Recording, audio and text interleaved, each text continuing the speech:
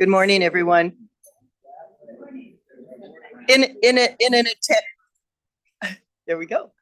In order to attempt to maintain a schedule, I think it's a great idea if we start at 8:30. So good morning to everyone. The Academic and Student Affairs Committee of the Board of Trustees is called to order. Thank you. There are two agenda items before this board today, this committee today. First is going to be the approval of the May 20th meeting minutes. The second is a presentation and discussion titled Workforce Development for High Need Occupations. Before I go any further, I want to say hello to the president liaisons for ASA, President Hoffman and President Danielson. Thank you for being here. Thank you for your attendance. For the record, I'm going to need to call roll. Vice Chair Kathy Sharon. Trustee Grabowska. Yes, I'm here. Trustee Jackie Johnson. Here. Trustee Roger Moe. Here. Trustee Christopher Richter. Here. Thank you. We have a quorum. The first agenda item is approval of those minutes from the May 20th meeting. Draft copies of the minutes have already been distributed electronically to committee members. Are there any corrections to the minutes as written? Oh, well, that was fast. Thank you. All in favor, we're going to do a roll call vote. Vice Chair Sharon, Trustee Grabowska. Aye. Trustee Jacqueline Johnson. Aye. Trustee Moe. Aye. Trustee Richter. And the chair votes aye. Motion carries. The minutes will be added to the record. The second agenda item and only other agenda item is this conversation that we're going to have today. So I hope everyone will enjoy it, and we will follow the conversation here with discussion. So if you want to hold your questions till we're finished at that point, and we'll let the people that are on the committee have the first run at questions. How's that go? The purpose of this particular conversation this morning is to focus this committee more closely on innovative work undertaken at Minnesota State to address critical labor market needs in the state through novel collaboration and targeted initiatives. Background information, as always, is included in the board book, and it includes statements that you may read for your own reading, and anyone else, even not committee members, can read them. There's a statement from the Governor's Workforce Development Board, the Minnesota Association of Workforce Boards, and the Drive for 5 initiatives. Here to present is the Senior Vice Chancellor, Satasha Green Stevens, and I will let her introduce her guests. Thank you. Good morning, Trustee Tepper, Chair Soul, Chancellor Olson, and trustees. I will pass it over to my presenters to present, and then I will do an introduction to the presentation. Good morning. I am Shannon Bryant, the Executive Director for Workforce and Economic Development. Good morning. I'm Valerie DeBoer, the Executive Director of the Minnesota State Health Force Center of Excellence. This morning, we're really excited about this presentation because I think when we look at high demand fields, Minnesota really is the largest educator of professional fields and high demand fields for the state. And so this presentation really supports how Minnesota State's role in the development of workforce within the state. And so we're going to cover just some programming that we're leading, as well as 3 focus areas on teacher education, peace officer training, as well as health. And so I'm going to turn it over to Executive Director Bryant to kick off the presentation. Thank you, Satasha. Good morning, everyone. Thank you for having me here today, and thank you to Senior Vice Chancellor Satasha Green Stevens for inviting me. For the new trustees, I thought it might be helpful to start, what is workforce and economic development for the system office? So workforce and economic development is all things business and industry. So myself and my team spend the majority of our time out talking to employers and also working predominantly with DEED, which is our state economic development agency, the Minnesota Association of Workforce Boards, AKA the MOB, and then also entities like the Career Force, offices that are located across the state to help people find jobs. And so the presentation today, I'm going to start with a little bit of a broad brushstroke of some of our work. and those relationships that we have and why they're important in moving the mission forward of Minnesota State.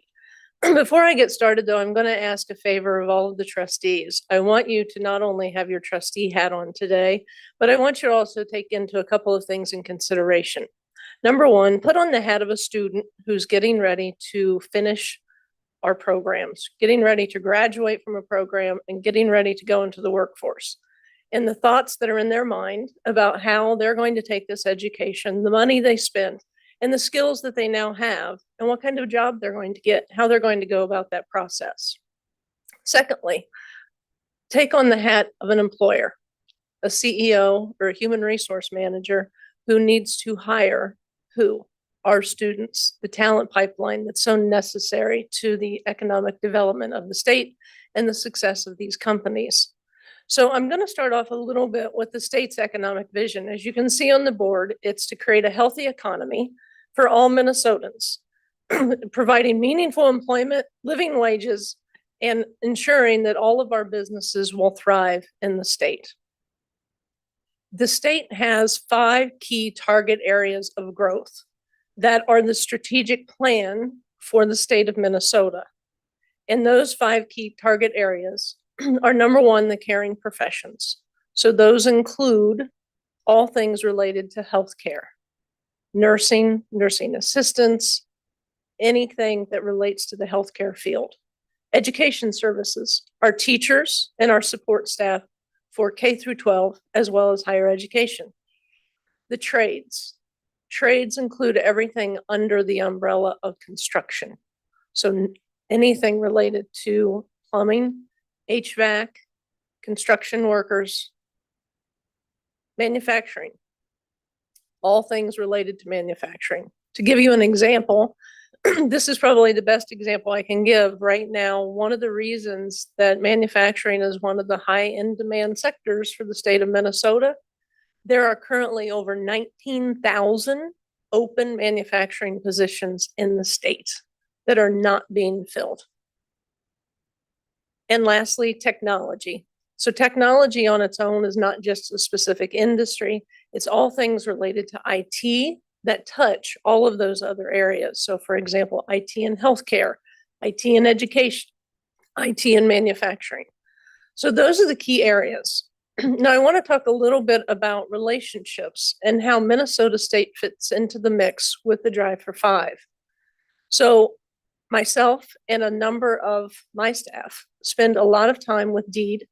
We spend a lot of time talking to the employers, but in particular, myself, President Burnt with DCTC, we are members of the Governor's Workforce Development Board who report directly to Executive Director Katie McClellan, who is responsible for fulfilling the mission of the governor's wishes of what high in demand sectors that we're focusing on. So the Governor's Workforce Board really makes recommendations to the governor of the high in demand areas and the education programs that correlate to those. And then in partnership with the Governor's Workforce Board, who sets those policies and sets that direction, we also work very intently with the Minnesota Association of Workforce Boards. Now, the Minnesota Association Workforce Boards, it's broken down into 16 regions across the state of Minnesota. They are the ones who are responsible, primarily through the career force offices, for implementing and executing on the work of what the policies are brought down from the Governor's Workforce Development Board. So for example, for the last couple of years, I can speak, I've been on a special subcommittee that has been focused on helping to review not only regional but local development plans as it relates to workforce and how they're going to implement and execute on the overarching coming from the Governor's Workforce Board and working with their companies, employers, and also working with our colleges and universities. So there's a relationship there that is vital to the success, because third then is, where does Minnesota State come into play? We are responsible for working for these entities, aligning the programs that we offer with those high in demand fields, making sure that the curriculum is up to date, making sure that the curriculum is relevant, and making sure that it is in time and in demand with employers' needs and at the pace of business for what they need now, but also into the future.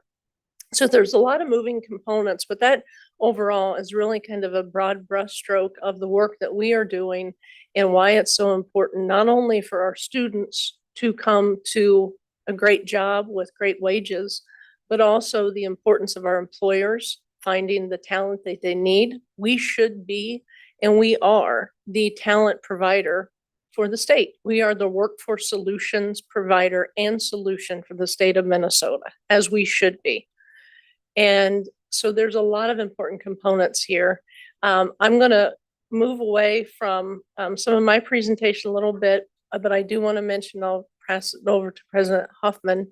A few years ago, DEED, they put out a grant opportunity for the Drive for Five for our institutions to apply for monies, including the workforce boards and collaborative partnerships across the state to work on building capacity for a lot of those Drive for Five areas that we just talked about. And Bemidji was one of those institutions. So with that, I'll pass it over to President Hoffman.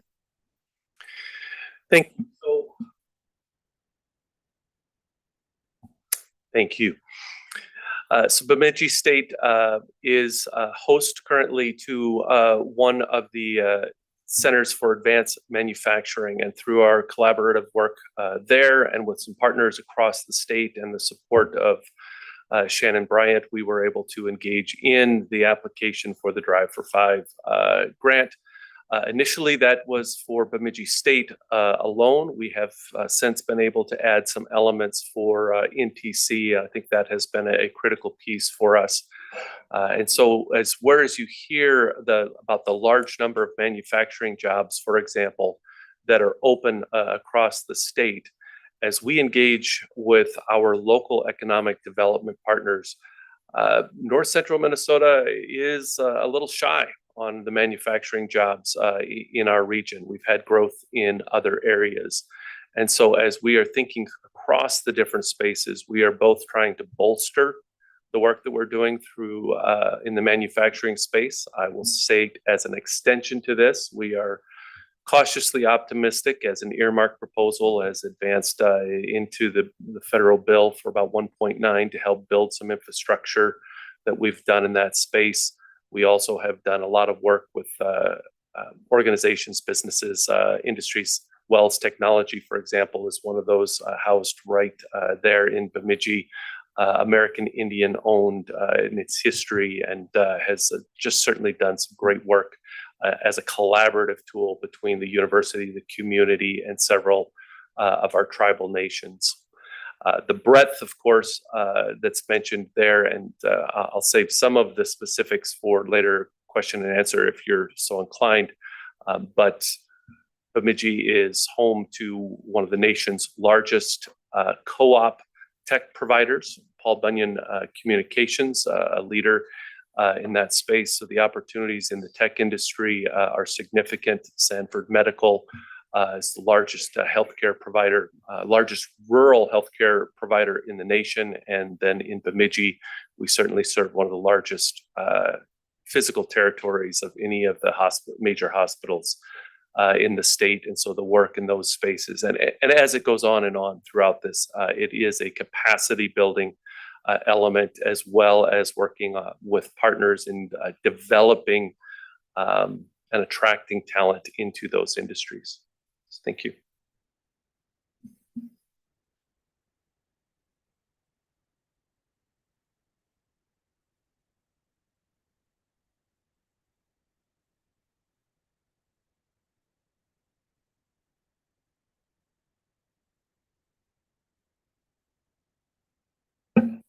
Thank you. Workforce for the state. So when we look at mechanics, we educate 9 out of 10 for the state.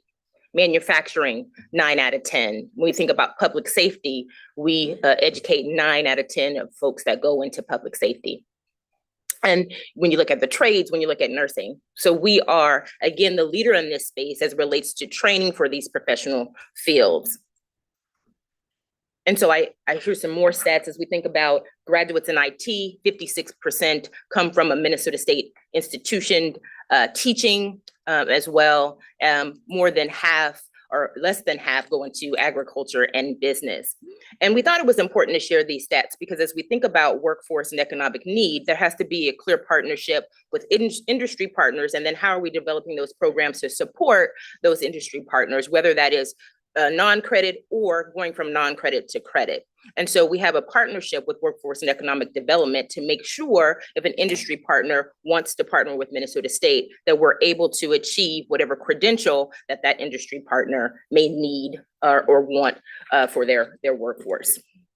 And so an example of that is we got some funding in last legislative session, over $400,000 to support in really looking at how could we expand our industry sector programming, specifically to look at curriculum and redesigning curriculum options to really focus on those emphasis areas that students want, supporting that drive for 5, supporting those high need and demand jobs.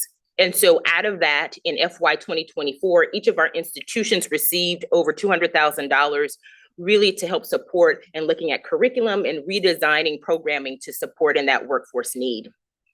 For FY 2025, each institution received an additional $120,000 to really begin to support the work that they did in FY 2024. And because we had dollars left over, then we created an RFP process. So if there was an institution that had an innovative idea or institution that needed more support in the programming that they have, there was an RFP process that they could apply to for additional dollars because we had a remaining almost $3 million in that space. So the $6.75 million appropriation of FY 2025 also was contingent on some matching when we look at our in-kind contributions, our leverage equipment. So there was also a matching component that our campuses had to put in that RFP process or that application. So again, we know that there's an emphasis on workforce development for the state. And so really working again with our campuses, looking at those credentials to make sure that we are training that workforce through those high demand programming. But today we really wanted to focus on 3 particular fields in our professional studies. We wanted to focus on education. We know that there is a shortage of teachers. However, Minnesota State is the largest provider of teacher education. And I believe our data showed that we trained 45% of teachers in the state. Also, peace officer training. We trained 9 out of 10 officers in the state. And then we also wanted to look at healthcare because we also train 9 out of 10 folks that go into care professional trades. And so those will be the 3 areas that we'll talk a little bit extensively about and have some of our panelists go into more detail. So the first piece on teacher education, we got some legislative funding really to look at that teacher shortage. And so there was some legislation that wanted to look at paraeducators that are already in the schools and really supporting them in transitioning into teacher education. So the Transparent Pathway Child Development Associate and Early Childhood Educator initiative was developed. And so Minnesota State, we got about a little over $400,000 in fiscal 2024 legislation.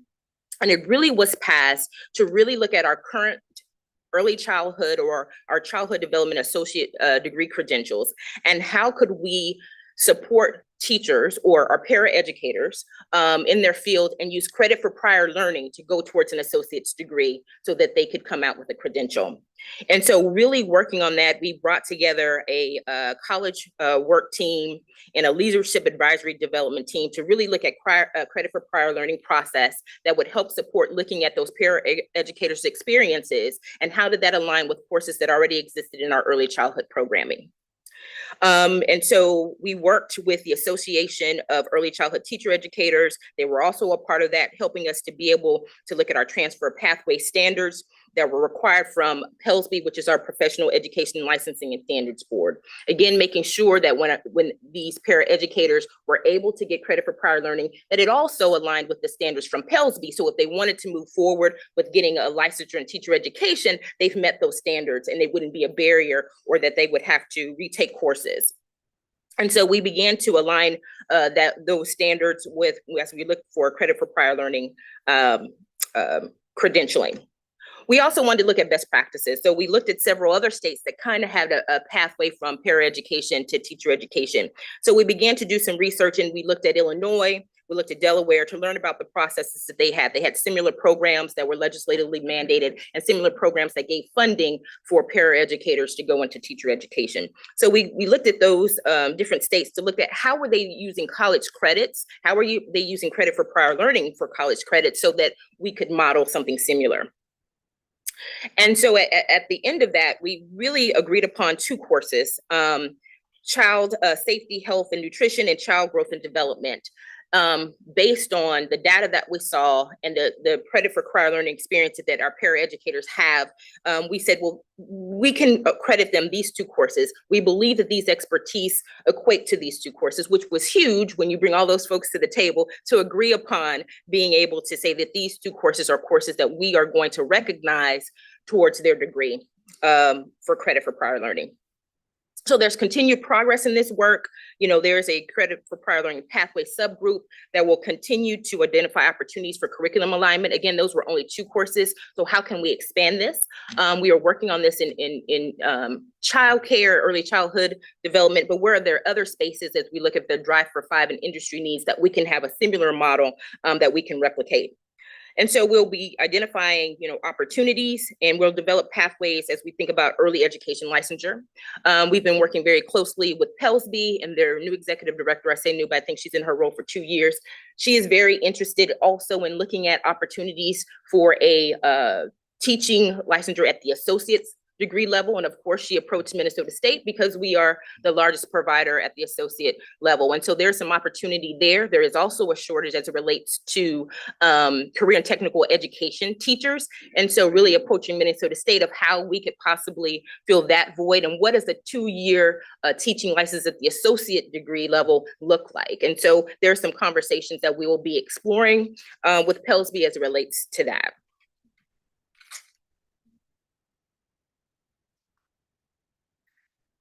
So as we think about teaching education, and again, Minnesota State being the largest provider, we're going to kick it back over to President Hoffman, who in this space has some creativity going on in his teacher education programming, and will just share with us how he is supporting meeting the need of teacher education for Minnesota.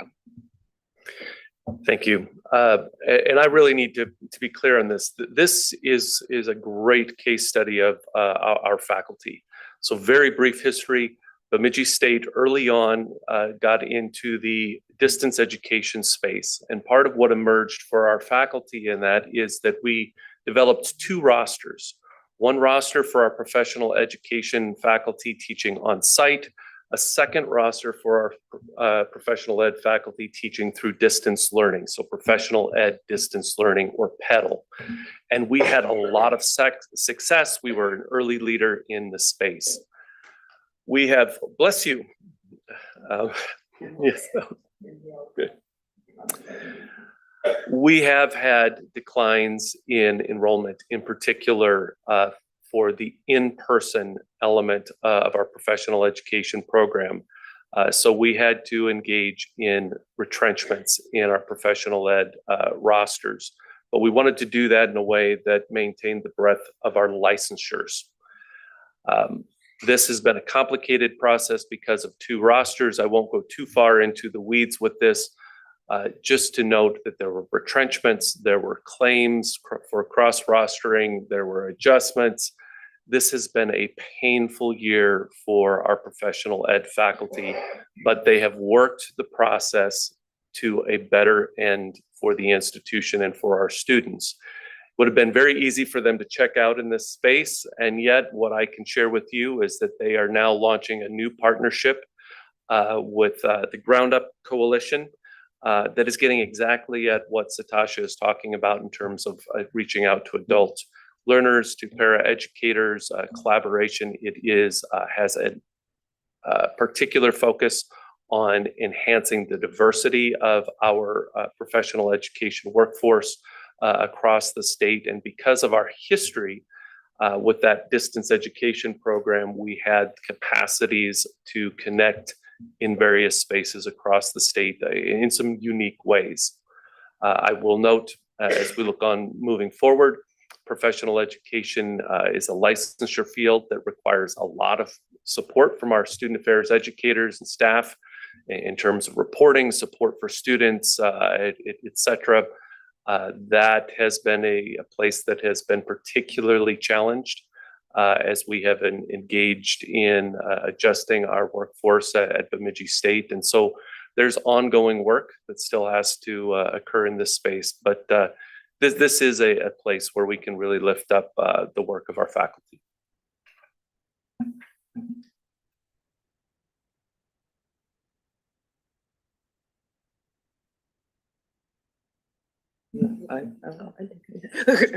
I did go backwards, yes. So we're going back to the next profession that we want to talk about is peace officer education. Again, we train 9 out of 10 officers within the state.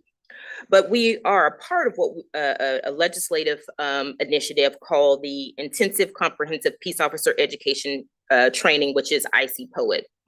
And 2 of our institutions got funding to participate within this training program, Alexandria Technical Community College and Hennepin Technical College.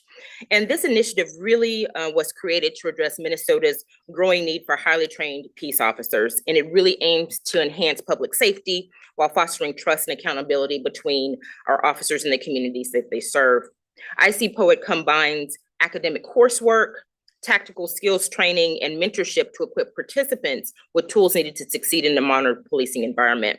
And so this intense program provides grant funding to assist Minnesota law enforcement agencies with hiring. And so the funding goes to the agency sponsors a candidate, and the candidate will attend Alex Tech or HTC. And the legislator created the program to really help agencies experience staffing issues and shortfalls due to officers retiring and fewer people choosing to enter the profession. Selected candidates attend an intensive comprehensive training, again, from Alex Tech and Hennepin Technical College. And during that time, candidates go through the same training that a traditional peace officer student completes. Currently, there are 46 law enforcement agencies across the state that received this funding for the IC POET program. The agency sponsored a total of 94 candidates with 2- and 4-year degrees who want to take a career and transition into law enforcement. And since the implementation of this accelerated program for associates and baccalaureate degrees in 2024, it resulted in 27 agencies and 43 candidates successfully completing. And at Hennepin Tech, that was 19 agencies with 29 candidates. And at Alex Tech, that was 8 agencies with 14 candidates. In 2025, the results were 24 agencies with 45 candidates in the process or being identified. Hennepin Tech has multiple cohorts with agencies across Minnesota, so it's not just regionally based, it is across the state. And Alex Tech has 3 agencies and 5 candidates. And so as we think about IC POET for FY 2026, there is an upcoming RFP for many of the remaining funding.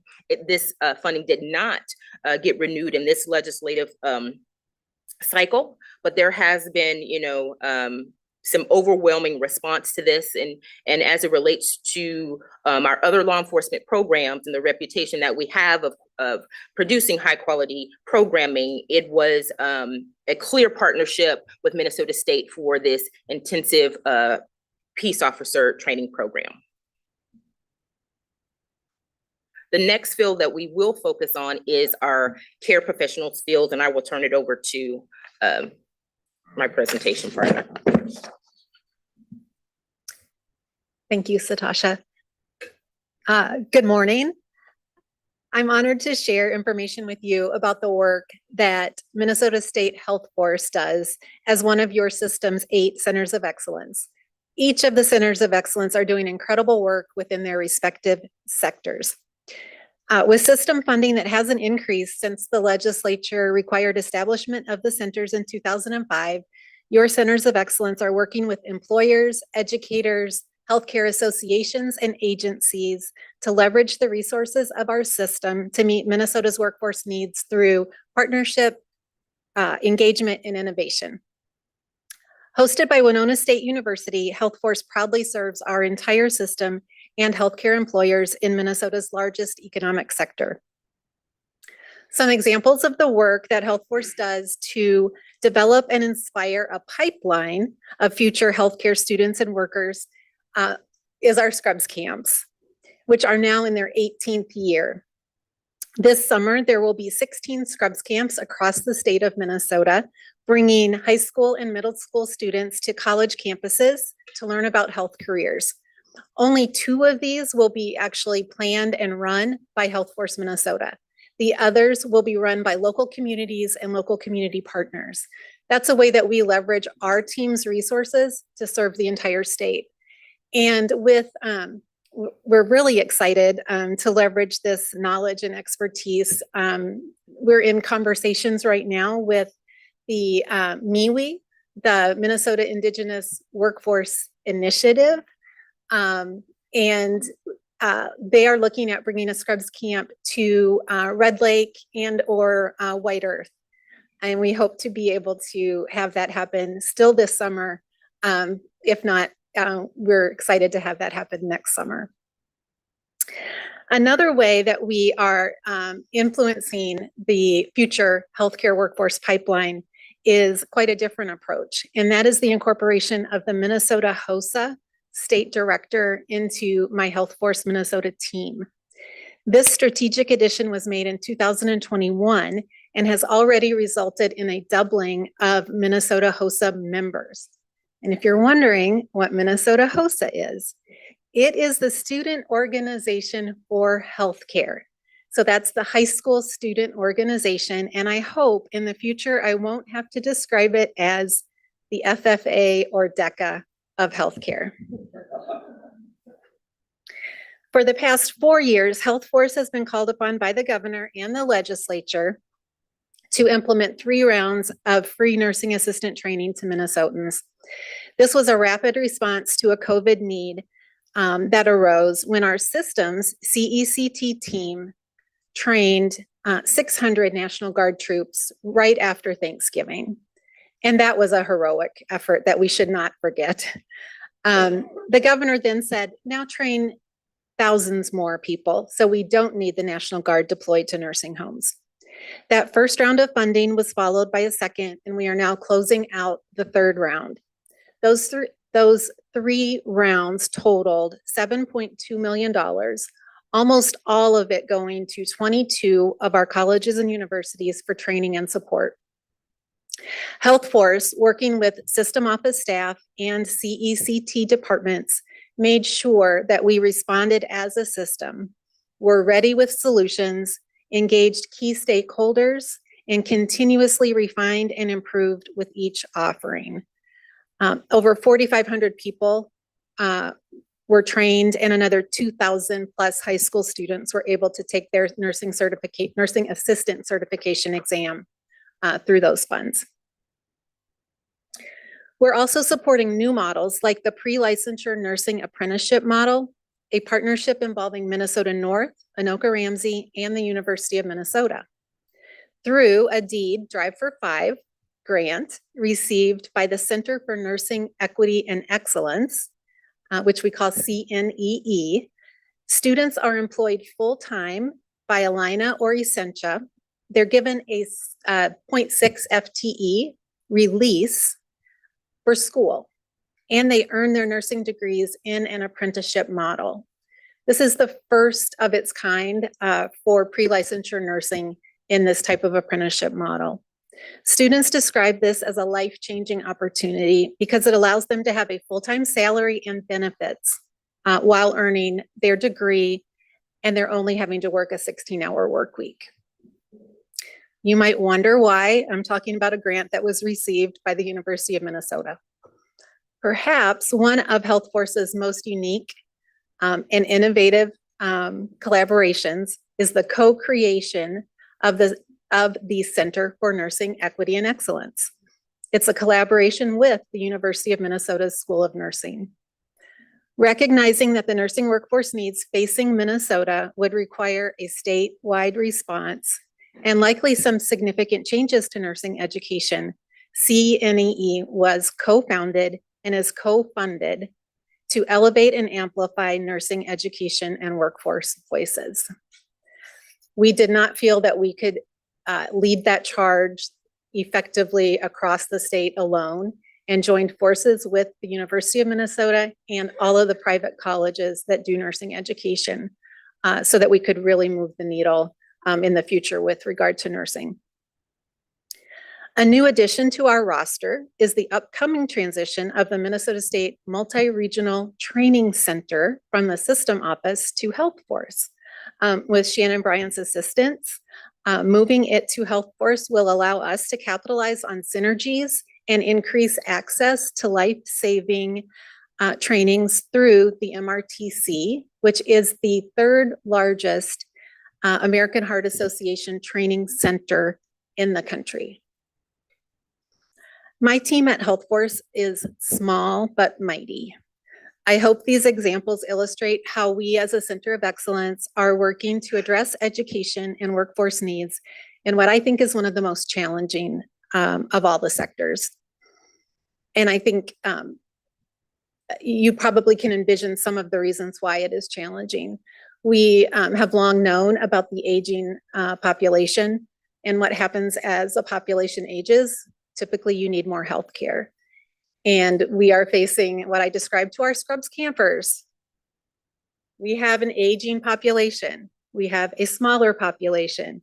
You need more health care. We have fewer people to provide that care. The high school students understand that. So I know we all understand that.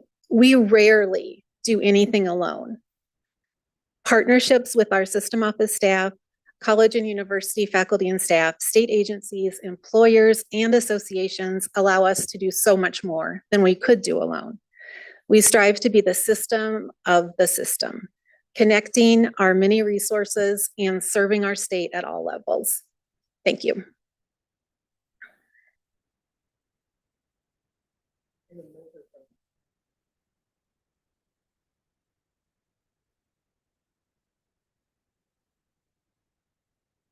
Oh, thank you. Thank you, Chris.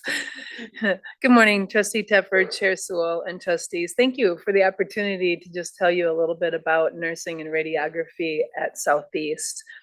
We utilize the workforce program development funds that Dr. Satasha Green Stevens talked about to expand our radiography program by adding 7 new clinical partners in the summer of 2024. The addition of these clinical partners was required for our expansion in radiography, and we now have 22 total clinical partners for radiography. We have 15 total clinical partners for nursing, 5 large hospital systems that include Mayo, Allina, and Amplify, which was formerly Gunderson, 6 long-term care systems, and 4 others, including public health departments, schools, clinics, things like that. Our ASN clinical placements average about 50 to 60 students per term, including 50 placements for the leadership capstone clinicals. And our PN clinical placement averages about 15 to 20 students per term, including that PN capstone. We have seen consistent increase for both nursing and our allied health programs. Our practical nursing program also used some of the workforce program development funds to change our PN courses and our schedule to accommodate working students. The PM program is now 2 full days, Tuesday, Thursday, in-person schedule. This includes all the theory, the skills, and the clinical activities. And what it has done is really helped us to draw more adult working learners. And it has also, we've been able to have a more diverse student population because they're able to continue to work with this schedule. What we've seen for enrollment increases from academic year 23 to 25 in practical nursing is a 41% increase. And we really feel that this schedule changing has really helped with that. We had been struggling previously.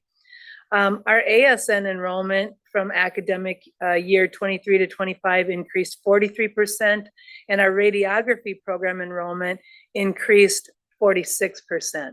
So you can see that we've really had some consistent enrollment increases. And then finally, I just want to take this opportunity to brag up our faculty and students just a little bit if I can. And that is about our NCLEX results. Our goal is always to be above the state average for that first try pass rate. And the past 2 years, we've been able to achieve that goal. So in 2023, 100% of our students passed the NCLEX on their first try. And that compares to 82% of all Minnesota candidates who passed on their first try. In 2024, 87% of all the Minnesota candidates took and passed their NCLEX on the first try, and all of our Southeast grads also passed at that 87% rate. So it is NCLEX PN. Thank you. Thanks. To my faculty and students.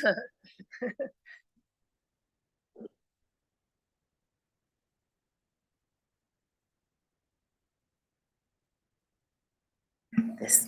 I'll say that again. You heard that part, right? It concludes our presentation, and we want to open up for discussion and questions for any of our panelists or programs that we shared today.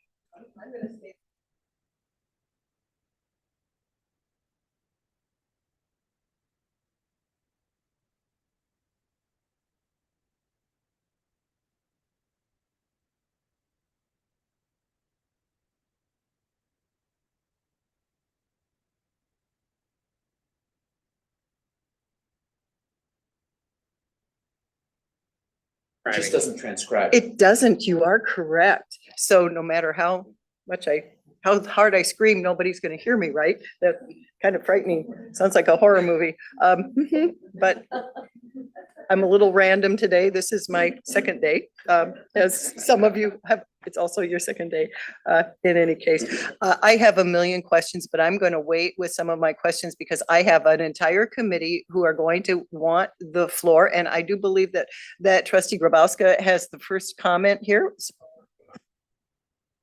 Thank you, Madam Chair. So going back to what Shannon began with, in not only with our trustee hats, but with imagining students at the end, right? Thinking about employment and the skills that they've gained. Now, I was in education my entire life. I taught middle school, I taught high school, and when I went and started to work at the university, my entire career at MSU was preparing pre-service teachers who wanted to teach world languages. So education is very, very near and dear to my heart. And what I've come to understand, I've been now retired for a few years, but over the years that I was teaching, one of the data points that we were always faced with regard to education is that teachers were leaving the profession after 5 years.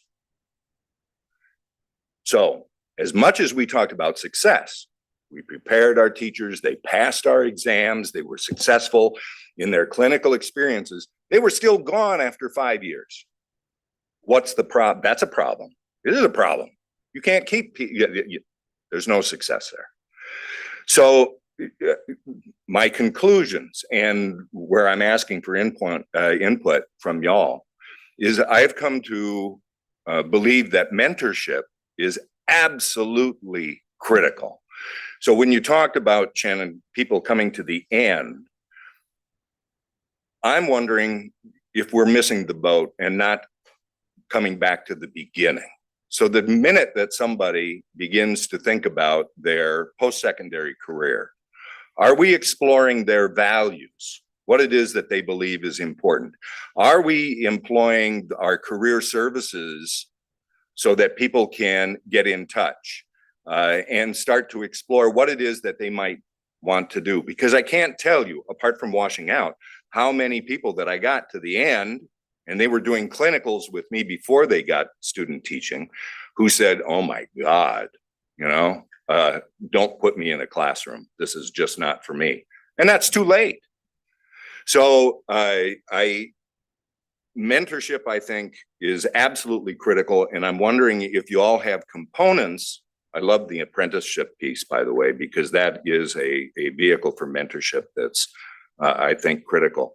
If there is within the curriculum, within majors, once people have made decisions there, that help walk them through so that by the time they reach the end, they know that this is what's for them, and that after 5 years, they're not going to walk away. My inner rant, I guess, sorry.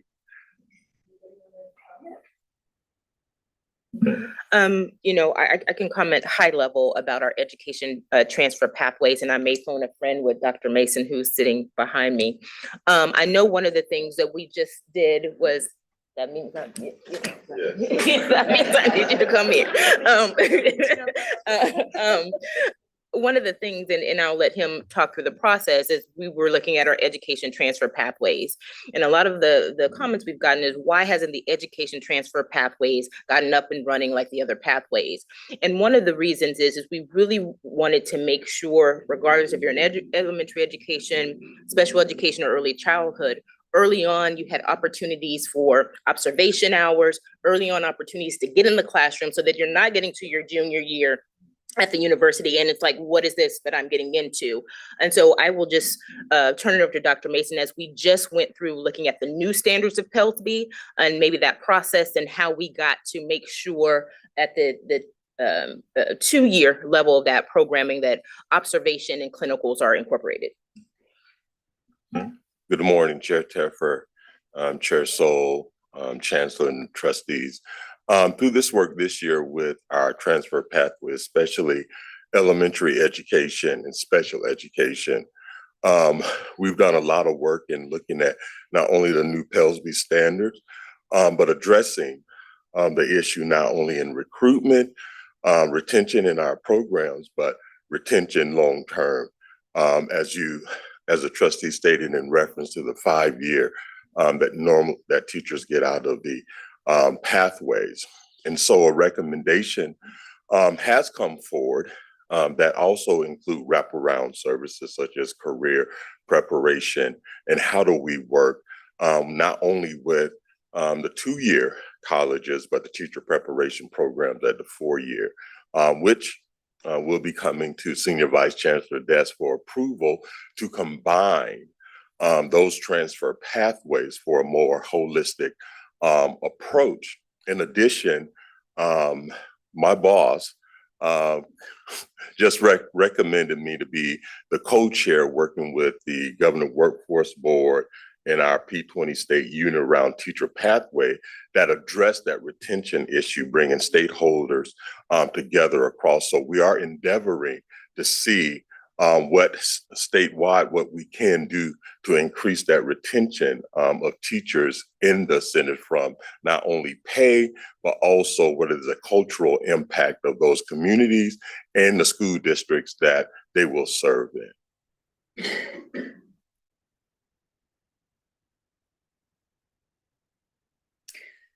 Thank you, Chair Teffer. Trustee Grabowska, this is a response to your probing, I think, about retention.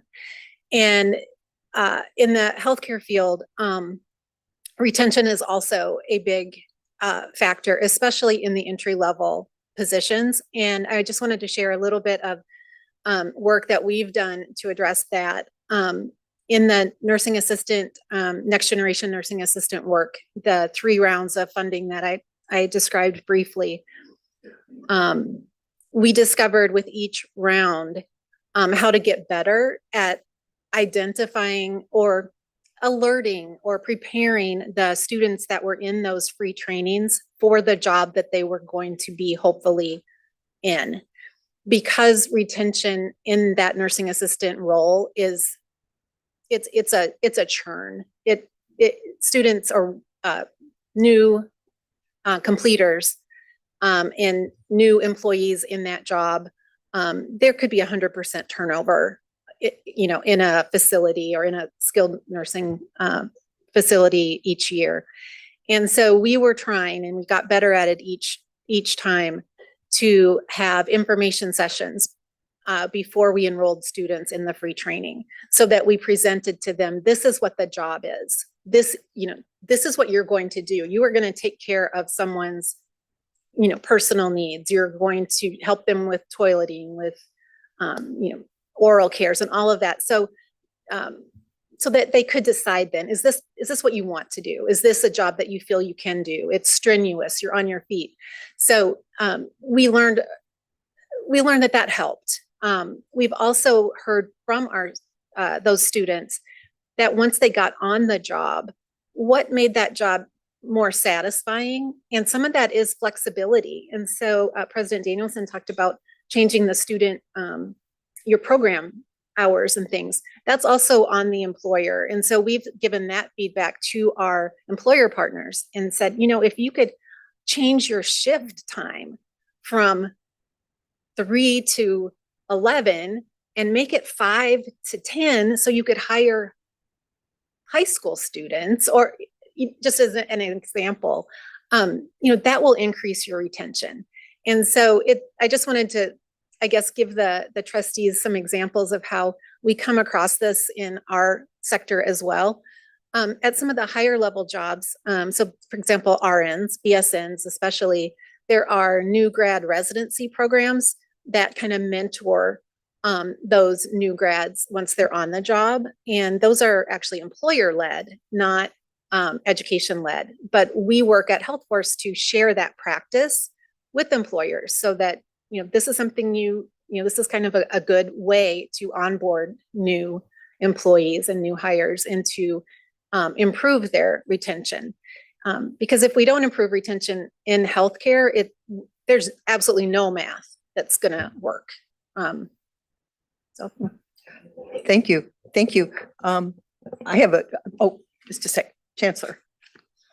Thank you, Chair Teffer. When Dr. Mason was talking, and then just what Mr. Ford was just saying, I'm reminded a little over a decade ago, the Bush Foundation, under the leadership of Peter Hutchinson, a name some here might remember, and actually with the help of Susan Heegard, who now heads up the Midwest Higher Education Compact, they invested a lot in teacher education, and at least 4 of our institutions were beneficiaries of fairly substantial grants to do teacher ed reform. And 2 of the main features that were results of that, one, to address the challenge that you're talking about and that Val's talking about of retention. One of them was to do clinical experiences for teacher candidates right from the get-go. So first year teacher candidates now they're not going to be, the really student teachers at that point. They would be kind of almost observers, but the idea that you're getting a clinical experience during that very first year of your 4-year journey to becoming a licensed teacher. And, I hate this. I can't do this. My parents wanted me to do this, or I love this. This is what I want to do with my life. And a second interesting feature was a kind of a promise. And the promise was that, and I don't know how many students cashed this check, but the promise was that upon graduation, if you went out and you were working as a teacher, and if the superintendent or the principal felt that there was something you were missing, your lesson plans weren't very good, or your classroom management skills were subpar, you actually had the right as a graduate of one of our programs for 5 years or something to go back to school for free and recoup those skills that the superintendent or the principal deemed missing. Those were initiatives with the goal of increasing the retention and the success rate. And I don't know, we probably haven't looked at the actual results of those programs, but there was one, I know Mankato had one, Winona had one. I'm talking about MSU, Mankato, and WSU. And I do you even know if Bemidji had one? It would be way before your time. But it would be interesting to see if that bent the arc at all. Did it have the desired effect? But I say that because some of you remember Peter Hutchinson and some of you remember Susan Heegard, and this was a big initiative the Bush Foundation did to address that concern. Thank you. I have one comment about this. This is not my field of expertise, this K through 12 education piece, but I have a very, very bright daughter who is a first grade teacher who gives me a lot of information. One of the things, as we have our conversations, and I did a little reading because she encouraged me to do it, the number of people who walk away from K through 12 education who are often drafted away to work in business, particularly because of their skill set. They are in relatively high demand for jobs that can triple their income in a heartbeat. And that's something that we have precious little to do with. I'm just kind of responding now to my colleague over here to my left, Trustee Grabowska, but that was just my thinking. I have, before I ask anybody else in my committee if they have anything else they want to add, I do want to ask a question of the people that are sitting in the back of the room. Especially anyone who's connected with one of our colleges and universities, it's a certain number of you.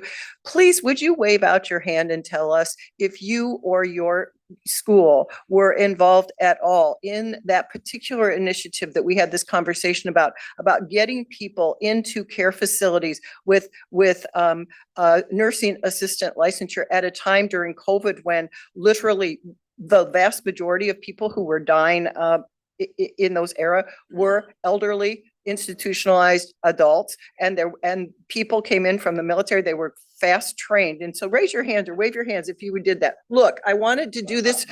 There's a reason I did this. That's what I thought was going to happen. I'm taking my hat off to you all.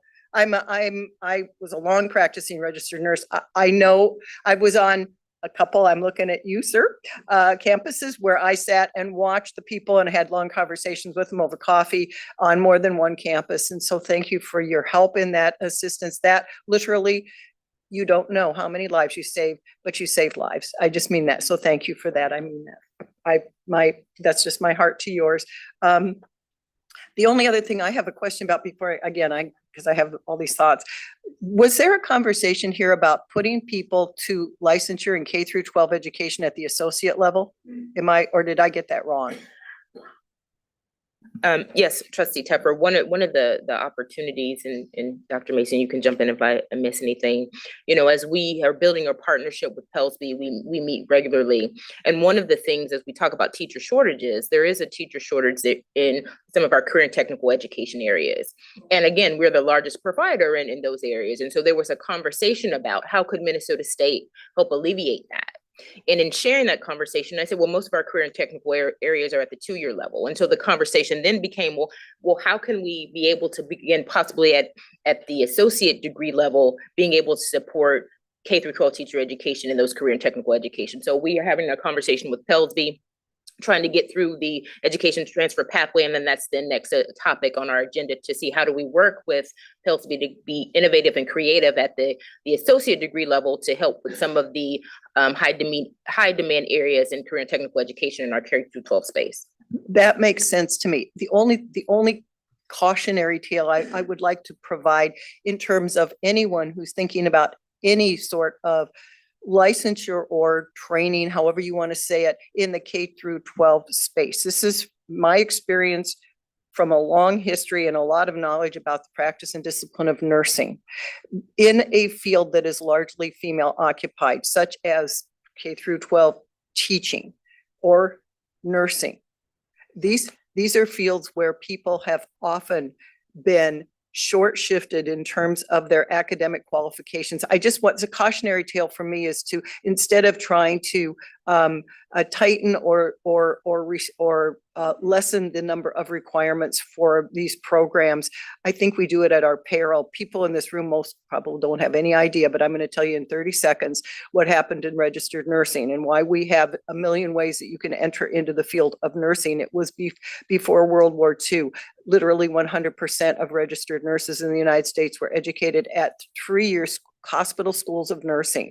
There were only a couple of universities, Johns Hopkins, and of all places, the University of Minnesota were one few of the places in the United States where nurses got a 4-year degree. That's the truth. Most people had hospital schools of nursing. You worked for 70 hours a week for 3 years and you got out with zero transferable credits as a discipline. That was the way it was. And during World War II, there was such a crisis in nurses and such a need.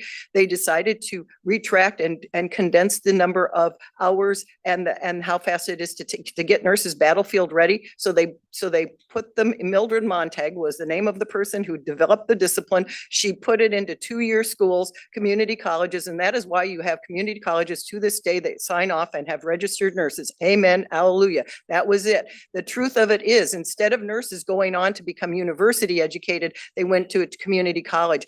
It massively changed the earning potentials, the qualifications, and there's a very, very long road back to becoming an academic discipline. I don't want to see anybody do that kind of thing to K through 12 education. That's just my own little sounding box, because I think it's fraught with some hard stuff. I'm going to stop, and I'm going to let other people in my committee and anybody else. We have about 15 minutes for questions. Yes.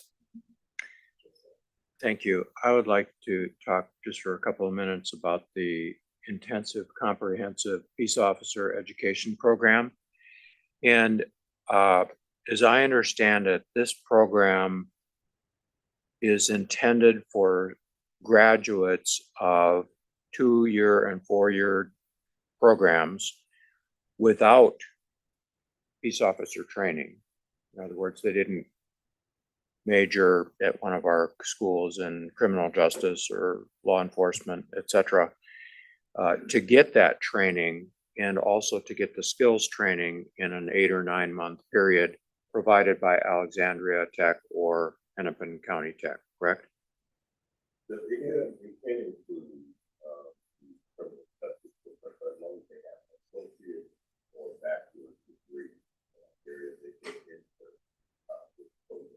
Okay, so the classroom training that we would have provided in the 2-year degree program or the 4-year degree program would be in this comprehensive training program. I'm sorry, some of the core courses would be added, such as Intro to Criminal Justice. One of the things that when we were working with the Department of Public Safety, we brought Hennepin Tech and Alexandria together to work on the curriculum. Hennepin Tech already had a kind of expedited curriculum that still gave them those foundation in the curriculum work before moving more to the skills training. Okay, so basically this accelerated program is what the director of the post board wants to put into place as an academy. That's how I see this program. It's kind of like an academy program. Is that fair? Yes, sir. He's leveraged, like I said. Sorry, he's leveraged the success of this program as evidence of moving. Okay, so the point I want to make is that state of Minnesota is investing $5 million in this program to graduate how many, 150 or less peace officers, 150 or fewer peace officers. And the director of the post board is proposing this program, the academy program, without any funding at all.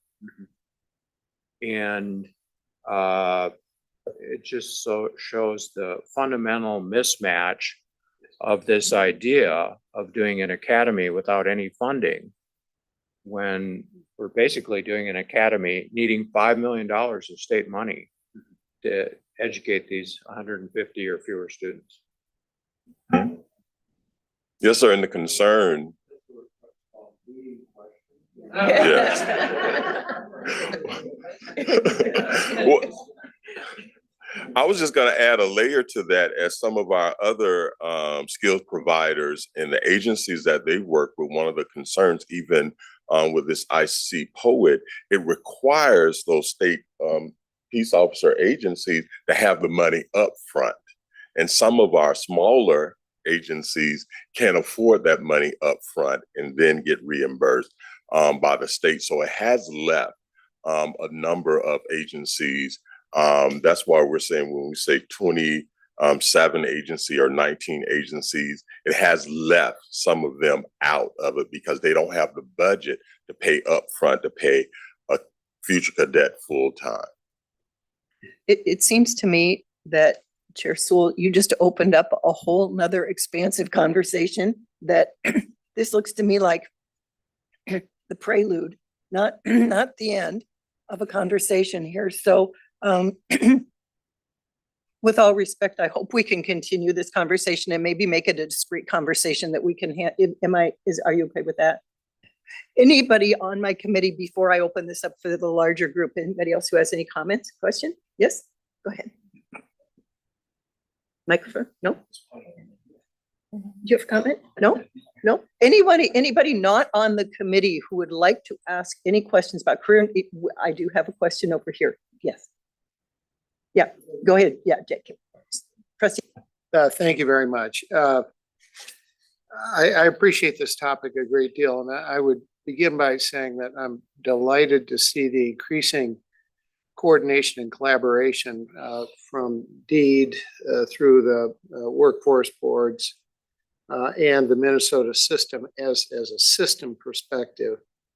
I think it's been an area that we haven't invested in historically, and one that I think, particularly given the demographics of our growing labor shortage, I like very much, Ms. DeFore, your YMCA kind of that everyone really can understand. And I appreciate also your case examples this morning to illuminate for us some of the complexities that in each of these fields there are challenges. But I want to ask for your reflections on lessons learned, in particular regarding getting to scale. We have 19,000 unmet jobs in manufacturing. I'm sure there are other significant shortages in these areas, or that will be shortages. What have we learned in your examples that we need to focus on, the board needs to be aware of in particular for getting to scale, to addressing these issues and being more responsive, because these topics may well change, these priorities? Thanks. Thank you, Trustee Coles. So I want to approach a little bit. If you all recall, a few months ago, I came before the board with an organization called America Achieves. And also we had Katie McClellan, the governor's workforce development board. And we were talking about a project that we are working on for a peer learning cohort around shared governance for the state, in particular focused on workforce and economic development. And we're coming to a close at the end of July with that peer learning cohort. We were one of 9 states across the country who are working on that initiative. And in particular, it started around the tech hubs. So for example, last year, Minnesota became a tech hub for a couple of the key initiatives under the Chips and Science Act for chips for the semiconductor as well as medical technology. So some of the innovative areas that the state's starting to look at for scale for bringing into the mix of some of the Drive for 5 initiatives that we also have. And one of the recent projects that we're working on from the system office is the governor's workforce board DEED, and asking, what do we as colleges and universities need to do to better respond to some of the industry needs, and what do we need from employers?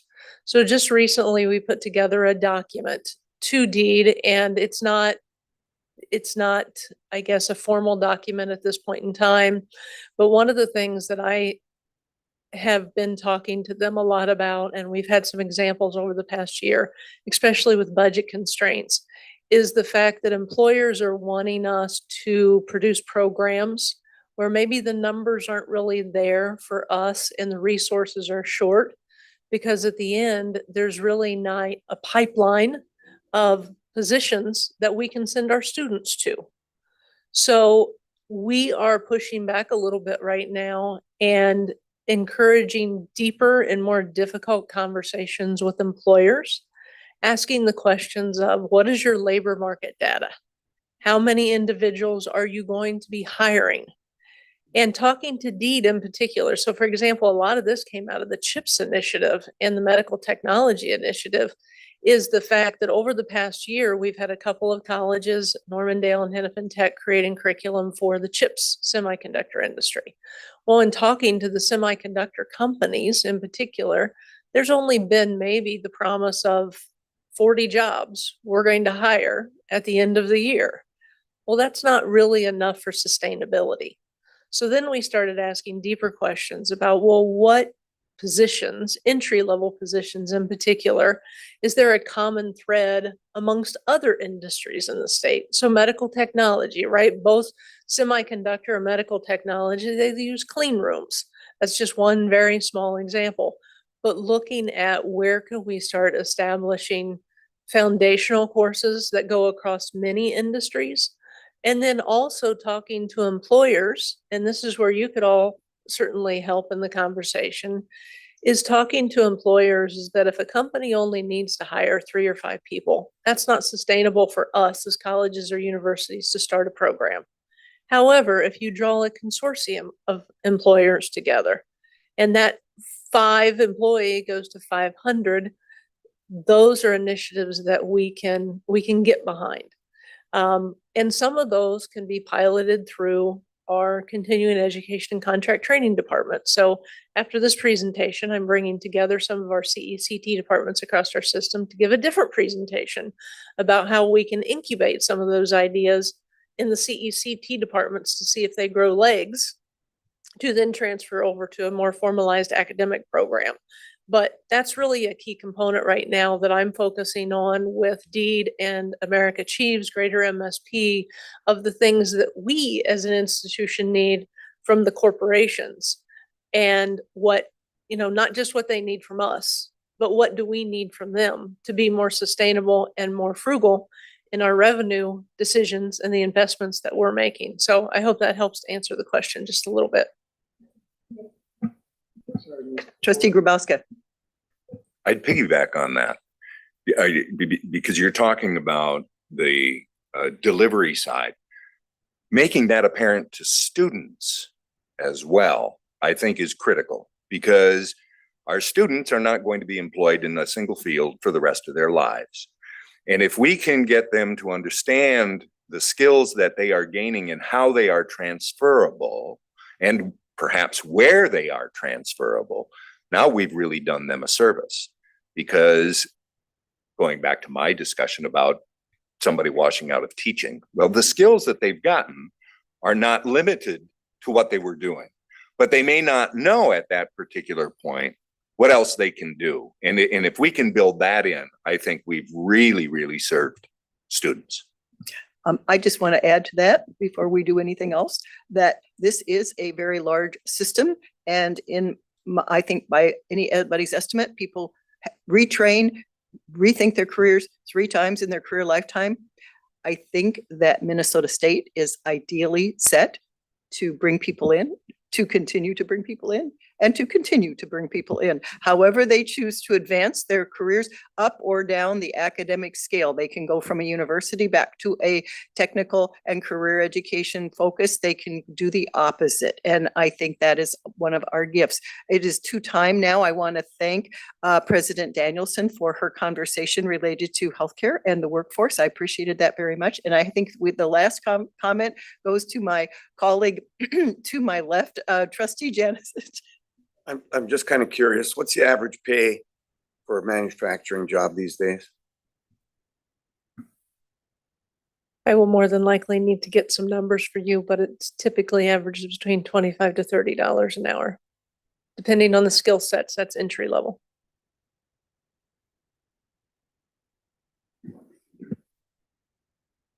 A final word over here. Yes.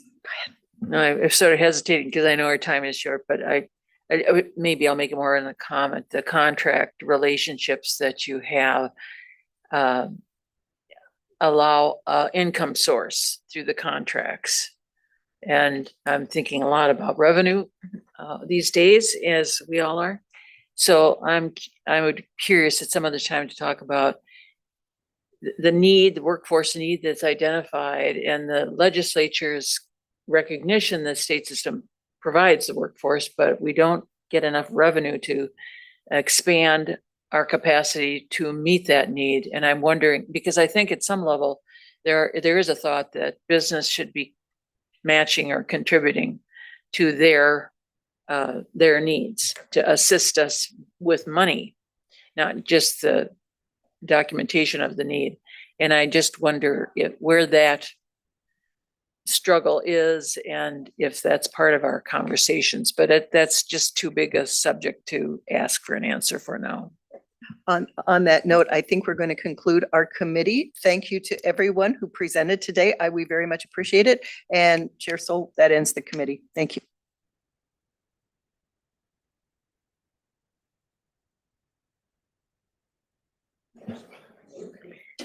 We are about to begin the meeting of the Outreach and Engagement Committee. I'll give everybody a chance to sort of change places.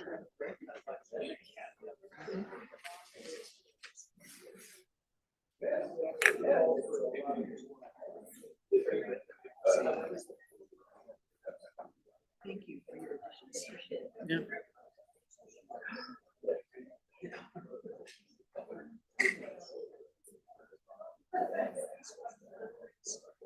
Oh, thank you.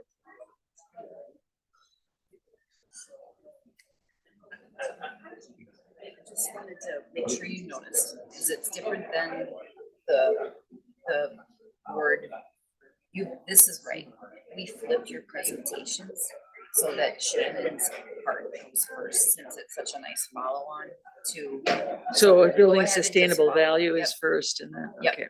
Yep. All right. It's No, I just didn't different. notice, but It's thank you. just different than the Yeah. schedule that the board put out in the board packet. All right. We're going to be beginning the Outreach and Engagement Committee for June 18th. I would like you to know that we have two topics for today's meeting. Building sustainable value through strategic business planning, and secondarily, marketing in support of enrollment management. Our two presidential liaisons could not be with us today, so President Joy Bowden has agreed to be present for today. Our agenda items start with our attendance, and with that, we'll begin a roll call. Dawn, Trustee Erlinson. Here. Trustee Janasek. Here. Trustee Jackie Johnson. Here. Trustee Richter. Here. And the chair is here. The first order of business is approval of the minutes of March 18th, 2025. Do I have a motion to approve the minutes? A second? A move and seconded has been offered. Do I need the roll for this? I do need the roll. So with that, in general vote, all those in favor? Okay. So all those in favor say aye. Opposed? Hearing none, it passes unanimously. So our first topic today is building sustainable value through strategic business planning. And I'll turn this over to Noelle. Good morning, Chair Sharon, trustees. This is a great follow-on to the topic previously presented to the Academic and Student Affairs Committee. Our Shannon Bryant, who runs our economic development division, has a great sort of follow-on about contract training. So. Thank you, Chair Sharon, committee, trustees, Chancellor. Happy to be back so at the beginning, the first presentation was more of a macro view. Today, we're going to focus a little bit more in this session, more of a micro view, in particular around what is our continuing education and contract training departments. And one of the important components for this presentation today, I can get the switcher to switch. Oh, I might need some assistance. Carrie, thank you. So part of this is a follow-up to the audit that was done in the fall of 2023, I believe, in particular around continuing education and contract training, really focused on the contract training component. And so for clarity today, especially again for the benefit of knowledge for our new trustees, I want to talk a little bit about continuing education and contract training departments and what they are and who they are and what they do. So there's really two components. There's continuing education, which is focused on really lifelong learners or individuals who are coming to us. Maybe someone has been in a position for 15 years and there's a new software program at their organization and they need to learn some more benefits of using Excel. So they might come to us to enroll in a course for Excel. Or there is a need for a new machine that they're receiving in their company and they need to learn how to use a PLC machine. And so they would just need some skills gap training. So they come to us for some of those lifelong individual courses for the individual learner. Then on the other side of that, which we're really going to be focused predominantly on the conversation today, is around contract training. So what is contract training? Contract training is the engagement with business, industry, organizations. They can be for-profit, nonprofit organizations, and really sitting down with them and talking to them about their very specific needs. Mr. Employer, what are your workforce needs? How can we assist you with those needs? So it's really working with their incumbent workforce or bringing leads back to the institutions, the colleges and universities. CECT departments I've worked with for many years, and they're really kind of my passion because they bring so much value. The one statement I do want to make, in particular with the financial outlook right now, I would not say that CECT departments are the end-all cure-all for any of our financial woes at the moment. But what I will say is that our CECT departments are key to helping us thrive. They really are the ones that are out, shoes on the ground, talking to employers, finding out what their needs are. And whether it's we're going to develop a customized contract training for that organization, there's also many benefits and many values that our CECT departments bring back to our institutions and to our system in helping us further along our mission.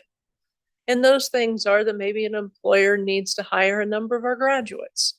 So we come back and we engage with the deans or those who are leading various programs in manufacturing and healthcare. How do we establish a relationship between that program and a local employer to make certain that that employer is going to get the talent from our institution?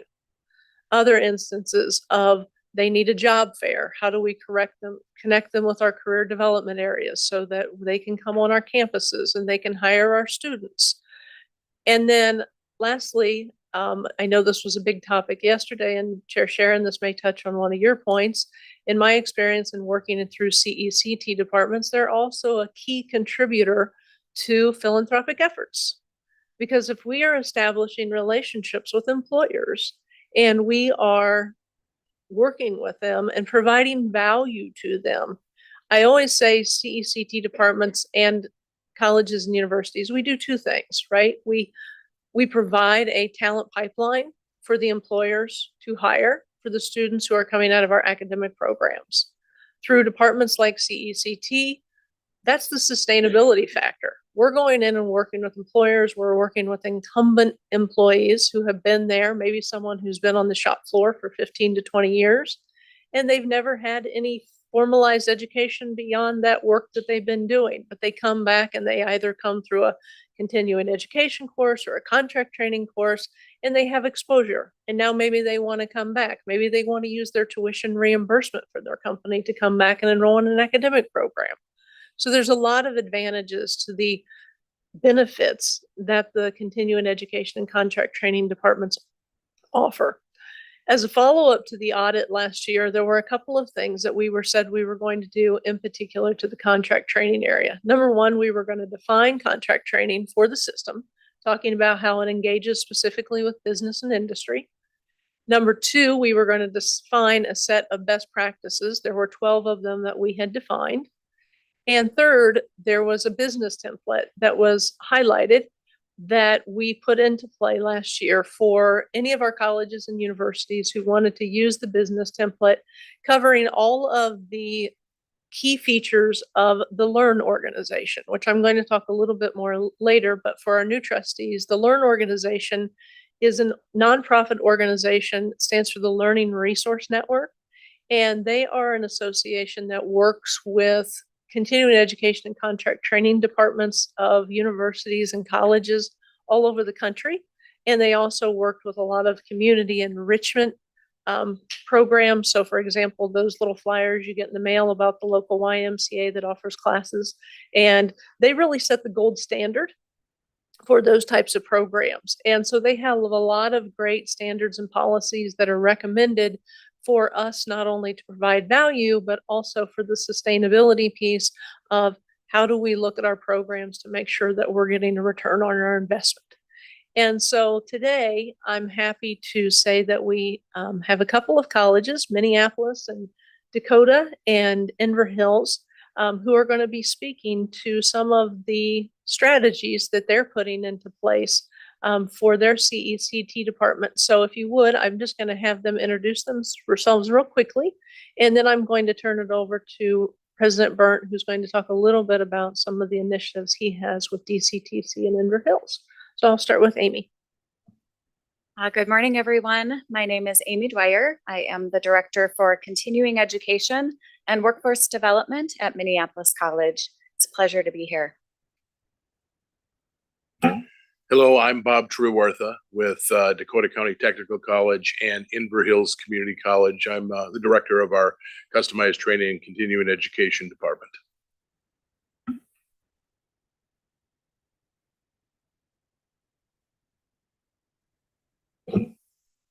So I think the way we look at CECTs within a particular framework at DCTC and Inver Hills, it's certainly an extension of our college mission. I think oftentimes we see CECT as sort of a side venture, but really we see it as an integrated part of what we do. And so we've approached the business plan really as an opportunity to advance our equity work, our student success work, and to strengthen our community engagement. As Shannon alluded to, the CECTs, they are ambassadors out to our business and industry and to our community-based organizations, and so do a lot of work to leverage opportunities for the larger college. At the same time, I certainly expect CEC, as Bob knows, CECT has to be profitable, and I think it's a misperception that you have to either be mission-centered or profitable. In fact, you can do both, and I think Bob's shop demonstrates that really well. We're certainly grateful to Shannon for the partnership. The business plan, the professional development opportunities, I think have brought a level of discipline to our planning discussions. I think we're on iteration. The business plan that we shared is maybe iteration 4 or 5, but this is part of our learning and part of learning. If we're going to take our CECT department to the next level, we really need to engage in that development, and the business plan has been an opportunity to focus those conversations. I'll just give a couple of examples. As we integrate the academic portfolios of Inver Hills and DCTC, it's also an opportunity to look at how we embed more non-credit into the work we do. And I know that we participated in the system-led non-credit design lab. It was a non-credit credit design lab, looking at ways in which we could build more of those partnerships. But non-credit is pathways into credit programs like our CNA. It's a valuable contemporaneous credentials. So our electrical line workers, they get CDL, and that's offered through a CECT. And then there are all kinds of post-graduation development opportunities. I mean, our law enforcement, they come out to the track to do tactical driving training. They come in and do phlebotomy training, as they might have to handle biological materials. And so there's all kinds of opportunities, but you really have to build that into the pathways. And that's the work that we've been doing. As our budgets get tighter, I think this was already referenced, the president, we've got to find alternative revenue streams. And so what's so powerful about CECT is it's capable of greater agility and innovation in program development and delivery. And their engagement with the broader community makes them strong ambassadors for the college and for the college's programs and services. We've done a number of things. CECT has been instrumental in helping us knit together a lot of the agencies we've got with across Dakota and Scott County, a number of communities a number of chambers of commerce. And through that work, we've really been able to start to knit that region together and do more things collectively than we've been able to do. And that's been vital for us to be able to serve so many disparately located communities, all of which want us to be their intensive partner. And so we've found ways to build processes that allow us to go into these communities and ramp up. And I think maybe the stuff that we're doing with Farmington would be a good example. One other thing I would just mention is that we see organizationally, we've repositioned one of our vice presidents to really look at how do we organize our business engagement. We've got the foundation out doing work, we've got our faculty doing work, we've got CCT doing work, and oftentimes they work in silos. And so we found we've got to organizationally restructure ourselves to be able to leverage and maximize the potential of all of these partnerships, because right now, so many of us organizationally, we're not talking across divisions. And so we've got to do better about that. And so that's one of the things we're doing is restructuring to leverage all of the great work that's being done. Thank you. Dr. Sharon Pierce with Minneapolis College had wished she would be here today. She was going to be on the panel, but couldn't make it due to a conflict. So Amy is going to deliver a comment from Dr. Pierce regarding the CECT department. And then I would like to open it up for Dr. Bodine to add anything, or President Bodine for any comments she might like to make. And then we'll transition back over to Bob and Amy to give their presentations, if that's okay. So Amy, did you want to talk? Sure. You mind? All right.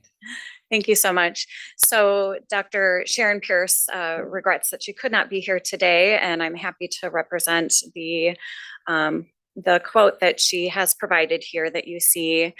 Continuing education and workforce development at Minneapolis College is intended to support the mission of Minneapolis College. We align very closely with the college's core commitments to access, equity, community engagement, and student success. We accomplish this by expanding access to education, by promoting equity and economic mobility, strengthening our community and industry partnerships, supporting lifelong learning, and enhancing student success.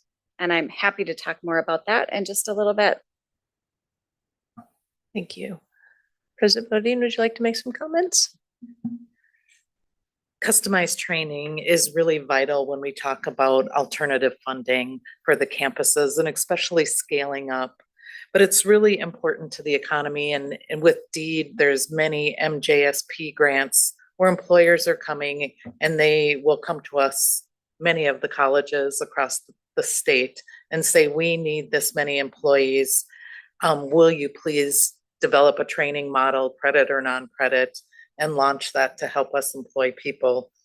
And so it really is the incubator where you can start a program, you can work with your business partners, and then long-term you can decide, can we make this an academic program?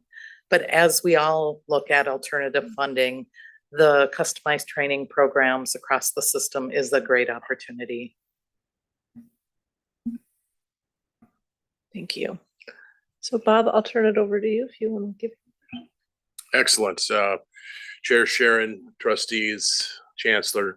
It really is an honor to have the opportunity to chat a little bit about the amazing work that we're doing at our colleges, at Inver Hills Community College and Dakota County Technical College, but also all of the customized training divisions around the state.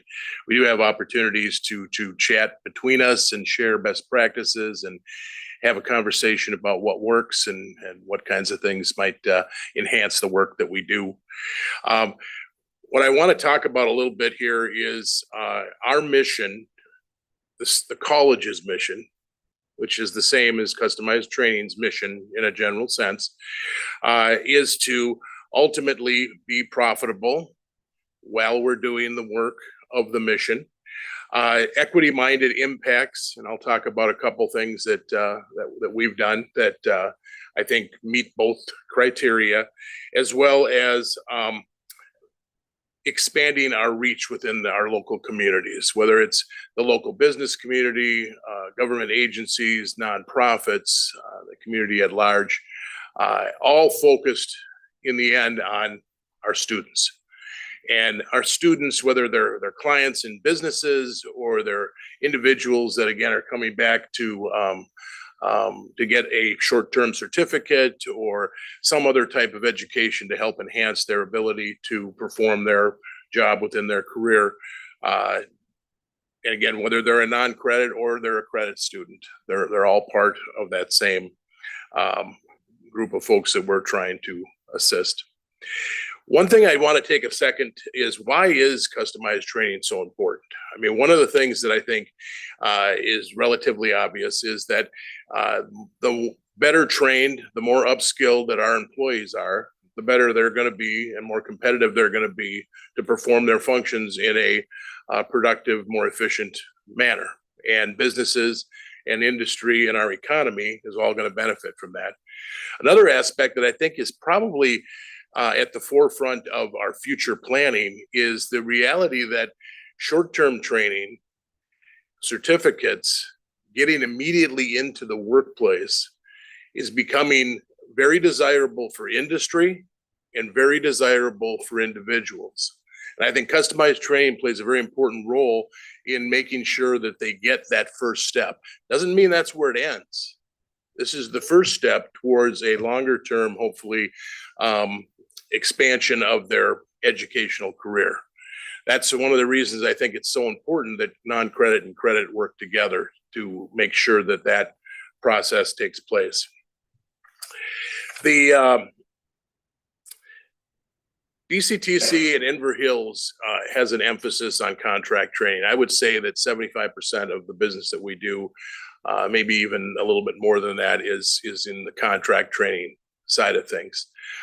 We do have obviously some open enrollment and other ways that we meet the needs of our clients, but a huge part of that is that contract training. And a big part of this project was to kind of look at a business plan and try to figure out what are some ways that we can create a more strategic way to meet those goals. And I'm not going to bore you with the SWOT and all of the things that kind of went into that piece. I think you have a copy of what we've kind of put together on iteration 5, but it's I'd like to think a nice work in progress. But some of the things that we really do emphasize is partnerships, and partnerships is not getting a business card at a chamber event. Okay, business partnership is building a relationship that ultimately is going to create some value for both partners. And honestly, we get a lot of people that want to be partners, and what they want is to hire the graduates for their business, which is fine. That's an important part of this larger process. But we also want to have a real partner who is going to hopefully give us some value, donate a truck, give us some equipment for our healthcare programs. And we've been pretty lucky to be able to enhance our ability to perform the job by those types of partnerships. And again, I think that's extremely important in terms of the larger strategy is, how do we create those partnerships? How do we create those relationships that ultimately are going to help us be successful? One of the things that I think is obvious, at least I hope it's obvious, but it's customer service. Making sure that we're meeting the needs of our clients, meeting the needs of our students, and making sure that we understand what they truly need for us to be able to deliver that customer service. That goes a long way in that relationship building as well. And if we don't do that part, we're going to miss an awful lot of business. One of our goals, kind of the proposal implementation aspect, is we want at Dakota County Tech in particular to be the premier CDL training facility in the state. There's a lot of folks that do a great job in CDL training. I'd like to think we're the best, but nonetheless, we have expanded, probably tripled the amount of folks that we've had come through our CDL program. Some of that's through those partnerships in terms of getting equipment and so forth. But part of it I'd like to think is building relationships with trucking companies and other government agencies, different programs that we've been able to develop. And one of those I'd like to just real briefly mention, we called it workforce mobility. I don't know if you've heard about it. Did win some awards and so forth, but it was created through Dakota County. We're on our third iteration. We've done one with Scott County, and then we did one with Independent School District in Shakopee Chamber, the Scott County CDA as a partnership. Each time we did it, it got a little more efficient, a little bit better, and served students in a larger context. We were able to probably double the amount of CDL training we did through those partnerships. And now I would say we're close to triple. We have waiting lists and a Drive for Five with KOM, the Korean organization in Minnesota. We're training roughly 100 of their folks in CDL. So I will, you can tell I got a love for the whole CDL thing. So I'm going to let that go for right now. The other thing that I want to mention real quick is the idea that we're setting a foundation to develop new programs. We have a desire to create some micro credentials and have been working on development of those. We have a partnership right now with the city of Farmington and their economic development team to put together an AI presentation. And August 13th, we're going to do kind of our beta test with a group of their businesses. The idea being, how do you use AI to be more efficient and more successful in business? You always have to be looking for what is the new, you got to think into the future. And I think that's something that customized training can do a really good job, is experiment a little bit. You know, if for some reason that doesn't work out and AI stops, which isn't going to happen, but we can go on and try something else. So the last thing I would mention is, over the last several years, coming out of COVID, obviously there were challenges with COVID. A big part of what we do, that we're lucky enough to have a driving training facility. And we do a lot of business with local government entities, whether it's snowplows, police, fire, and so forth. A lot of that business kind of didn't come to a halt, but it was limited during COVID. But coming out of COVID, in fiscal year 24, we had a net profit of roughly $900,000. This year, we hope to beat that. Got to work over a few people to pay their bills, but nonetheless, we should be beyond that 900,000. Which my final comment would be that I am extremely proud of our group. I'm appreciative to President Barrett for the leadership and ideas and support that he's given our team. We've got a small but mighty team. I think somebody else mentioned that earlier, but they do a fantastic job and have been very successful. So with that, because for the love of God, I could go on. I'm just going to let it stop right there and turn it over to, I think, Amy. So. Oh my goodness, how do you follow that? Thank you, Bob. Bob is an example of some of the fun that we have across the workforce division in the Minnesota state system. So thank you so much again for allowing me to be here with you today. The statement that Dr. Pierce provided really eloquently captures our guiding principles that my team, a group of incredibly talented people with whom I have the honor to lead, really aspires to. We are deeply committed to this mission, and our work is focused always on how we bring value to the college and the region that we serve. We leverage the resources of the Minnesota State College and University system, and we lean into our partnerships with both internal and external stakeholders to aspire and achieve those goals.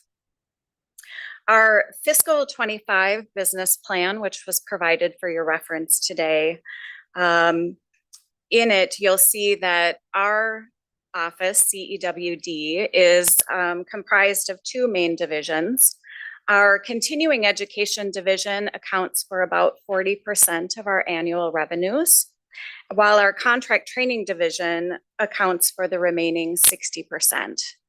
We have the ability to serve all industry sectors, and the bulk of our work right now is happening in the healthcare and human service arenas, as well as in HVAC areas as it relates to green energy. You'll notice in our business plan the stated aspiration to align our work with the best practices of the state in relation to contract training and continuing education best practices. For us, this means creating a department infrastructure that will allow for our future growth.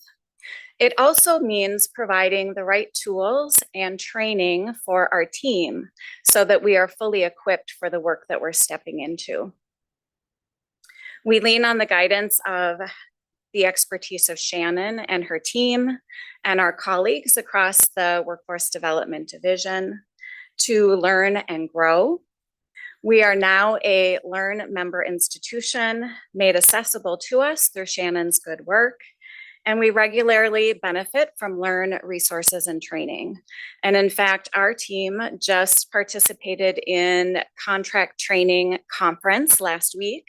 All of us are going to be sitting for a contract trainer certification in the next couple of weeks. So cross your fingers that we listened well and we learned well, and that we will pass that exam successfully. You're also going to notice in our business plan a strategic business development strategy that focuses on our conversion from being a course and program-centered sales team to becoming client-based and customized training solutions focused. We believe that our successful execution of that strategy will allow us to diversify our client portfolio and build a sustainable and growth-oriented business model for our future. We really see ourselves as pipeline and pathway developers. Our goal is to align our work with the college's programs and its priorities, and to meet the needs of our regional workforce. We're always looking for ways to bridge that gap between education and employment. We, like all workforce development teams across the state, serve a diverse group of learners. Our short-term training programs are tailored for adult learners. Often that group of learners are people who would not follow traditional degree pathways. And many of them just have never imagined that college was for them or within their reach. And so this opens the door to education for many, including underrepresented and underserved communities in our region. We do a lot of work in partnership with community-based organizations to deliver career training, career pathway training that helps bridge opportunity gaps and provides learners with skills to lead livable wage jobs. And what's really special about those partnerships is that our community-based organizations are coming alongside that group of learners, and they are providing wraparound supports. And so those community-based organizations are helping people with basic needs. So they're offering assistance with food and transportation, with housing, with childcare. They're providing additional coaching and supports as they navigate our training programs to ensure that they reach the end successfully and that they have the skills and the resources that they need to enter the workforce. We also work very closely with businesses to help them upskill their workforce. And by co-designing customized training solutions, we ensure that our programs are relevant and impactful for our regional workforce needs. Now, being pipeline and pathway developers, creating bridges between non-credit and credit work is really important to us. Many of our courses and our programs are designed to enable credit for prior learning and to create on-ramps to credit-bearing certificates and degree programs. This helps our learners transition smoothly into advanced educational pathways and to expand their career opportunities.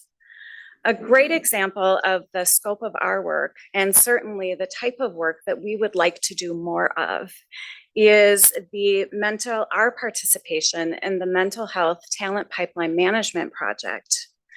This was an industry sector project that brought education partners, businesses, and government agencies together to develop a targeted solution to address the current and forecasted shortage of mental health workers in the metro region and essentially across the state of Minnesota. Project, a three-part education solution that includes an innovative training program designed by Minneapolis College with the help of the industry sector grant funds that Sasha mentioned earlier today, establishes a clear education pathway for learners and feeds the talent pipeline at all stages of educational attainment. This type of work helps to fuel the regional economy, and it ensures that the college is responsive to evolving job market trends. And what's really special about that three-part education solution is that it was designed for scale across the state of Minnesota. And the way that we are putting that into action is by developing cross-listing partnerships with many of our workforce development teams across the state. And the training program that Minneapolis has created as part of that three-part solution is now available and is being promoted with employers and individuals in all corners of the state of Minnesota. So you can tell I'm really proud about that work. I would love to do more of that work. I'd love to tell you more about it, and I could go on and on and on, but I will stop here and we'll be happy to answer any questions that you have for me about the information I've shared and about that project later. Thank you. Thank you, Amy. We'll definitely have to have Bob and Amy back at some point. So a couple of things, and then we can certainly open it up for questions. So what are a few of the next steps? Every couple of months, I get a notification from Amy Jorgensen's office about follow-up to the audit, where the steps are. And I keep saying, I can't put a finish date on this because the work is going to always continue. And that work is the continuation of professional development through Learn and the best practices for our system of making sure that we're really empowering the continuing education contract training departments to be all that they can be, because you can see through just a few small examples today how powerful they are to our system and moving our mission forward. The positions within these departments are very different from the traditional academic side of the institution. This is not about per se recruiting students. This is about selling solutions to employers. It's about being the expert that they come to and the resource for their workforce. And it is really a business unit within higher education. It's something that we have to focus on, the value that we provide through our products and services. Like Bob had mentioned, it's about providing extreme customer service to those that we serve, whether it be the individual or it be the employer. And so really focusing on professional development for our staff is really my focus and that of my team at the system office, and empowering them through the Learn principles. As I had mentioned, I think last month in a presentation, we have enrolled 10 of our colleges into a cohort with the Learn organization, and we are participating in monthly webinars. As Amy had mentioned, a group of us last week all participated for a couple of days in the annual contract training meeting for Learn, in which we all learned a great number of details There were a number of courses that we all had to take, and as Amy said, and I am also one of them. By the end of next week, we will all be taking our exam for the Certified Contract Trainer Certificate, which is a national credential that you can earn with Learn being the governing body. So wish us all luck on that, please. And then lastly, looking ahead, what's next? So again, it's just really working with all of our departments and understanding the importance, especially at this moment, of what are the workforce needs? How do we align those workforce needs with some of the presentation from earlier, the Drive for Five, the key sectors? Also working through our centers of excellence who are key to the industries that they represent and making sure that there's collaboration, not just amongst colleges, creating curriculum that we can all use versus reinventing the wheel one college at a time.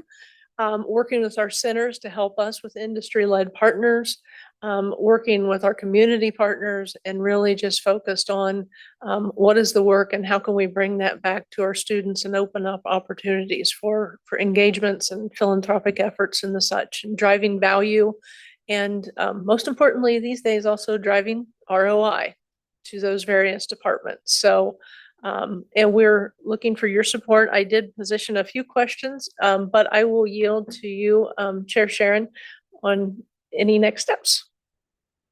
Oh, thank you so much for this presentation, the president's perspective, the colleges that talked about what they're doing in this arena of continuing education and contract training.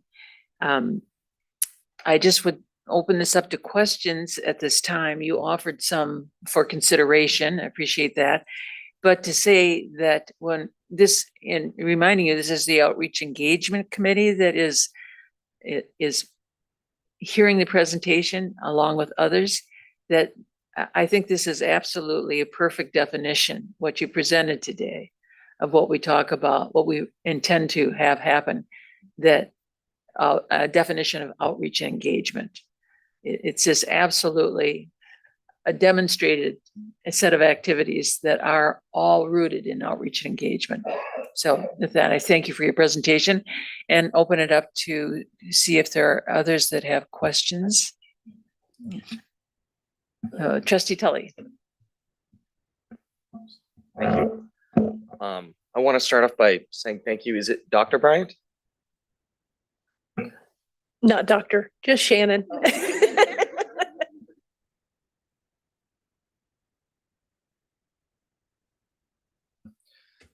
It shuts off automatically for some reason. I had a follow-up question for, and it's Robert or Bob? Bob? Oh, okay. Well, I'm not upset. So you mentioned that with the contract training you do at DCTC, you'll look at business plans and develop a program based on that business plan. How often are these, is the curriculum changing semester to semester as these contract training programs are being spun up and you adjust to the business needs of the client? That's actually a great question. I hope this isn't a flippant answer, but as often as needed. Having said that, I would say a couple times a year, we actually look at a real specific need that a company or government entity is looking to try to train people on. And then we'll develop something around that with a conversation.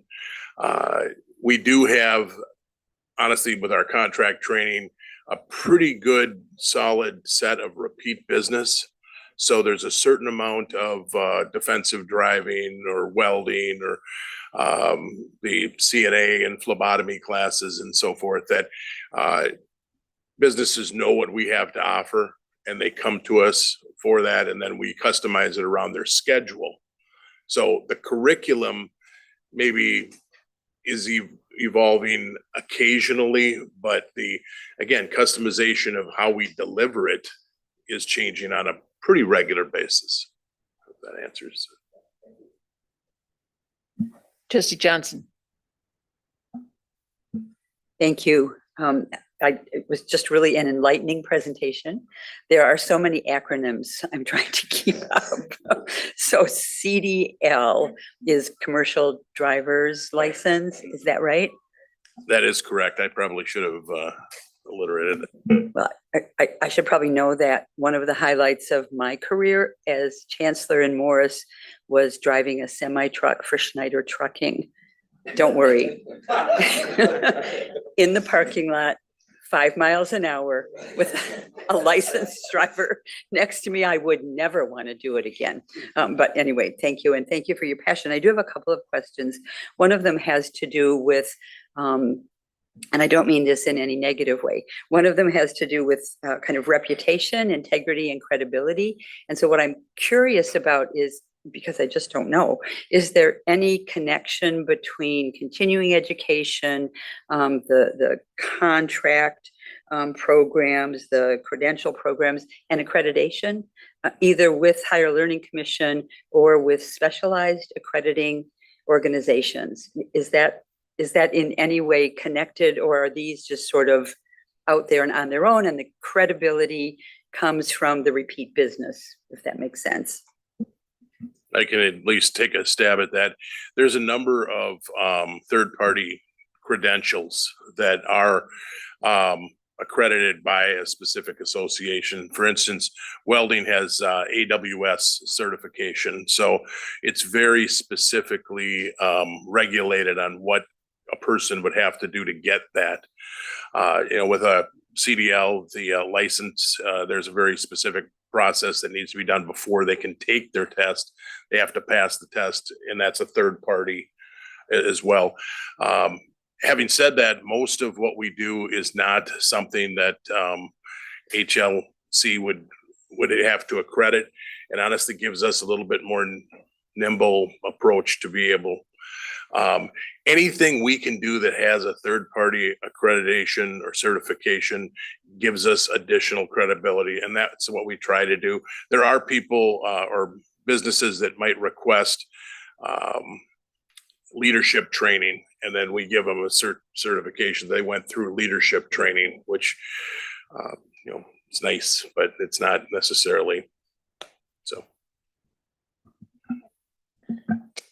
If I may, Excuse me. Yes, please. From the continuing education perspective, I want to share that we vet our instructors very carefully. And we ensure that they have the professional expertise and the credentials to be able to lead our continuing education courses and any of our career pathway courses. And we work in partnership with our faculty at the college to review our courses often and to ensure that the quality and the framework is in place.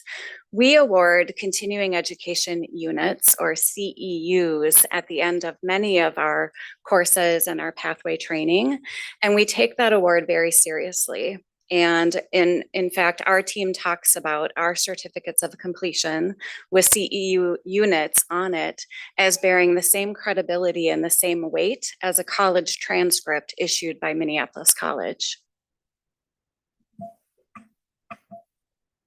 I do have a second question, but I can wait. Okay.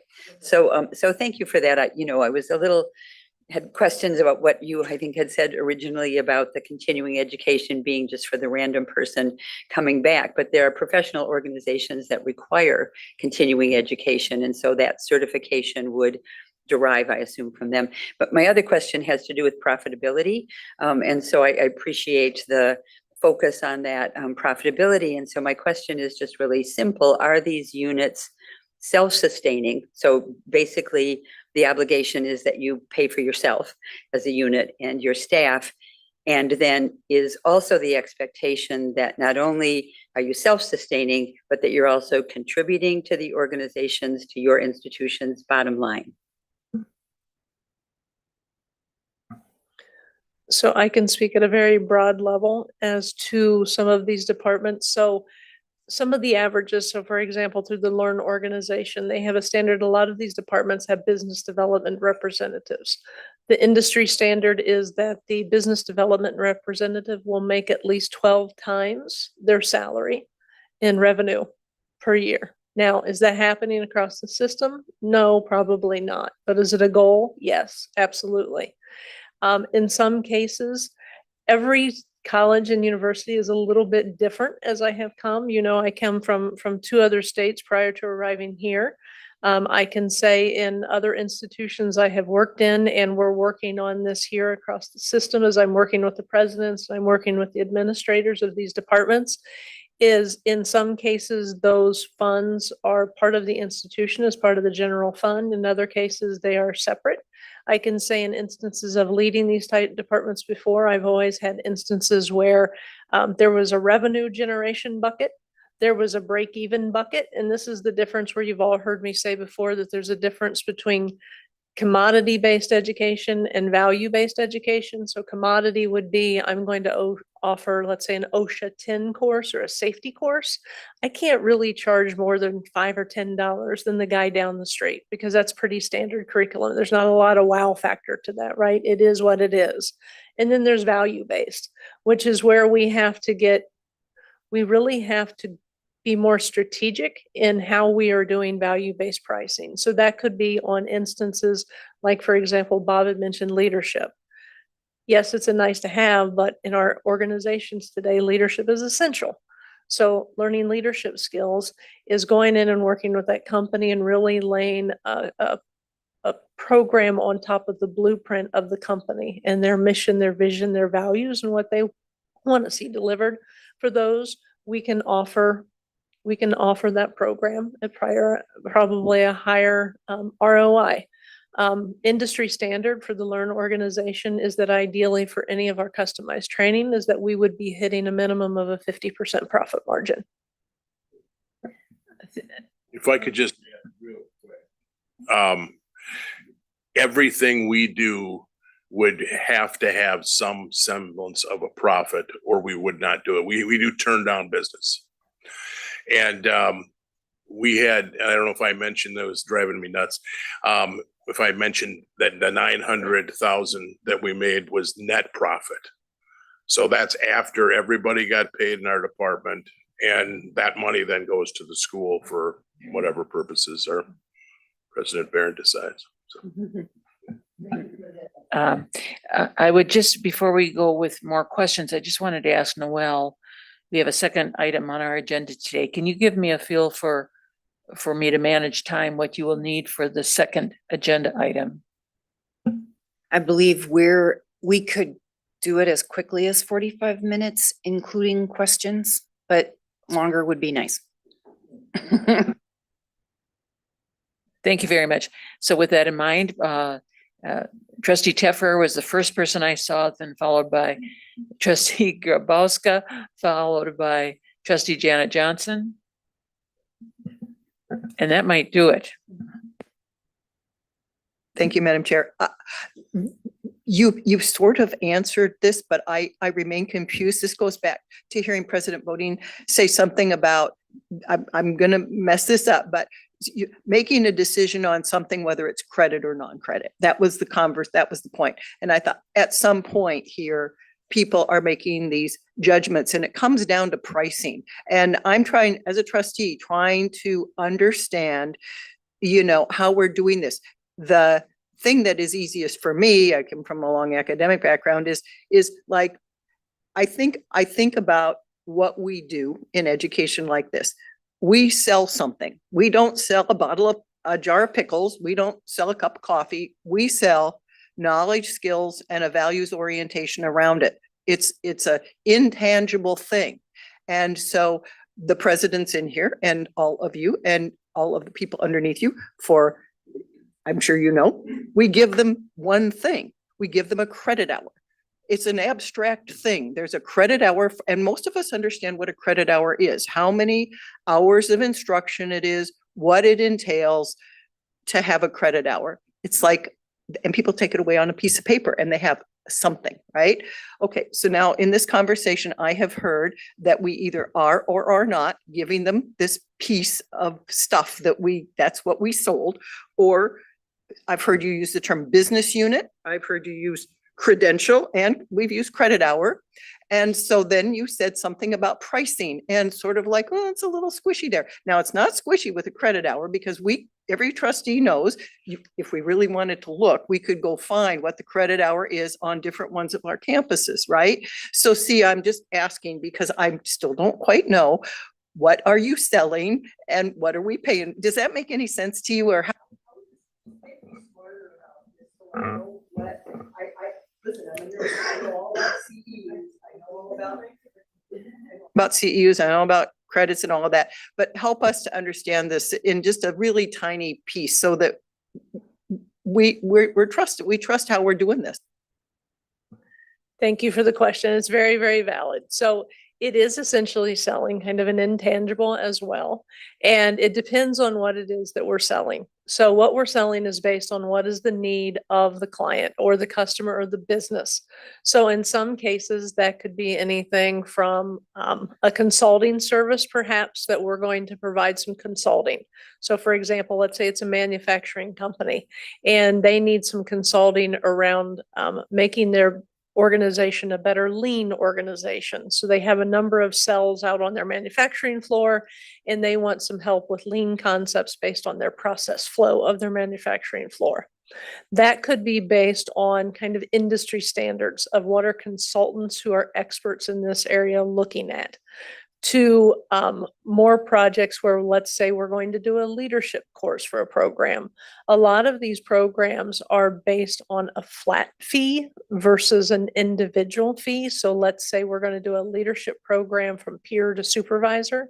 It could be, let's say, we're going to charge X amount of dollars for up to 20 individuals from a company who can participate in the program. So there are industry standards. So you can just consider it more from a consulting standpoint of looking at what some of those profit margins are. And again, I'll go back to some of that instance of the commodity based, where we really have to do kind of what the market value is. What are other organizations offering this at versus the value based of how much work are we putting in, right? There's a lot of development time for these types of things. In particular, if a company is coming to us and asking for a really unique offering that maybe we have some subject matter experts, maybe 2 or 3 that we have to bring in to develop the production time. So we have to take all of that into consideration. There's really the production time, how many staff members we need to hire. Do we need to hire someone who's a contractor who's an expert in the field? Or like Bob said, do we turn the business down altogether because we just don't have the expertise? So there's a lot of moving factors with this, but there's a lot of concepts, again, through Learn that we're all kind of going through right now, is how do we do that value-based pricing model? Because it's not just a standard tuition fee. It's really based on that. And then also being able to offer to the client, the business, and this is something that we're talking about and looking at, is when we submit proposals, is that we also are able to show an ROI to the client. What is this going to do? Is it going to increase 5 people in the organization who are going to leadership training to have an increase in wage because they've completed this program? It's really based on what the employer is. And Oh, excuse me. I'm just, I appreciate the response to this question, but I'm urgently asking that the questions be precise and that the answers be directed. It's because we have another agenda item that I don't want to shortchange. I'll yield my. Well, thank you for your generosity. I have a comment and a question. Love the fact that this is, well, I worked most of my career in not-for-profit organizations, and we always had a mantra, no margin, no mission. So you got to make some money so that you can pay people. So that's fantastic. My question, Shannon, is this throughout? Do we have departments in every college and every university? And what's your business plan to help us raise revenue across the system? So We do have a number of CECT departments through every college. They're probably more predominant in the college sector versus the university sector. The focus could be a little bit different. My plan is this, is just what I've been talking about, and that is the engagement with Learn. Doing this work in other locations, I have found them to be the greatest resource that there is. They have all of the industry standards. They work with colleges across the country. So they're really honed in on the best practices. And so working with them, and the plan is the professional development, working with our presidents, working with the administrators, making certain that these business plans are in place and that every college is really working on their business plan. I've offered for my office at the system office to be able to review those. The Learn organization, as part of a membership, also has capabilities to do audits on our websites and our sales kits that we are utilizing for our services. And so I know just in the last 2 weeks, 3 of our colleges have taken advantage of a website audit, in which Learn quickly turned those around within almost 72 hours, coming back, making suggestions for keywords or terminology or format changes or where they need to be on the college's website to draw more attention to employers. So that is really working with all of the departments and establishing their business plans, holding true to the business plan, and accountability. So thank you. I hope all the presidents here take advantage of this great resource to raise revenue potentially. And then just a comment, I wish I really would have known about this program in my work life. We probably would have saved a lot of money working with you versus the for-profit training organizations. So it's fantastic. Bravo, bravo. I hope the presidents heard that. And the outreach, this is an example of an opportunity for outreach that the company has a need that we could serve. So with that, thank you. Obviously, Shannon, there's a great deal of interest in your work, what you've done, your relationship building and outreach. So thank you very much for this presentation. And with that, we're going to move to our second agenda item, which is related to marketing efforts in support of enrollment management at our colleges and universities. And so with that, I'll turn it over to Noelle. Great. And I'm drawing your attention to our schedule, our time, leaving time, hopefully without limiting the presentation. I'm hoping that we can focus it in the ways that you want it focused, Noelle, and then allow some time for questions.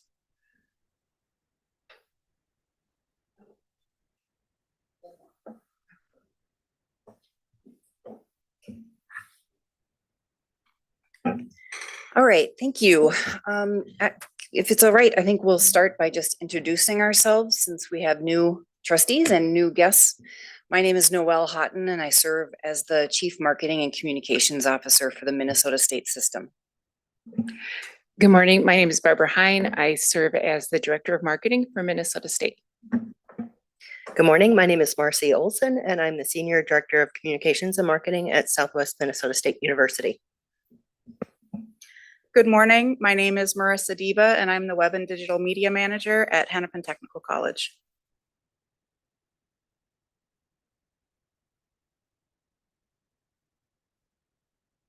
Thank you for having us today. Why are we here? We are here before the board today because statewide marketing is a strategic investment in the future of public higher education in Minnesota. The strategic approach we take at the system level enhances visibility for Minnesota State as a whole, increases enrollment, strengthens public perception of the system. Our efforts reach a wider audience than individual colleges and universities. We create consistent messaging throughout the year and throughout the system that aligns with strategic goals. An example of this is how we were able to mobilize quickly when the governor asked Minnesota State to train thousands of CNAs. we were able to mobilize marketing quickly, messaging across where we were purchasing paid ads across the state, but also help our schools with key messaging where we were delivering a consistent marketing message to fill those seats. Our work also fosters a society-wide understanding of public higher education. And another reason it's important and strategic to market at the system level is that if we don't communicate about Minnesota State and about the entirety of the system, no one is going to do it for us. The colleges and universities have their own strategies, strategic goals and tactics that are specific to the institutions. So to tell the collective story, it's important that we market at the system level. The background information that we provided to you talks a lot about the target markets that we're going after, the channels we use, a lot of the high-level key messages. I wanted to take just a minute to share two of our most important key message campaigns that we've used this year. And the first one was one we introduced last spring, so spring of 2024, and that's the Minnesota State Promise. The Minnesota State Promise is basically, it puts a bow around all that we do at Minnesota State. So it talks about things like the opportunity for the North Star Promise Scholarship. It talks about 4,100 academic programs, everything from the trades to teaching to technology, and all the alphabet letters. It talks about faculty who know their students, who are actually faculty teaching the classes as opposed to TAs, all that sort of stuff. It talks about the lowest tuition in the state, of course, is one of our key things. And its messaging has really resonated with the students, prospective students. In the first 6 months of that program being promoted through marketing, we had 83,337 views on the Minnesota State Promise landing page that we created to support the program. Since its inception, we've had over 400,000 views to that landing page from our advertising.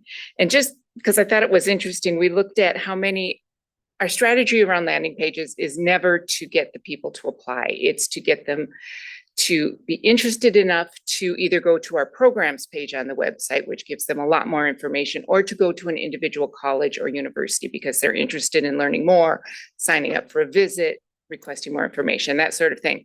Best practices, though, tell us that we should always make it easy for students to apply. So we do put an apply now button on all of our landing pages, even though that's not the key reason that we want students to come to that landing page. We looked at a month's worth of traffic to the Minnesota State Promise landing page from April 13th to May 12th of this year. We had 100 people actually apply on that page. They hit the apply now button and applied to come here. So even though that wasn't our main purpose, it was pretty good. Our other second thing that we've been really promoting this year is a program we launched at the beginning of 2025, and that's what I call the value of higher education. And, you know, I know you guys have talked about it earlier this year with Baker Tilly. I'm sure you've talked about it with friends and family. We hear it in the news all the time. That question, is college really worth it anymore, or is it not? Obviously, all of us in this room think it is, or we wouldn't be working and doing what we do. And we do this campaign, this value of higher education campaign, just to get out in front of that conversation and to kind of counter some of those narratives. We do it in a two-prong approach through testimonials from actual students or alums, talking about the fact that because of their education at Minnesota State, they got their dream job, or they were able to get their degree debt-free, that sort of thing. And then we also use statistics in our ads, things like if you get a college degree, get a 65% boost on your income. Lots of examples of these ads are in your packet, so I would encourage you to look at them. But I want you to know that since we started this in January, we've had 93,305 views to that landing page that we've created. And that averages out to more than 18,000 views per month. It's the fourth most frequented page on our website right now after the homepage. So pretty successful so far. We measure our success in our efforts in three ways. Are we getting our awareness of who Minnesota State is out there? Are we driving students to our website efficiently? And are we making a positive impact on applications each year? The results on the screen for you talk about the fact that, yes, we are accomplishing all those things. You can see that we've had 16 million impressions of our ads out there across all our channels. We have beat the industry benchmarks for click-through rate, so how many people click on our ad to go to our website, and the cost per click. So the amount of money we're spending on those ads, divided by the cost per click, by the cost, or by the number of clicks rather. I also wanted you to see that we're getting our messages out there in a lot of different markets. In the advertising world, we call that DMAs, but it's just the market that our ads are being shown. It's, most of Minnesota, as you can see, but we're also reaching into other states. And that's something we do because the key communicators at our schools have told us they can't always do that for themselves with their budgets and with their resources. So we're able to do that from a statewide level. And then finally, we are in fact having a positive impact on applications. Our applications through the end of May for this year are up almost 6% over the same time frame last year. When I first started here 6 years ago, one of the first things Noelle asked me to do was to work on introducing a statewide event in June that would focus on increasing applications. And so that and visits. Yes, thank you. Applications and visits. And so we introduced Minnesota State Week, which is held the last full week of June every year. And as you can see, we have increased applications about 65% for that 1 week since we started it, which I'm really thrilled to share with you. The week includes waiving an application fee. All the schools do that. Many of the schools hold special events. All of them are open for visits. And we do a statewide marketing campaign for it as well. With the success of that, we decided to introduce Minnesota State Month in October. It coincides with something that OHE does called College Knowledge Month. And so it's a time to get visits and applications at our colleges for the coming year. Again, all of the colleges agreed to waive their application fees. Everybody has special visits over the MEA weekend, which is a traditional time for students to visit. Full statewide campaign. We promote it at the state fair. We promote it at the National College Fair in October. And we, in the 3 years we've run it, have seen an 18% in applications for the month of October year over year. In the marketing world, everything starts with who your audience is, or in our case, who our students are, prospective students.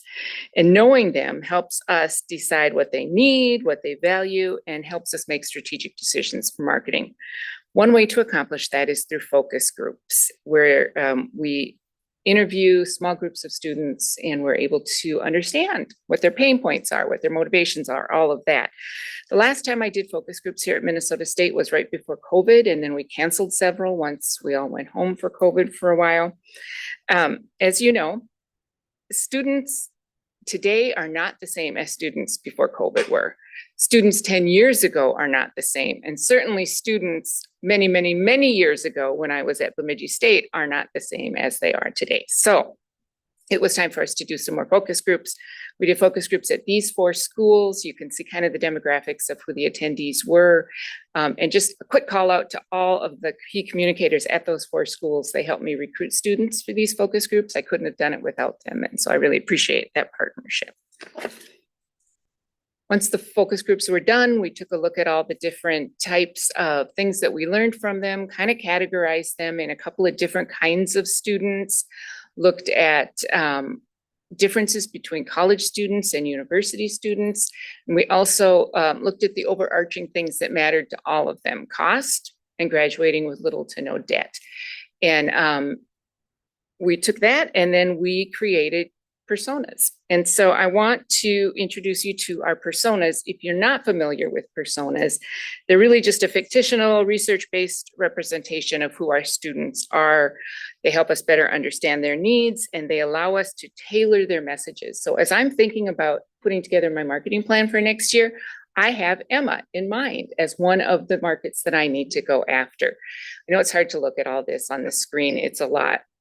It's in a much more accessible format in your background document, but I wanted you to get the visualization of who Emma is by seeing a picture of her, understanding that Emma is a traditional age student. She lives in northern Minnesota, small town up there. She's a high school grad, got some credits through PSEO while she was in high school. And she's interested in going to a community college close to where she lives because she wants to be close to her family. Won't go into all those details. You can read them for yourself, but you can see how knowing all that would help us make decisions around where we place our ads, the messages we use, the channels, etc. This is Carlos. Carlos is another student group that we have. He's an adult learner. He works in retail, but he's looking to move into a higher paying job and maybe a more satisfying job or career. He has different motivations than Emma. He's married. He needs to think about his spouse and his young children. So he has very different motivations, and we'll speak to those in the ad placements that we do. And then lastly, this is Jake. And Jake is a traditional age student who lives in the metro area. He's looking to earn a bachelor's. Sports are super important to him, and he is big on TikTok. And so knowing those things will help us target our ads to him. Obviously, we'll drill down into subsets based on these, open to any ideas that people have for what other additional user personas they might want us to think about. And of course, we always advertise to parents and influencers as well. We do have some discussion questions, but I think if it's all right, we'll skip them so that we can make sure to get to our campus partners, because the things that they're doing on their campuses are really innovative, and I think you'll enjoy hearing them. Thank you so much for having me. I'm excited to visit with you today about some of the things we're doing at SMSU. We've seen some unprecedented enrollment growth in the last 6 to 7 years, and I want to talk about what we've done kind of from a intangibles and quantitative approach. I think my colleague Marissa from Hennepin Tech will be talking more about the quantitative.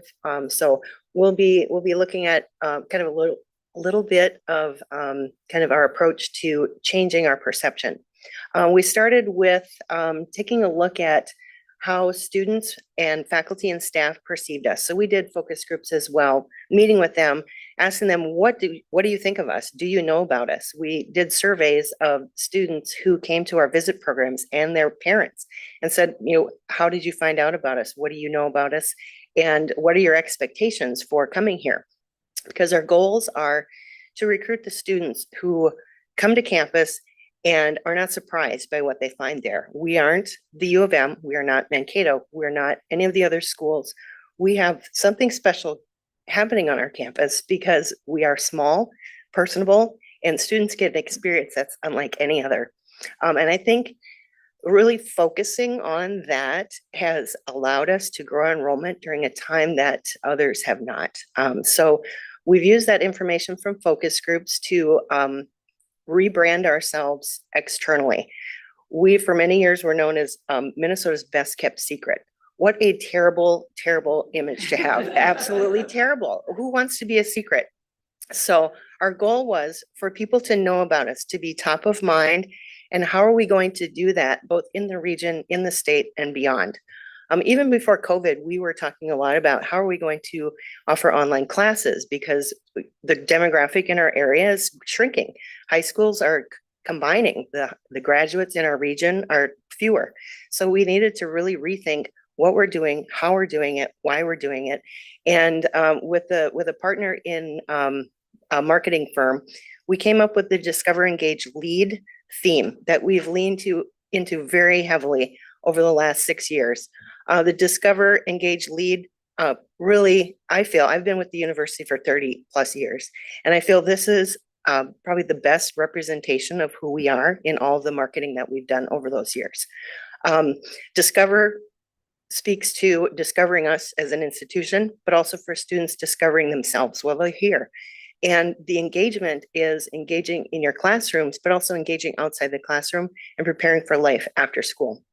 The leadership element in our message involves being a leader on campus. Students can try out for a theater production and get the lead role as a freshman. They can be president of a club as a freshman. So that leadership begins from the very beginning for students who are really interested in having a holistic and immersive experience, and also very supported.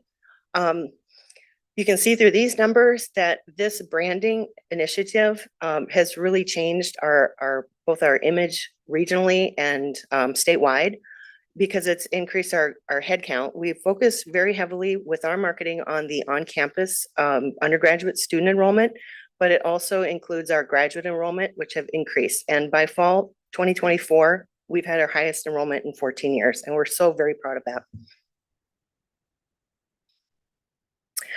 You can see these tiny little charts that show, I pulled out the numbers, but I wanted to share my data management folks are very keen on their numbers. And we have, under a president who's a math teacher, I used my thinking cap to say, okay, how do you have to learn a new president. What does this president want? Okay, they're a math teacher. What did I remember from math in high school? They want you to show your work. So we have learned in the last 6 years, every decision we make, every opportunity or idea we present, let's have some numbers behind it so we can show our work. And we've come up with some kind of crazy ideas, things that we, have a week to throw together because we think, okay, let's target the students who might be on the fence. It's July 1.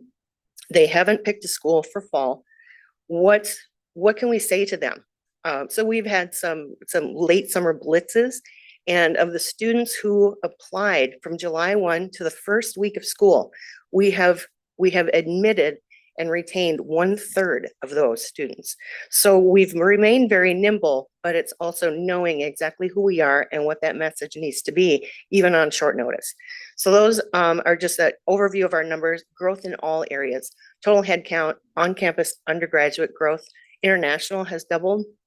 Our graduate enrollment has increased, and we've seen the highest growth in 14 years, which is just mind-blowing to me, having been there all the years I've been. We also lean heavily into our new programs, areas where we're adding new programs in cybersecurity, in Master of Business and our Master of Social Work, Accelerated MBA, and our strategic partnerships with North Star Mutual Insurance to increase the opportunity and support for students in business-related programs has been phenomenal. They're just 12 miles from us in Marshall, and they've been a huge partner. And part of that has been recruiting students from the region to stay in the region and work in the region so that we can support not only SMSU's growth, but the population growth of the area where we serve. You may not know, we have jumped onto TikTok quite early. We worked with our graduate students because, to be honest, no 18-year-old wants to see me on TikTok. I know that. So I engaged the graduate assistants who are 21, our young staff, their mid-20s. They know what students want to see. They know how to create the assets that are the style of content that young students and our prospective students want to see. And in the course of a year, we were recognized as the #1 Division II TikTok account for engagement, which is mind-blowing to me. But we review everything the students create, make sure that it's on brand, but we let them take some chances, and that's really paid off for us. Also in that 6-year period, when we relaunched our brand, Discover, Engage, Lead, we did a complete overhaul of the website because we were also moving from an outdated platform to Cascade, which we are a partner with the system office on that site management system. And that's been great because when we had our webmaster leave and we have one person in our web office, which is incredible, we had the system office to support us through some of that. And I have to thank Jeff Crandall specifically for his help because he was hugely helpful and helped walk me through spaces of the website I had no business being, but he helped me make sure that our website stayed up, and that was fantastic. We've also implemented some virtual tours, and this was stuff that we started prior to COVID because we knew that to recruit international students who couldn't come visit us, we wanted to give them sort of an on-campus virtual experience. So we launched a virtual tour and webinar opportunities that helped them feel like they were on campus before they came, because so many international students, they will never visit your campus and they'll just choose you. So it was very important for them to know what our campus was like. We've also implemented some new scholarship programs. One was President's Regional Scholarship Program so that we could also recruit students from the region, best and brightest, and offer full ride scholarship to a select number of students. They had to go through a whole process, but that's really elevated our presence in the region because we're awarding full ride scholarships to students who are right in our backyard. And we've also, as many campuses have done, implemented a chatbot that helps students find answers to questions quickly. Now, behind the scenes in all this, we've got external marketing, but we have internal marketing. And part of that has been a campus culture shift that has really created an environment of sharing ideas, trying new things, and looking at ways we can be innovative and continue to grow. Because no growth is going to happen overnight. It's a long-term game. So we're in it for the long term, but we're also looking at ways we can maintain our momentum while also being responsive to the needs of students today. I talked a little bit about the data-informed decisions. We use a lot of our website analytics, social media analytics to help us make decisions and tweak our marketing. We do a lot of in-house marketing and media buys to help promote us and our specific programs. We've leaned heavily into our ADA accessibility. The fact that our students, once they graduate, 99% of them are finding employment or in graduate school within 6 months of graduating. And our efforts on Equity 2030 helped lead us to develop a program called the Mustang Pathway Program that helps students who maybe did not have the same preparation support in high school. And that is perfectly timed with COVID because those students, they were online. They did not get support for their math or their science or their English. So we bring them in for a program that starts before the fall semester. We give them support. They take some classes in a very supportive environment with tutoring and help. And then we lead them into the fall semester feeling like they can take on college with success. And that is the end of my presentation. If you have questions for me, I will happily answer them when we come to the question and answer time. I yield to you, Marissa. Thank you. Good morning, Chancellor Olson, Chair Sharon, and distinguished members of the board. Thank you for the opportunity to share how Hennepin Tech has positioned enrollment marketing for growth through data-driven transformation. As I said before, my name is Marissa Deba. I'm the Web and Digital Media Manager. I'm also the 2024 National Council for Marketing and Public Relations Rising Star for District 5, which is the Upper Midwest, Canada, and the outlying territories. And I'm also a recent graduate of their Leadership Institute, where I've helped put together some of this information going through those experiences. So prior to onboarding at Hennepin Tech, I worked 16 and a half years in private industry, and I've spent a little more than 3 years at Hennepin Tech. So a lot of what I'll be talking about today is where we began at Hennepin Tech and where we are today. I'm one of 5 members on my team. We're small but mighty. When I started, it was myself and Dina Rosman, the marketing manager and creative director, led by Deborah Newgard, Dean of Enrollment Services, who's here with me today. And since then, we've onboarded Jessica Schultz, who's the media specialist, and we have a contractor event coordinator, Joe Curtis. So today, I'll demonstrate how modern marketing grounded in data and digital transformation and business growth principles has elevated Marcom from a behind-the-scenes service shop to a strategic force that drives enrollment growth, advances institutional goals, and strengthens our community's workforce. So why we must transform. It's no secret that there are enrollment and demographic challenges both nationwide and here in Minnesota. According to Western Interstate Commission for Higher Education's Knocking on the College Door, December 2024 report, 2026 is expected the first year of the enrollment cliff, with declining high school graduate numbers through 2041. Why this is important to Hennepin Tech is, although our student population is adult learners, where we've seen a lot of our growth has been through high schools and PSEO and partnerships. So this is a critical area that we have to look at.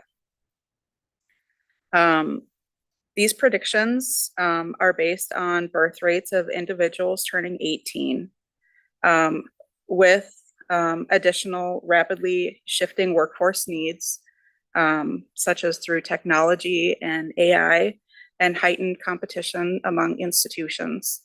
The map that's presented on the slide shows that from 2023 to 2041, Minnesota is expected to have a 12% decrease in available high schoolers coming into college, but our area neighboring states, such as Illinois, are projected to have a 30% decrease. So we will be facing competition among our neighboring states.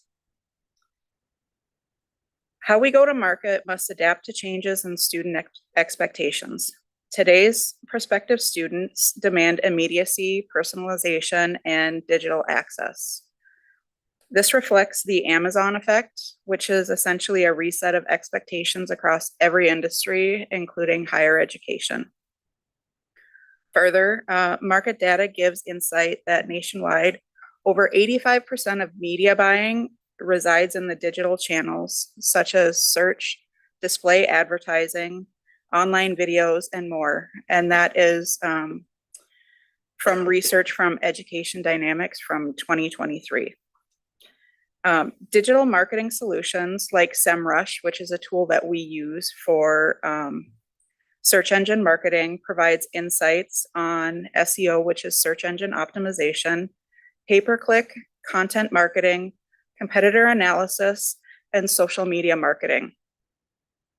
This is why marketing should no longer be a support function, but a strategic engine for enrollment growth, student retention, and community impact. Next slide. So pillar one is our data-driven marketing. At Hennepin Tech, our marketing and communications team is guided by this principle that we partner to develop and implement strategic marketing and communication that supports the college. We focus on enrollment by utilizing data and best practices. This principle drives our commitment to data-informed marketing. We actively use student journey data to understand where and how to support students throughout their experience, from inquiry to application to enrollment, retention, and graduation.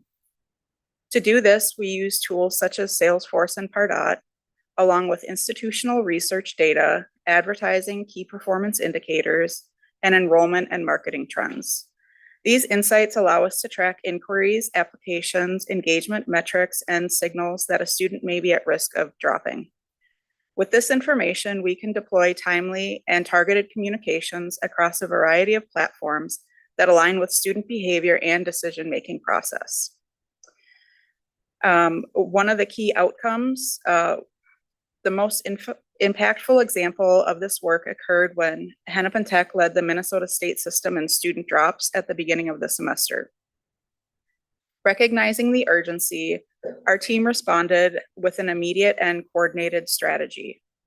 I was asked to develop a communications plan that would reduce student drops in a way that was proactive, supportive, and effective.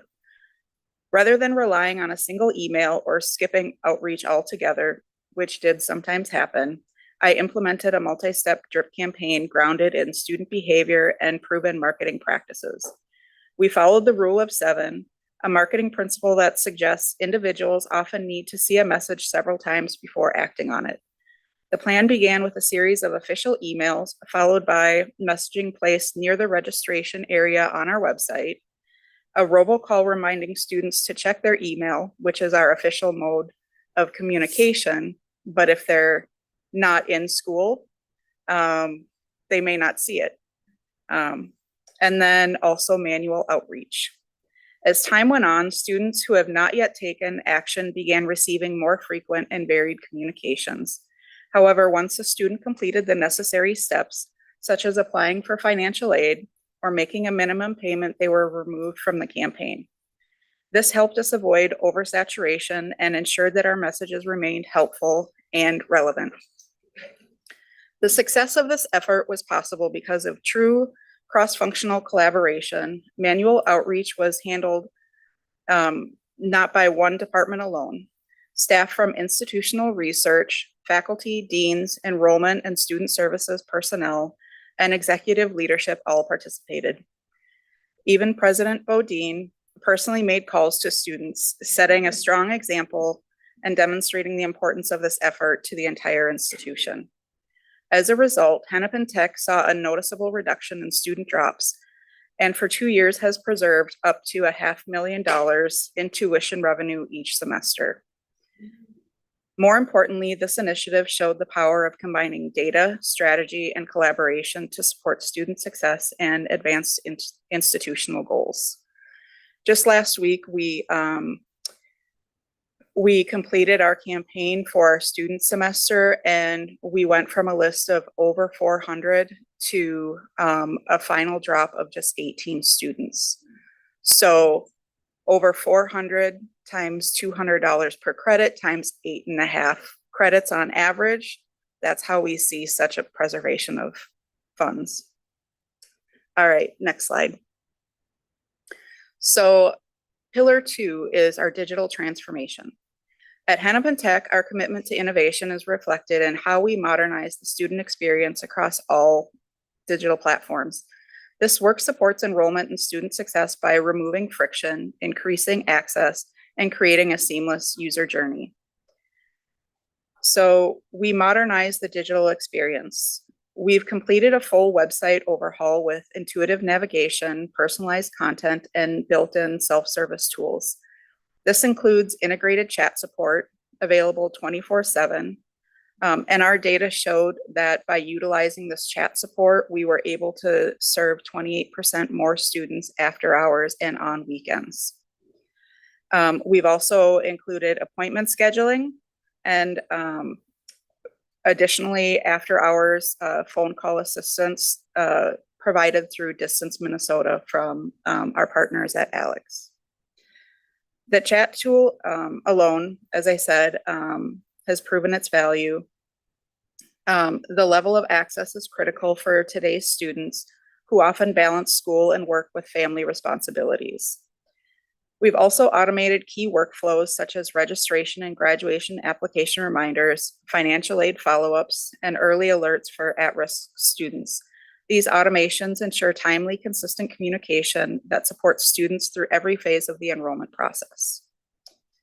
And then we come to marketing technology expansion, also known as MarTech. So our technology stack continues to expand and evolve. Tools like Salesforce, Pardot, and FormStack now integrate with ISRS and other college systems to improve data flow and reduce manual work. This integration gives us a more complete picture of our audience and allows us to respond faster and more effectively.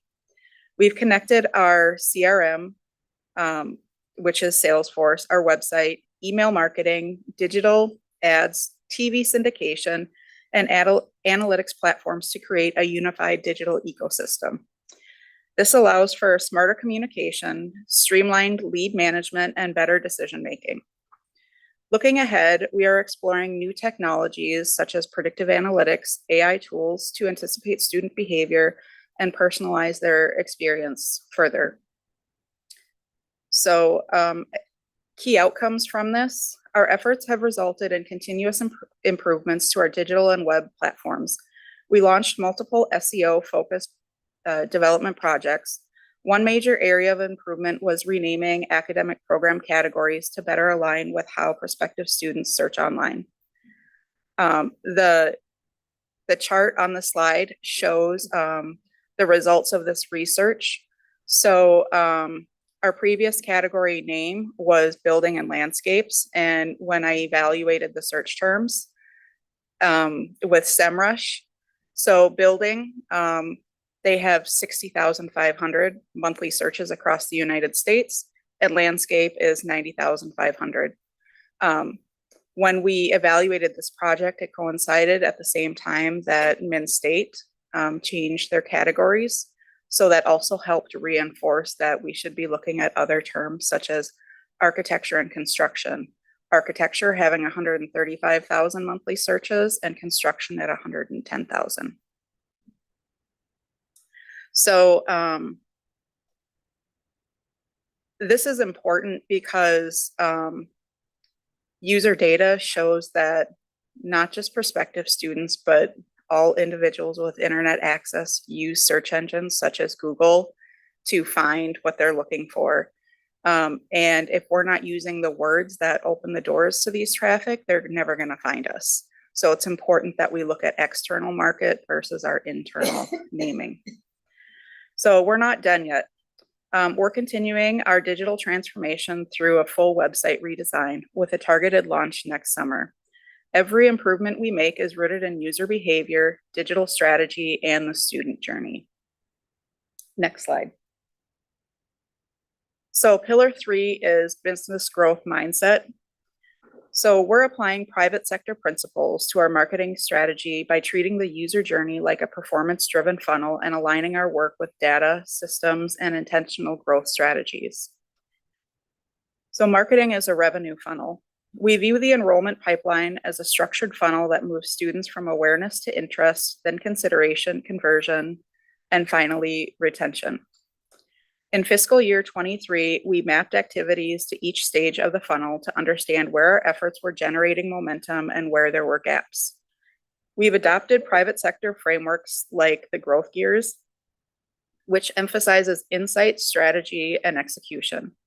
This ensures our marketing plans are aligned with marketing realities, student needs, and institutional growth.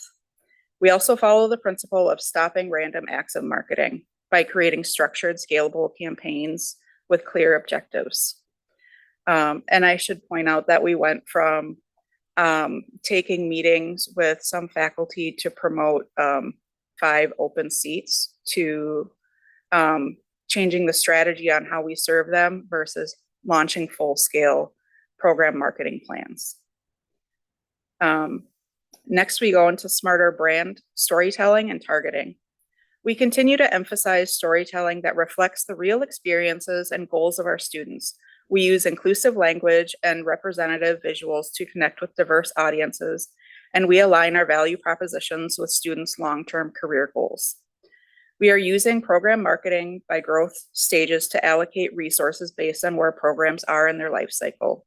Programs in growth stages receive more aggressive digital marketing support, while others are maintained or repositioned based on performance and potential. Excuse me, I really don't like interjecting here, but we are coming close to our time. So I don't want to, I hope you could synthesize your final comments because we have about 3 minutes. And there may be some questions from the board for you. So I'm sorry to interrupt you. Please continue. Okay, so I'll fast forward to the results and the impact. So can you skip? All right. Over the past 3 years, Hennepin Tech has seen measurable, meaningful growth. For fiscal year 25, Hennepin Tech leads the Min-State system with over 18% growth in enrollment, driven by gains in dual enrollment, new student enrollment, and returning learners. Our data-informed approach to student retention has also paid off. Where we once led the system in student drops for non-payments, we have now significantly reduced those numbers. With targeted collaborative interventions, we have preserved up to $500,000 per term while supporting more students in staying on track to graduation. Our messages and visuals are intentionally designed to reflect our diverse student body and foster a sense of belonging. This commitment is integrated across campaigns to ensure students see themselves represented and supported throughout their journey. Thank you. Thank you. Noelle, for your closing remarks. Yeah, thank you to my colleagues for presenting their work. It's impressive. I hope you agree. And I know we're at time, but I know it's a break. So if there's any questions, we stand for them. I would defer to our chair. How much time would you like to give to questions? Questions. Okay, thank you. Trustee Mo. And thank you, Chair Sharon. Do you break down your data by gender?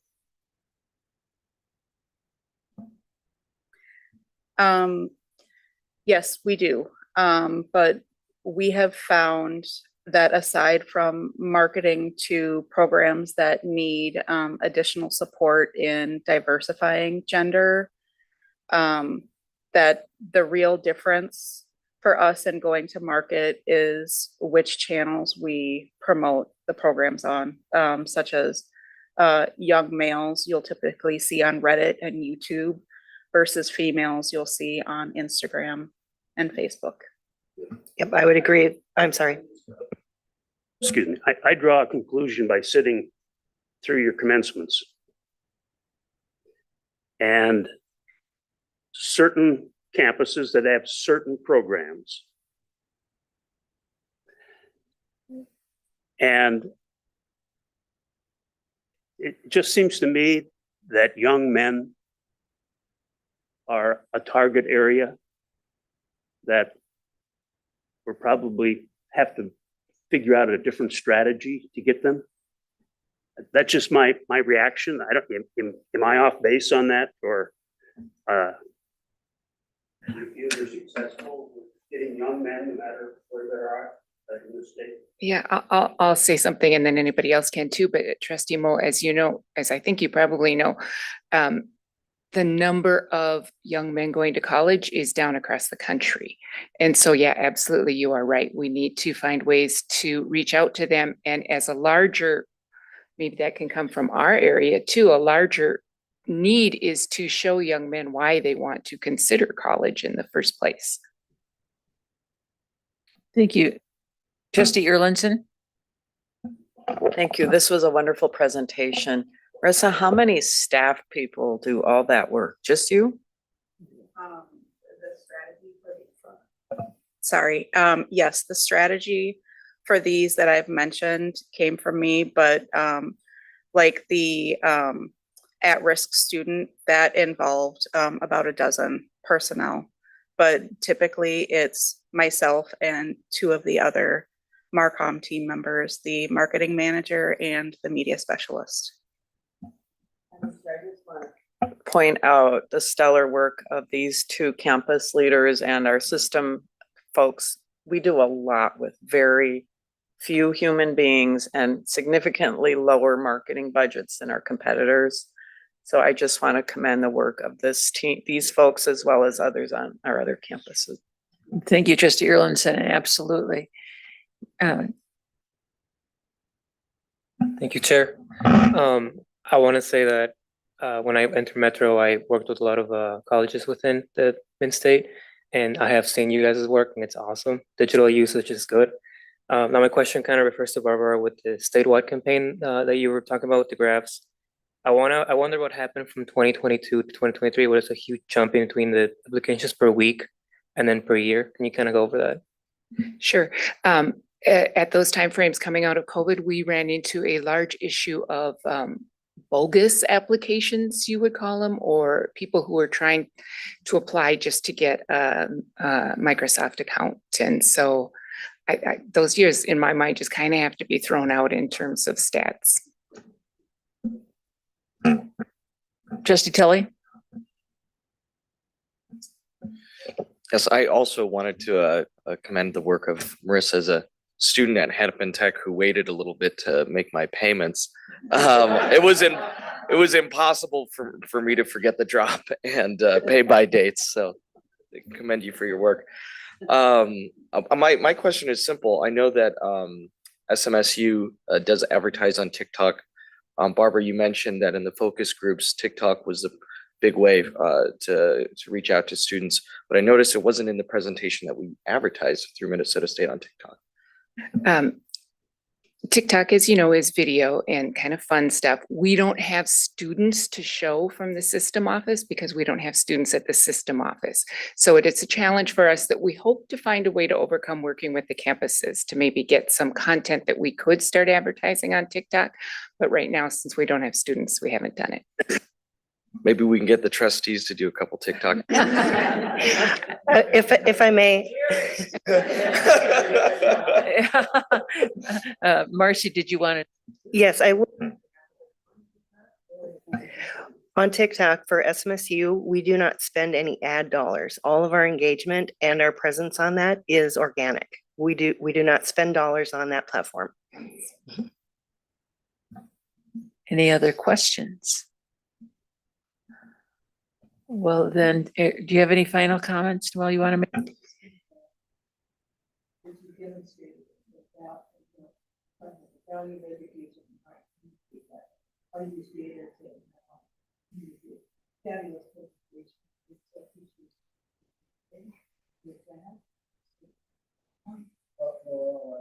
Oh, I just wanted to thank you for the time. And I very much appreciate the comment about the very slim teams and the slim budgets. It's very true. There was an article in this morning's Star Tribune about the University of Minnesota. And in that article, it stated that they had $16.5 million spent in 2025 on marketing.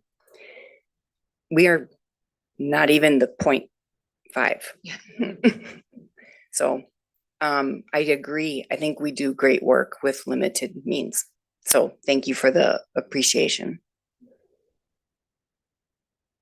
Thank you, Noel. Anything further? Seeing nothing further, we'll close the meeting for today and I'll turn it over to the chair.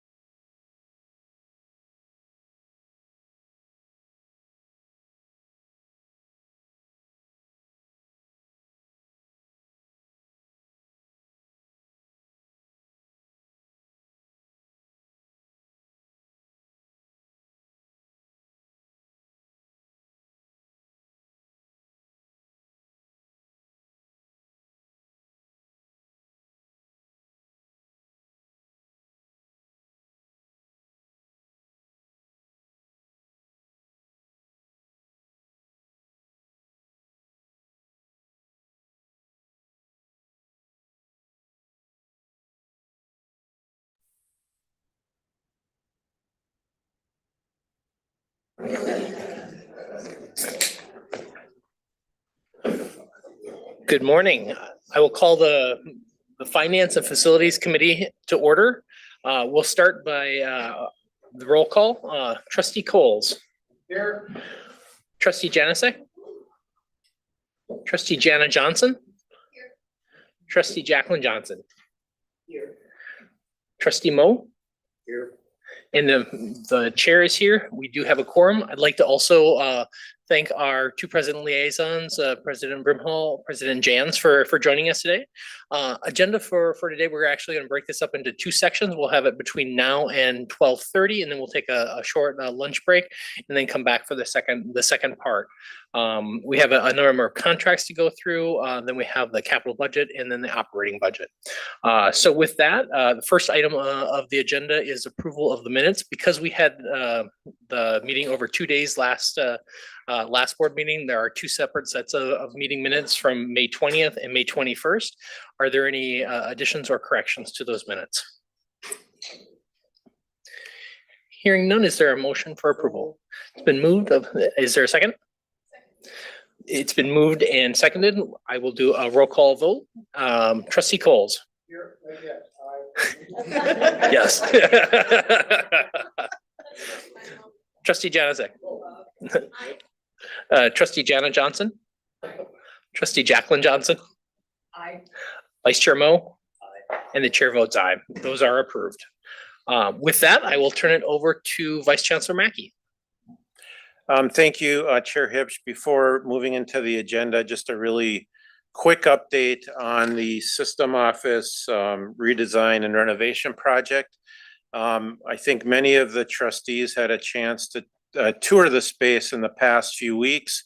I'm pleased to report that the project remains on time and on budget, and it is getting very close to being a reality. As we speak, the move-in process has started to occur from the swing space over to the tower. And the overall goal is to have the space fully operational and welcome all staff back to the office sometime in mid-July. So I just wanted to provide that report. Thank you for that update. Are there any questions for Bill on the office move? It's exciting to be getting to this point after we've been working on the project for a couple of years. So thank you for all the great work on that. With that, let's go ahead and move into contracts. The first contract today, Associate Vice Chancellor Swanson will lead us through. Chair Hibsch and trustees, before you today for approval is a construction contract at St. Cloud Technical and Community College. I'd like to acknowledge President Klus, who's here in the audience in support of the project, and she's available for questions as well. St. Cloud Technical and Community College is seeking approval for their Heartland Building roof replacement and second floor Weedham Center for Student Success build out. The request is to obtain approval to spend up to $4.9 million on this construction contract. The desire is that bids come in lower. However, bids will be due after the June board meeting, and they can't wait until the October board meeting to proceed. The project will be funded by a gift from the Weedham Foundation, as well as with campus funds and EPR funds. The current estimate for the project is $3.9 million, and it will be competitively bid, but due to market volatility, they're requesting the ability to spend up to 4.9, and they have enough money to cover the 4.9. This one I would also say is the first of our 2025 HEPR projects. So we've had the money from the legislature for less than 2 weeks, and we've got our first project out the door. So there's no doubt that we need the money, and we'll put it all to good use, but it's fun to see the first one of these projects go out. So with that, we seek your approval and are available for questions. Trustee Janusik. Do we have anything to do in any of these things that where it would be a union? These roofing contracts with any of this stuff you've done union wise, do we put any of that stuff in our bids? Chair, Trustee Janusik, so the question is, are these union contracts? We use union labor or pay prevailing wage on all our projects. On the second page of the write-up, it has both with HEAPR and without HEAPR. I think that was put together prior to us having the legislation come through. So it is now with HEAPR, correct? Correct, it is with HEAPR. Questions? Seeing none, is there a motion to approve? It's been moved in second. We'll go ahead and do a roll call vote. Trustee Coles. Aye. Trustee Janusik. Aye. Trustee Janet Johnson. Trustee Jacqueline Johnson. Aye. Vice Chair Mo. And the chair votes aye. That one is approved. We'll go ahead and move on to the next contract. Thank you, Chair Hipsch. The next contract is an extension for external audit services.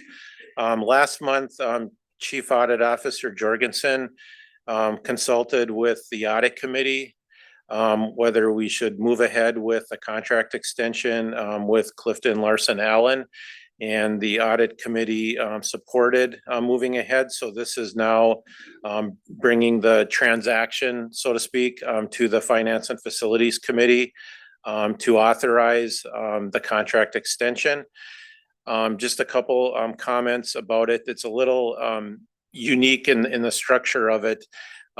Much of the extension is for standard services or system-wide financial statements, extending that for into 26, 27, and 28, as well as our revenue fund financial statement audit, our federal student financial aid audit. And then a couple of things that have changed. The Itasca campus student housing audit will no longer be needed because the bonds have been paid off. So that comes out of the contract. We do need a new audit work for the schedule of federal awards as part of the single audit with the state. So that additional work has been added to the scope for 25 and then into the extension for 26, 27, and 28. The NCAA agreed upon procedures for our 6 universities that needs to be done every 3 years. That's part of the contract for 27 on the extension. But the largest part of it is seeking authorization for additional work related to cybersecurity controls and the NIST audit work. So there's about $1.6 million of authority being sought over the next 4 years for that work. The specific funding hasn't been identified to do that work. So technically it could be anywhere from a minimal amount of work up to the $1.6 million. And as the time goes on, we wouldn't enter into the contract with CLA or the work order until the work was going to be approved, and it would come up each year as part of the audit plan that Chief Audit Officer Jorgensen shares with the audit committee. So that's why we're seeking authority for this contract to be up to $4,035,000 over the course of the whole contract, with the extension being up to $2,691,500. So the cybersecurity controls in this audit work is a variable related to that extension. And I believe there's been interest from the board in pursuing that work. Now the funding to support that work just needs to be determined over the next couple of years. So with that, I'll pause if there's any questions. There's a committee motion in the packet for consideration.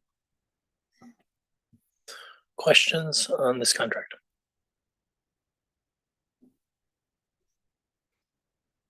It's in the budget. Chair Hipsch, Trustee Johnson, the cyber security controls in NIST audit is not in the budget yet. So this is seeking authority. All the other audit services have to be part of the budget as they're being required.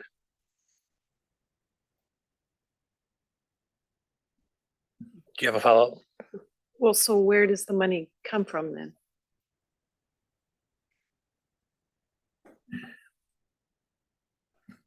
Chair Hipsch, Trustee Johnson, that is yet to be determined for the cybersecurity controls in NIST audit work. It would, I'd envision it'd be part of an annual discussion of how high of a priority it was and what budget it would come from. So that is to be determined. And related to that, the system office budget reductions that are currently being planned have added a variable to it that isn't normally present when we bring this type of contract in front of you. I know we've had the conversations as part of the audit committee, and over the course of the last couple of years have been really moving towards the NIST, with the next major piece that we need to go after is actually some external validation of where we stand to get the baseline. I think just as they're going through budgets and the audit plan, looking to figure out, okay, where does that slot, since this is over the course of the next 4 years, trying to just build it into the optionality into the contract for that. Other questions?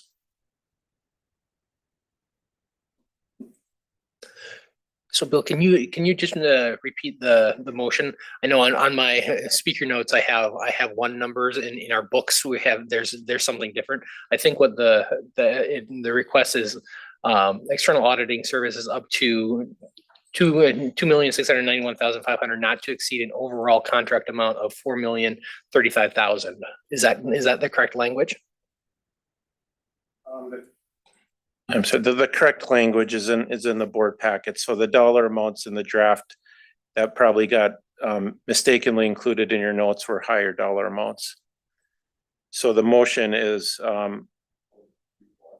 yes, and then overall contract amount of 3.773 million. So I apologize for that.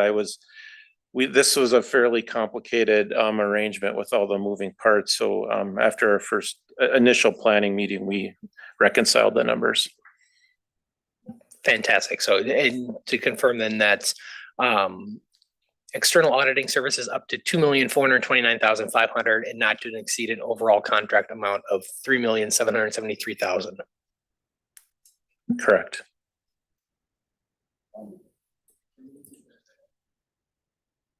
It's been moved in second. We'll go ahead and do a roll call vote. Trustee Coles. Aye. Trustee Janusik. Aye. Trustee Jana Johnson. Aye. Trustee Jacqueline Johnson. Aye. Vice Chair Mo. Aye. And the chair votes aye. That one passes. Our next item on the agenda is a proposed amendment to Board Policy 5.22, acceptable use of computer and information technology resources. And this is a second reading, so we will take action on that. And with that, Vice Chancellor Bailey. Thank you so much, Chair Hibbs. Trustees, again, as Chair Hibbs mentioned, this is the second reading of the proposed amendment of Board Policy 5.22. That is the acceptable use of computers and information technology resources. You have the information in your packet. This is part of a 5-year review cycle. There has been no material changes or actually any changes made since the first reading in May. The recommended action is the Finance and Facilities Committee recommends that the Board of Trustees approve the proposed amendment to Policy 5.22, the acceptable use of computers and information technology resources. Are there any questions on this policy? Seeing none, is there a motion to approve? It's been moved. A second? Moved and seconded. We'll go into a roll call vote. Trustee Coles. Aye. Trustee Janusik. Aye. Trustee Jana Johnson. Aye. Trustee Jacqueline Johnson. Aye. Vice Chair Mo. And the chair votes aye. That one is approved. Our next item is proposed amendment to Board Policy 6.8, naming building sites and common areas. And this is also a second reading. So Chair Hipsch and trustees, before you today for its second reading is the update to Policy 6.8, naming building sites and common areas. The policy is here for your approval. Your board docket also includes this month the proposed procedure updates, which are there for information. They don't normally come to the board, but we thought in this case it provided some additional context around the naming topic and provides more details about how the policy will be implemented. The naming building sites and common area policy was last taken up by the board in 2000. And looking back through the years of naming files, it looks like the Chancellor's office approves 3 to 5 names in an average year. The proposed policy amendments discussed last month included 3 primary changes: the renaming of the policy, to naming buildings in major public places. The definitions were established for buildings in major public places. And then the roles of the presidents were clarified for naming spaces that were not considered buildings in major public places. And then the policy is also more explicit about granting the chancellor the authority to rename facilities. In response to the discussion last month, which I didn't get to participate in, but watched the video, we added some additional language in the approvals section of the procedure, lines 48 to 56. And the proposed approval language there is modeled after what the board's policy is on the review and approval of large contracts. So this additional provision would require the chancellor or designee to consult with the chair of the board and the chair of the facilities committee prior to approving a name change to a building or major public place.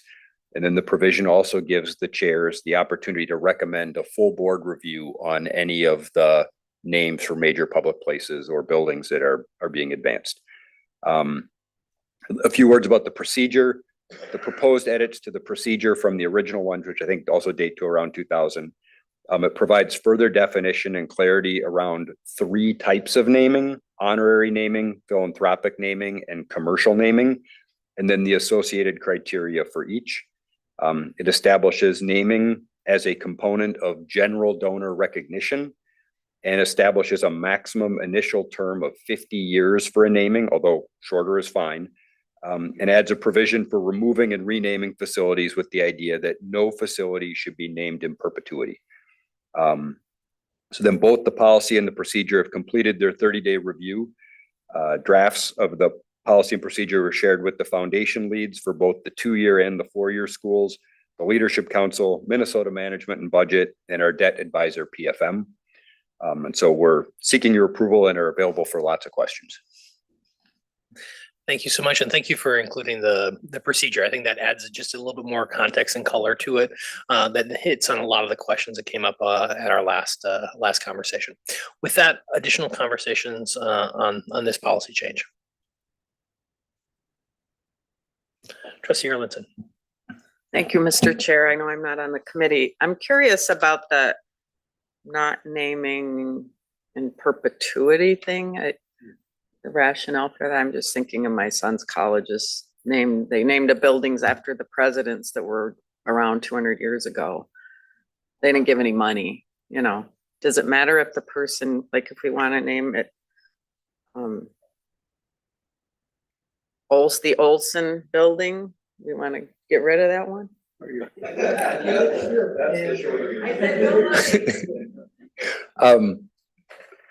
Mr. Chair, Trustee Erlinson, it doesn't mean that you can't renew a name, but it always gives you the option of re-examining it. I mean, it could be that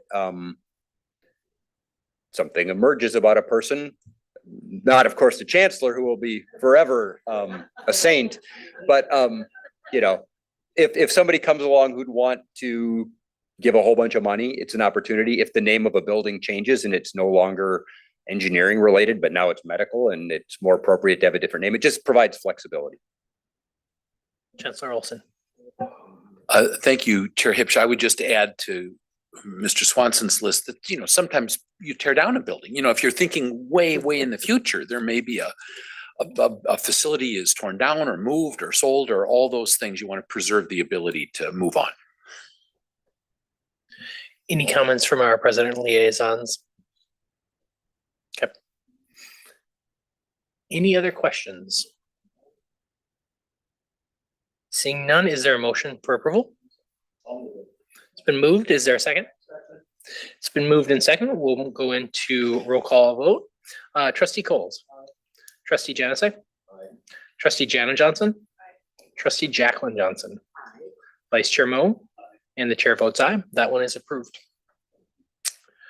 Moving on to our next item is a proposed amendment to Board Policy 76 Business Activities. This is also a second reading. Chair and trustees, before you today for its second reading is Policy 7.6 Business Activities. The policy was discussed last month. There have been no changes to the policy between the May and June meetings. As a reminder, the proposed policy amendments included changing the name of the policy to sales of products and services, establish exclusions for items already covered by Board Policy 511, tuition and fees, and Board Policy 6.7, real estate transactions and management.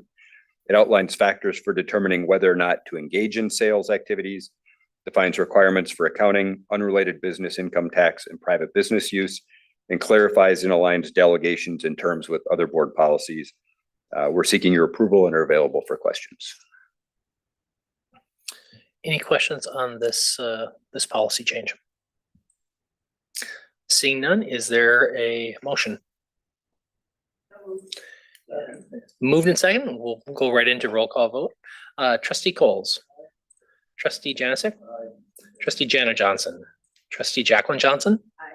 Vice Chair Mo. And the chair votes aye. That one is approved. Given the time and our speed at moving through this, we are going to continue on to do the capital budget before we break for lunch. So with that, let's go ahead and move into the fiscal year 2026 capital budget request. This is a second reading. Mr. Chair, I don't know if we have a PowerPoint up, if it's available, how that works. It will be a dry presentation if you have to imagine what I'm talking about.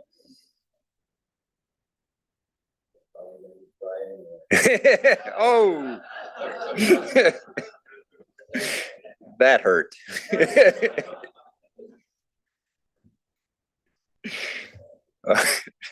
Wow. Okay. I know I walked into that one. Chair Hibbs and trustees, before you today for approval is the 2026 state capital budget request. We are in a different place than we were a month ago. The session had ended the day before the board meeting with no budget and no bonding bill. The headlines had proclaimed that the bonding bill was dead for the year. And that just goes to show you that you can't believe everything on the internet. Today, I want to walk through the outcome of the 25 session before we delve into the plans for the 26 session. It feels like we just got done with 25, but the preliminary 2026 request is actually due to MMB today. It was supposed to be due last Friday, but in recognition of the fact that the whole bill got delayed and there was a special session, they gave us 3 extra days to do the work. So this slide just shows where we started with the 2025 request. The 25 request continued our approach of no net growth. Since 2020, we've kept the growth of academic space flat. And had the operating and capital budgets been fully funded, we would have made some significant progress in actually reducing our overall square footage. The operating budget request for 25 million had demolition, 25 million for demolition targeted at 16 buildings and about 500,000 square feet of space. And the line item projects in the bonding bill would have removed an additional 9 buildings. So we're teeing up opportunities for people to help us take down space. HEAPR was and always will be our #1 priority. The request included, in addition to HEAPR, 14 line item projects, all of which you'd seen before, and these were all renovations or replacement projects. And the highest priority for these projects had been the 5 that the legislature previously funded for design. One too far. So the special session outcome is shown here. We received $60 million for HEAPR and 24 million of the requested 35.5 million for Alexandria Technical and Community College. The Alexandria project will have to be scaled down to just the diesel program space and the demolition, removing the student union and activities remodel from that scope. That's the difference between the 24 we had funded and the 35. The $60 million for HEAPR was the largest HEAPR appropriation Minnesota State has received since it received a $60 million appropriation in 2002. So while that sounds great, by way of reference though, according to one construction inflation calculator, $60 million in 2002 would be worth $170 million today. So when we're asking for and actually need $200 million of HEAPR to keep our buildings in the shape they're in, had we gotten the 170, that would be a lot closer than the 60, but we are grateful for every dollar we receive. The $60 million HEAPR list, which is shown here, was widely shared during session. This list prioritizes critical systems across our campuses with significant risk of failure. We have kept the names on this list consistent throughout the session, although in a number of campuses, we knew and have known that they've had systems that are at risk of failing. So the dollar amounts we are targeting at campuses, in some cases, we're going to switch the projects up a little bit. So at Southwest Minnesota State, it says on the list, locker room phase 1, we're actually going to be doing the HVAC systems on Bellows Hall, which is a much more critical need. And a similar situation exists at Northland, where we have an electrical project on there, but the number one project right now is a roofing project at Thief River Falls. The current roof can't handle the new snow load requirements. And so if we didn't do the roof, we are going to have to put a procedure in where somebody would have to go up with a shovel and stand on the roof in the snowstorm and shovel the roof. And that's not a good practice to have in the Minnesota winter. Other duties as assigned. I would also like to call attention to the $1.1 million contingency at the bottom. This reflects only a 2% system-wide contingency, which given construction price volatility is extremely low. The messages to campus is that we don't have a lot of funding available to assist on any kind of overruns or to deal with other emergencies that come up in the course of the year. Our goal is to spend the money quickly and well to show progress for next session. We've already got one approved this month. That's a good place to start. And we will be prioritizing funding for campuses in the next year that have spent all their existing HEAPR projects and have closed out their work. So we're going to, not send money to people who haven't finished their work.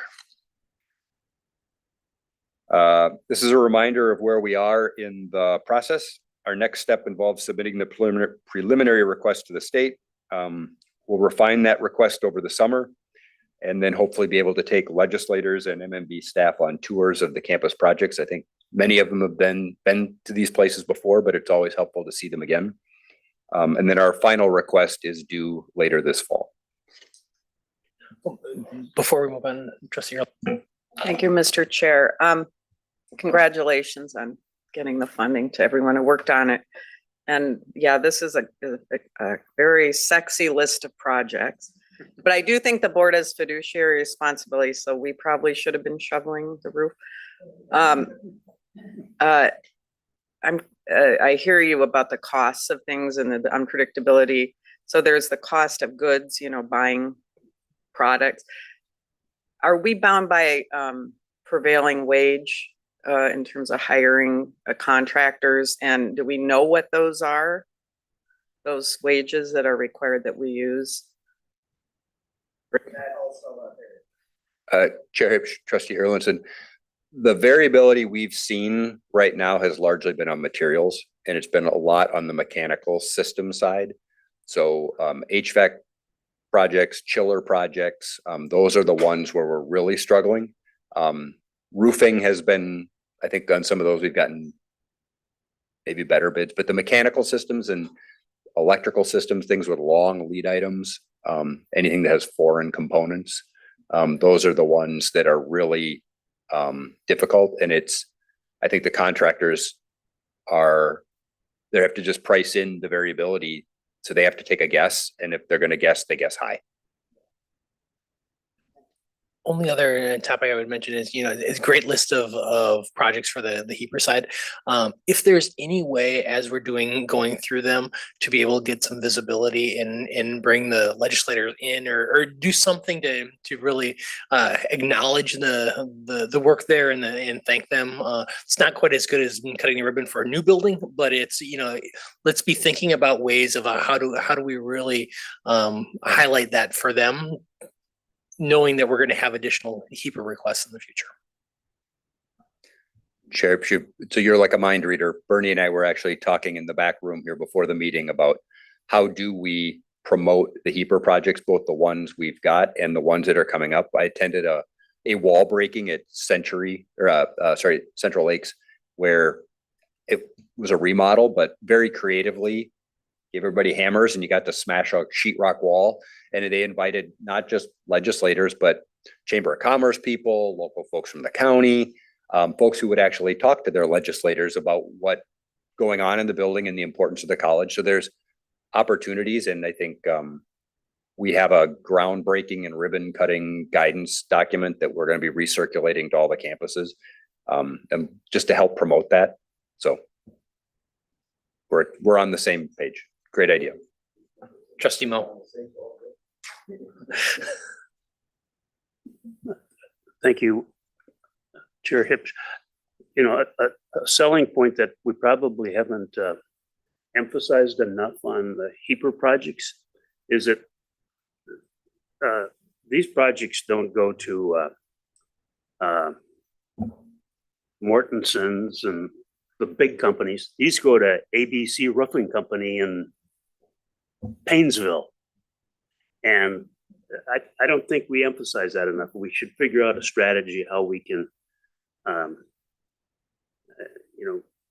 utilize those companies that are the ones that do the work and get the projects on this. So that's just a point I wanted.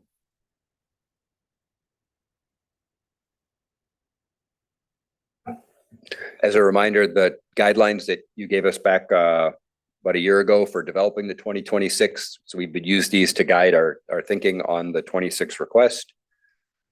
And then last month we presented our sort of the framework that we were approaching the 26 request with to align to the guidelines, prioritizing asset preservation. And I think particularly on the HEAPR side, prioritizing imminent system failure versus a more traditional approach, which is kind of something for everybody.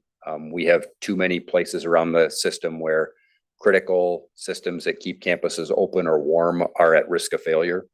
Maintaining the focus on projects that have previously received the legislative funding and making only the inflationary adjustments to the projects. Adjusting the size of the request and the number of projects to reflect the fact that the forecast is low and we're not getting large requests. And then we also have on here maintaining two items that were in the operating budget request, but that have significant capital opportunities. The first is the demolition, which would probably need to be a cash appropriation versus a bonding appropriation. And then equipment and learning environments for high cost, high need workforce programs at 13.5. I wanted to say a brief word about, and this is print's a little tiny, but just how this MMB inflation adjustment works. Because it shows a differential impact by project. So without understanding the math, it would do, well, why did this one go up this much and why did this one only go up X? So there were multiple requests from across the system to increase project costs for scope changes and other factors, but just to ensure consistency in our approach to every project and also to the narrative we've been telling the legislature about what these projects are, we inflated all the projects according to the MMB inflation adjustment table. And the MMB methodology looks at the previously assumed midpoint of construction for a project, and then the new midpoint of construction for a project. And then the inflation estimate for each of those dates, the difference between those two inflation amounts is applied to the project.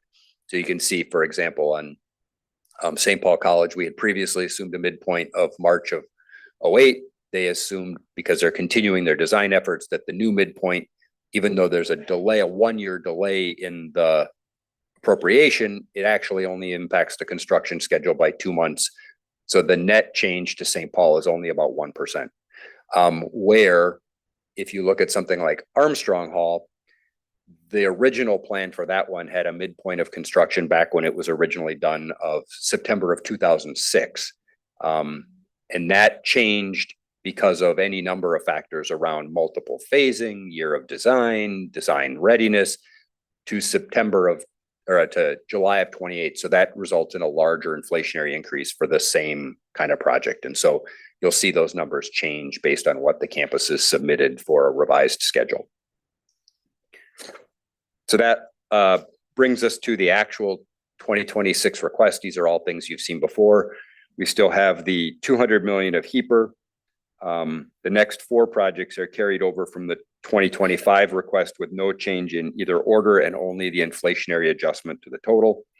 And then we added the two items from the operating budget, the learning or the demolition and the learning environments and equipment. And we are still working on the details of exactly which buildings we will demolish. We have identified over 1.3 million square feet of space that we could demolish. We had a priority list of 500,000 square feet, which is where we'll start. And we'll see how far down that list we can get with 25, just given there's inflation and demolition too. And then the learning environments and equipment, we are working with academic affairs on identifying a way to prioritize and use those funds well. That Concludes the presentation, Mr. Chair, and we're available for questions. Thank you very much. Questions, trustee Coles? I'm delighted that we're making progress identifying the opportunity to permanently de-accession buildings. I don't know that the demolished buildings that have no utility in our comprehensive planning. But it strikes me that we have a number of standards around environmental and green energy projects and goals on our campuses. Do we have, or is there a need for any similar kind of framework around how demolition is handled? And I'm thinking of reuse of materials, recycling of materials, just environmental standards that might be consulted for projects like this. And I have no knowledge about this area, but curiosity.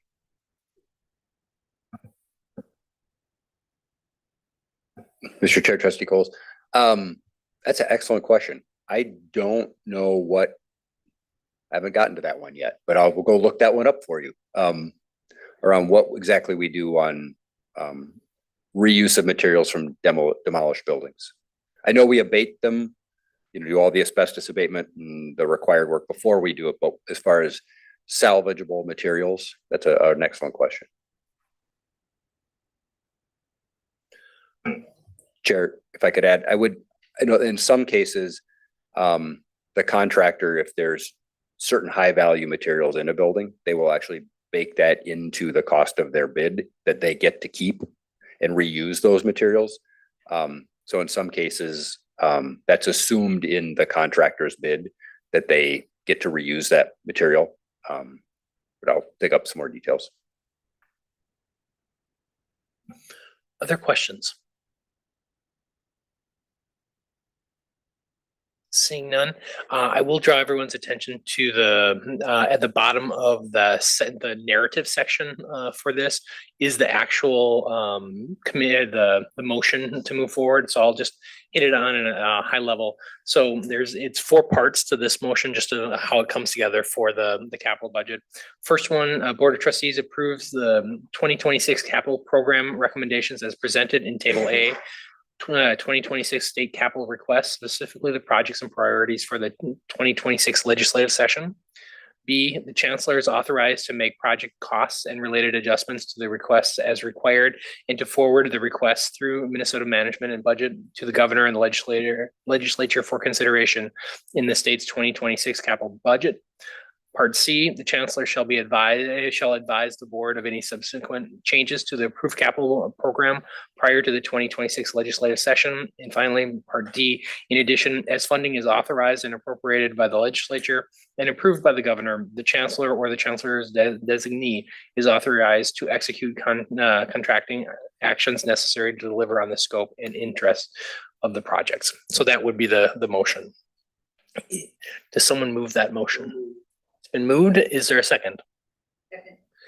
It has been moved and seconded. We'll go ahead and move into roll call vote. Trustee Coles. Aye. Trustee Janusik. Aye. Trustee Jana Johnson. Aye. Trustee Jacqueline Johnson. Aye. Vice Chair Mo. And the chair votes aye. That is approved. So we got it done in time, so you can submit the request later today.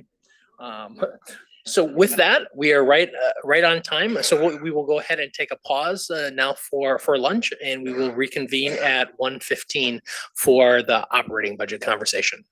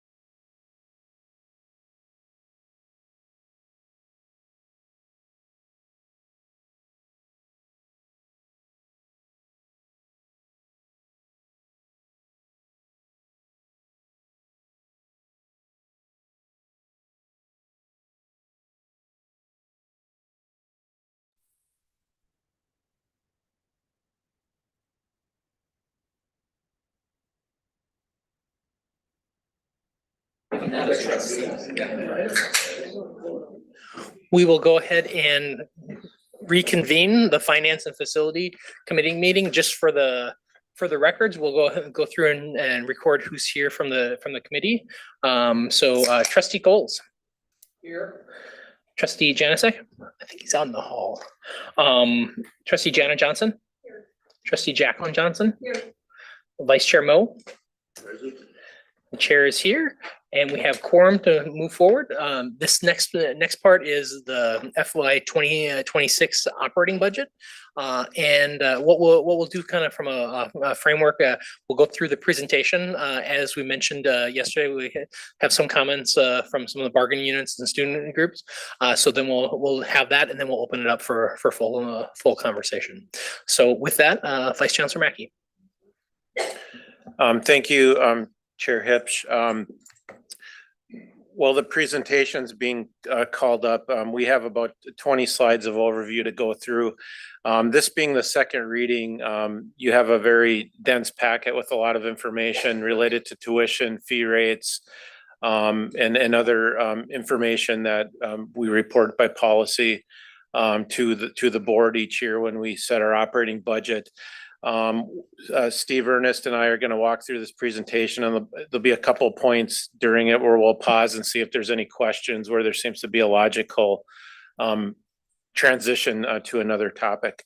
But I guess I would start by saying there really, and then emphasize there aren't any significant changes from the first reading that was provided related to where we are proposing for system-wide tuition average, where we are with fee changes, and related to other things that we talked about during the first reading.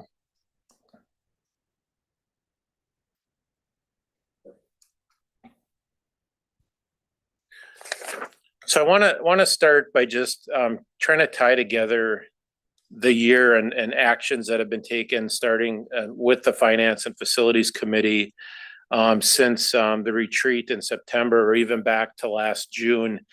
One of the biennial budget requests that the board approved in November to submit to the state, one of the key components of it was having tuition flexibility, and that the board would have the ability to set tuition through our extensive consultation process that happens at each of our colleges and universities.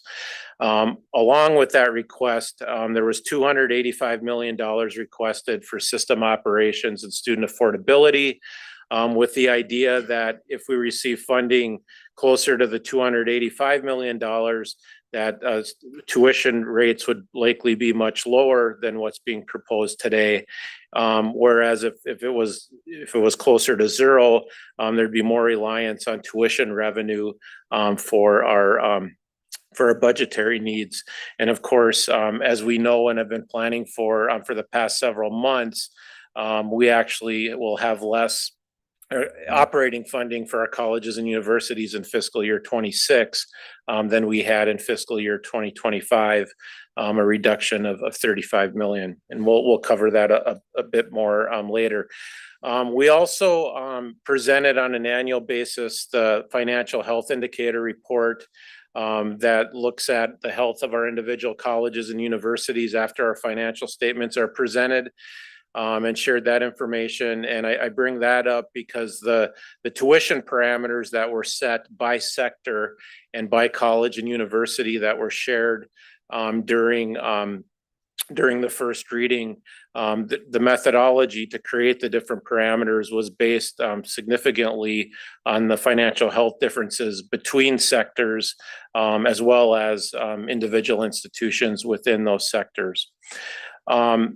In addition, there was a significant change to board policy 5.10 related to reserves and fund balance that we started discussing at the retreat in September in Moorhead, and then had the first reading of the policy changes in November, and then came back for approval of pooling our college and university reserves into a central fund, and that was approved in March 2025. So part of the process of setting the budget is reporting the status of our reserves and fund balances. So I wanted to touch upon that this year will look a little different, as we will be implementing this new the amendments to this policy for fiscal year 2026.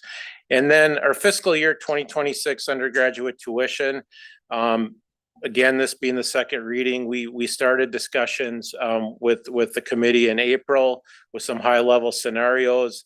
In May during first reading, we zeroed in on the scenario that we're presenting today with the system-wide average of 5.5%.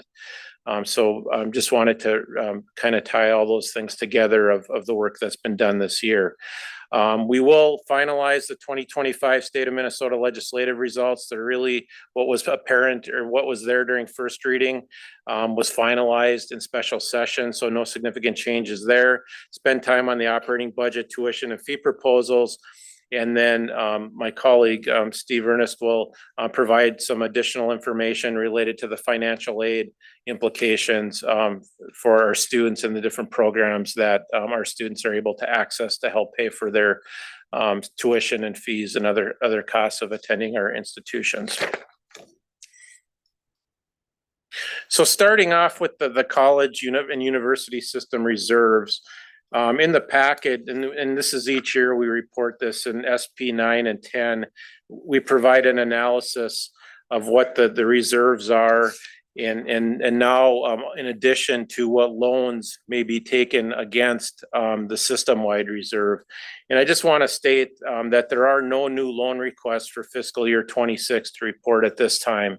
So in fiscal year 24 and 25, we did report of loans that were requested and granted. The new system procedure talks about the chancellor must report periodically and at a minimum annually to the board concerning the uses of and outlook of the system-wide reserve pool, system reserve, and the outlook for college and university reserves. The pool report will include a list of requests, purpose, dollar amount approved, and the repayment schedule.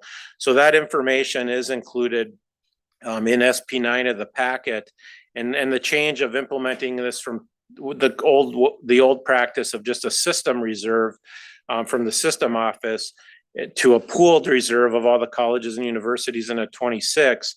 The ending balance goes from 5.6 million in 25 to the ending balance anticipated now in 26 of being 84.4 million. So just wanted to talk a bit about that this is now the results of the extensive work that was done over the course of the year in amending this policy and creating more flexibility at the system level related to reserves and the ability to grant loans for specific purposes.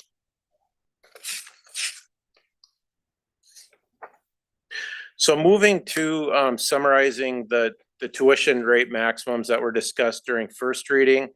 Again, based on a lot of it's based on the January financial health indicator report, acknowledging that this is a methodology that's being proposed for fiscal year 26. I think, you heard last month, especially, from the president, some concerns regarding that about, some of the things relating to CFIs, composite financial indexes, and that doesn't necessarily result or equate to a strong budget in all cases. But nevertheless, this is a direction that's being proposed to have variable tuition parameters that acknowledge differences in financial health for fiscal year 2026. And just a bit related to this to provide some context, so that the CFIs, and we talk more about this in January usually, but if it's below 1, that indicates an institution could have issues with viability and survival. Between 1 and 2 indicates that an institution needs to be re-engineered to have longer term financial stability. And a value of 2 to 3 is stronger financial health, and then a value greater than 3 is increasingly stronger financial health with more flexibility to invest in new initiatives. And these definitions are quote unquote textbook definitions from accounting information that we regularly review. But looking at the chart, so you'll see starting on the bottom for the universities, you'll see the universities have CFIs that are 3 of them are below 1, and then there's 3 that are above 2. So that, indicates a distinct difference between the health of the colleges, where we set the metric there to differentiate between our schools at 4. So 19 of 26 of our schools have greater than 4 for a CFI. So I just wanted to, provide a little precision to the data and the rationale related to this model that we discussed last month. Also from last month and starting in April, scenarios of what a structural surplus or gap would look like under different tuition scenarios. So in April, we discussed 4 scenarios ranging from 3.5 to 9. Last month, we proposed the 5.5% scenario, which I really want to emphasize that if this is passed, there's a structural gap of about $50 million, that there's not a significant amount of new operating revenue available for our colleges and universities. And looking at that middle column, the 5.5%, that net new revenue is $6.3 million. 41.3 million in the positive would be the estimate from a tuition increase, a 5.5% system-wide, assuming stable enrollment. And then you subtract out the 35 million in the loss of appropriation from the state for the tuition relief and our base appropriation, you get a net new revenue of 6.3.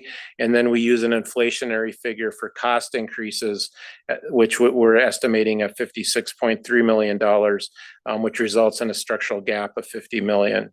So we were asked at the time to, equate that, what does 50 million mean, and putting it into compensation parameters just based on being that 75% of our operating budget for the general fund is compensation and people, that equates to about 3.4% or 455 positions across the system. So that was a metric, I believe, that was requested to just get a better sense of what the magnitude is. And of course, it differs by each one of our colleges and universities. So our state of Minnesota legislative funding results, I've already mentioned the top one several times. The funding that came out of the higher ed bill for us really essentially wasn't any new funding. There was $500,000 in one-time funding to help support a specific PFAS pollution remediation issue at Lake Superior College's Emergency Training Center. And then there was a transfer of 2 existing appropriations from the Office of Higher Education to Minnesota State, $2.25 million for emergency grants, and then $600,000 for hunger-free campus grants. So our students were benefiting from that funding, and our institutions this current biennium. But as we worked with OHE and worked with our partners at the system office, the funding shifting from the Office of Higher Education to Minnesota State removes a lot of the bureaucracy that went along with administering it, of having it come from OHE, then to Minnesota State, then to our campuses, then to our students. So essentially, it appears like it's new funding for Minnesota State, but it's existing funding that's just been moved from one agency to another.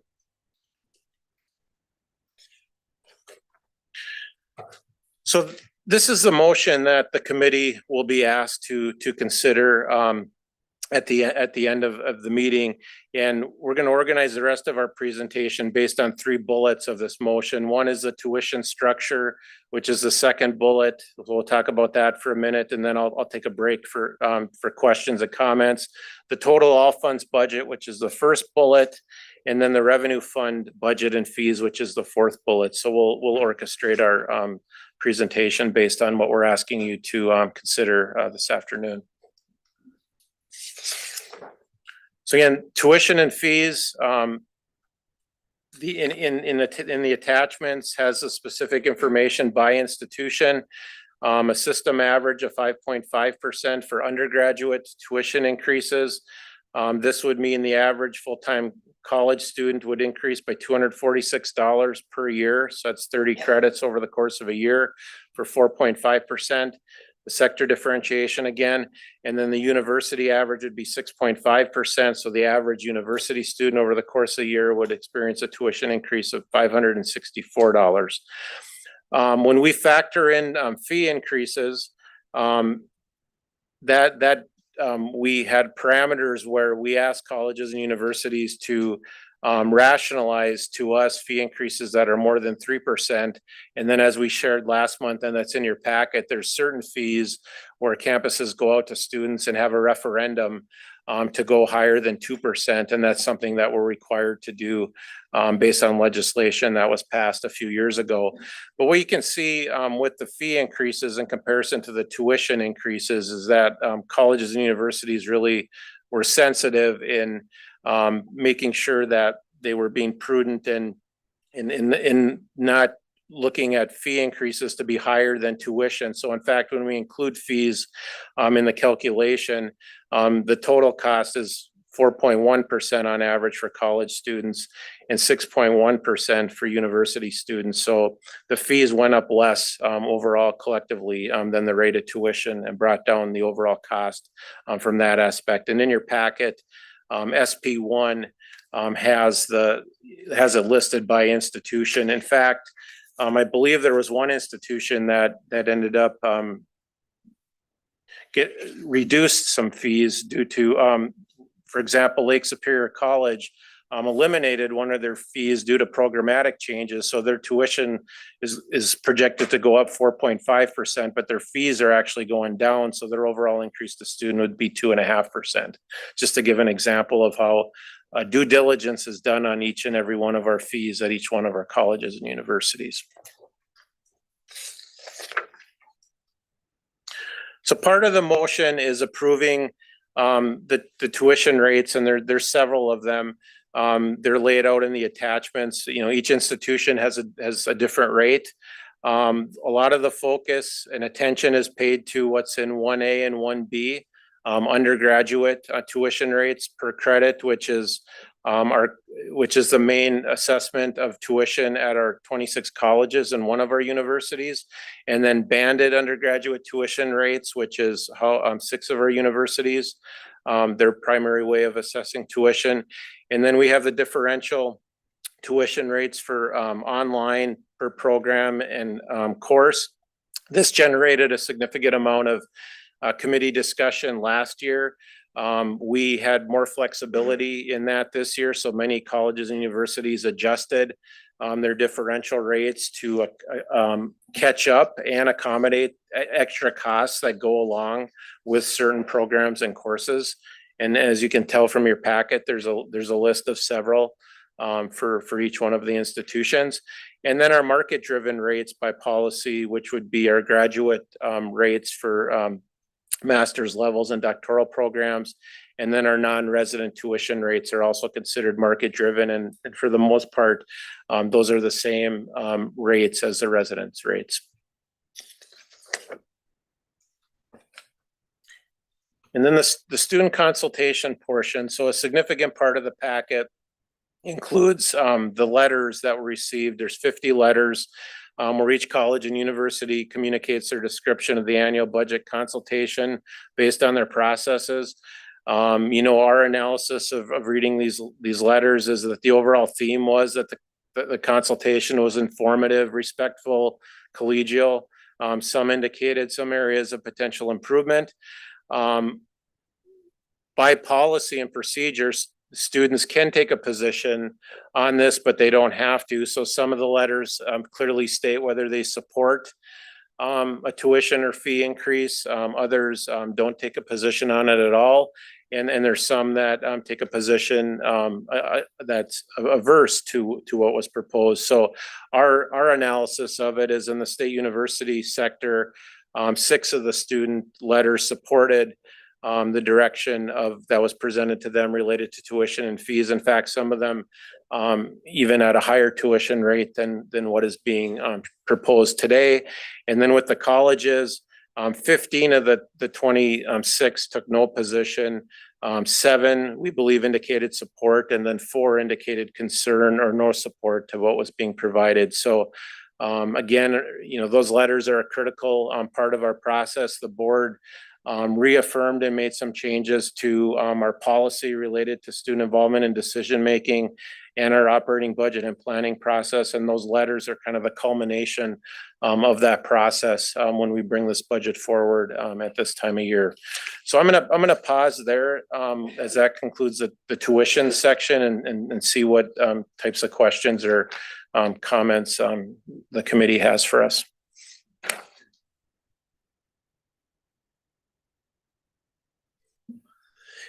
Any question? All right. Thank you, Chair Hipsch. I cut you off there inadvertently. Can you explain the rationale for why non-residential tuition is the same as residential tuition? Seems to me often in the university sector, at least, sort of in the R1, University of Minnesota and so forth, that actually is a significant difference in their rate. So thank you. Chair Hipsch, Trustee Coles, where we are today with non-resident, non-reciprocity tuition rates has happened over a period of probably about 20 years.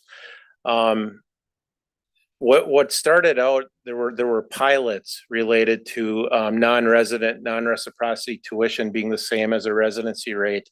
And those pilots typically started out at institutions that were on the border states or had competition. Over time, colleges and once the pilot language is lifted, and this goes back several years, more institutions, I believe for a competitive advantage, felt that the non-resident, non-reciprocity rate was a barrier to attracting students from out of state. So they were eliminated over the course of years. In the university sector, I think there's two in there that have a non-resident, non-reciprocity rate, but in a lot of cases, students are scholarshiped in some way where the net cost ends up being the resident rate. Another part of the rationale for the change is prior to merger, we were not funded from the state based on non-reciprocity, non-resident students. So that tuition rate was generally double or more to accommodate for not getting state support. The state moved away from funding Minnesota State on enrollment several years ago, so that was less important related to that part of it. So part of it happened over a series of years, and I guess basically it became an enrollment management strategy to not have that rate. Trustee Coles, follow up. Can you characterize what our competitive pricing is relative to the surrounding states where we have a number of schools that compete with regional alternatives? I wonder if President Jantz, would you be able to comment on that being? Couple years ago, we were actually significantly, I would say within 5% more expensive than Wisconsin, but over time, because we've been holding our tuition down and doing the tuition cuts, we've actually floated to be just a little bit less than them now. When I say a little bit, I'll have to do the numbers because it was within $100 at one point. So, Trustee Richter. Would it be net positive on income if we were to raise the non-tuition or non-resident tuition rate, or would you lose enough students where it would be negative? Chair Hipsch, Trustee Richter, I think that's a great question, and I think it would be dependent on the institution. I can speak from personal experience when I was on a campus and this rate was eliminated, is that the idea was that there was going to be that many more students to cover the loss of revenue by moving the rate down. I think in some cases that happens, in others perhaps not. So it's a great question. I don't have any specific answer to it because I don't know, if it was a border state and the tuition's already higher as a resident rate, than what the neighboring state is. If it was raised even more, would they lose students? Or I don't know. It's an enrollment management pricing study would likely need to be done. Trustee Jacqueline Johnson. I think along the same lines, and again, it's probably equally difficult to predict, but thinking about the role of not so much the neighboring states, but international students in relation to tuition, who are often at many institutions full pay students, not eligible for some of the same kind of support. I don't know that there are enough, and given the current political context, whether it's even worth thinking about, but at least in a different era, or if things would shift, having a differential rate that would apply to international students could be a source of some revenue generation, maybe not enough to make a difference. I have several questions, but just to follow up and close this topic out, is it reasonable to ask that kind of analysis be done? Should non-residents be charged more? What kind of enrollment loss would we incur, or if at all? Yeah, I don't think for this round, but I think for future. I don't know, Vice Chancellor Mackey, Chancellor Olson, if you have an initial comment on that.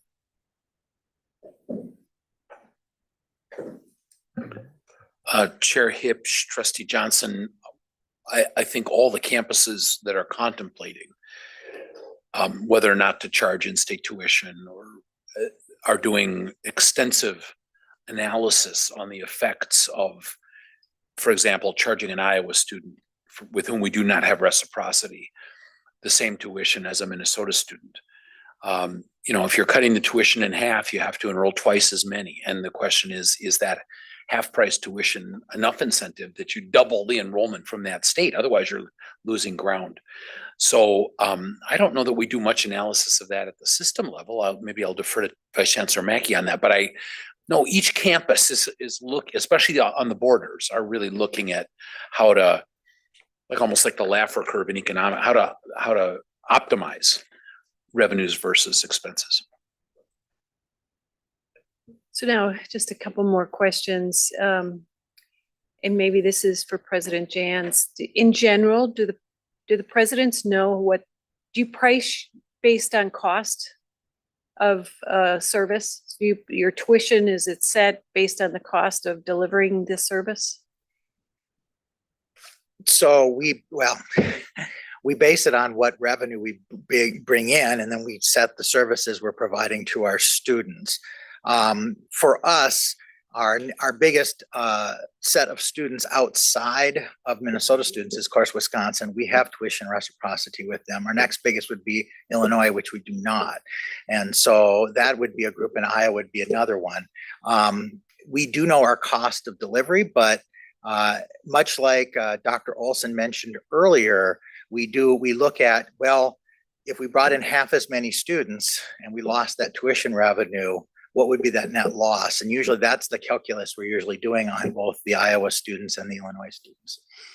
Yeah, so just to be, I had moved on in my head. I guess I wasn't clear enough. In general, do you know the cost of delivering a course? And is that how you set your tuition? In general, not resident, non-resident?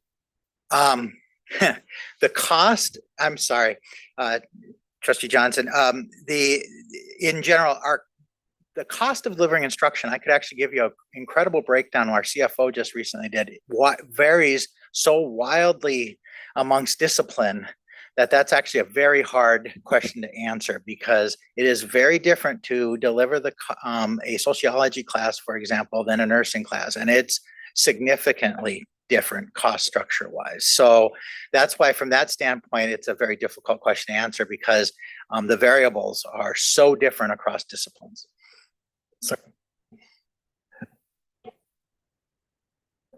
Chair Hipsch, Trustee Johnson, it's a really interesting question and a very logical question that assumes that what we charge in tuition is sort of being built from the cost side up. But in fact, in living memory, what we can charge in tuition has been capped. And this is the first year, and as long as just about anybody can remember, that we actually have the ability to set it.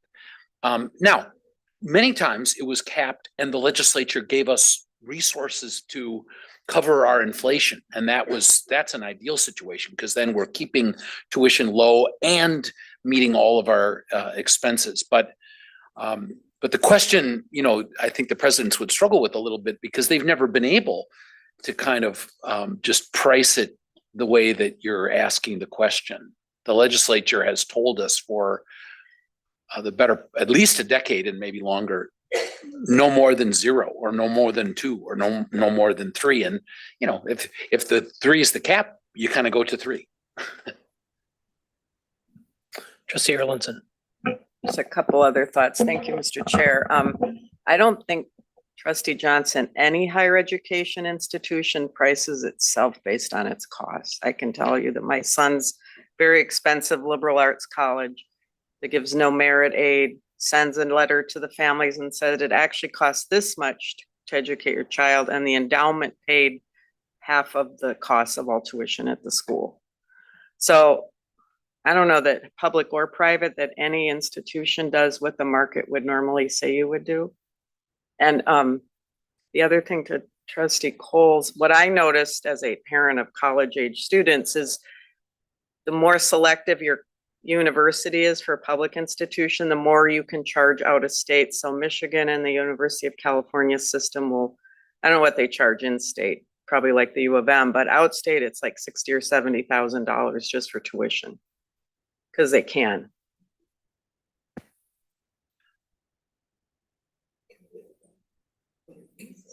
So we have two additional parts of the presentation we want to get through, and then I know we have some comments from our students and bargaining units. So if there's a question you want to make sure you ask now, we can. Otherwise, we will have a chance to. Trustee Sharon. This is I'm not on the committee, so thank you for your indulgence. I'm reading the proposed fiscal year tuition rates, some of the preliminary description that you have in your report. It talks about the limitations that have had a more significant impact on universities, with the gaps between new revenue and inflationary costs increases greater for universities over the past decade. And furthermore, the financial health of the colleges has been significantly greater financial health of colleges as opposed to the universities. And and they also describe here that the colleges have a greater reliance on tuition as opposed to the colleges, universities over the colleges.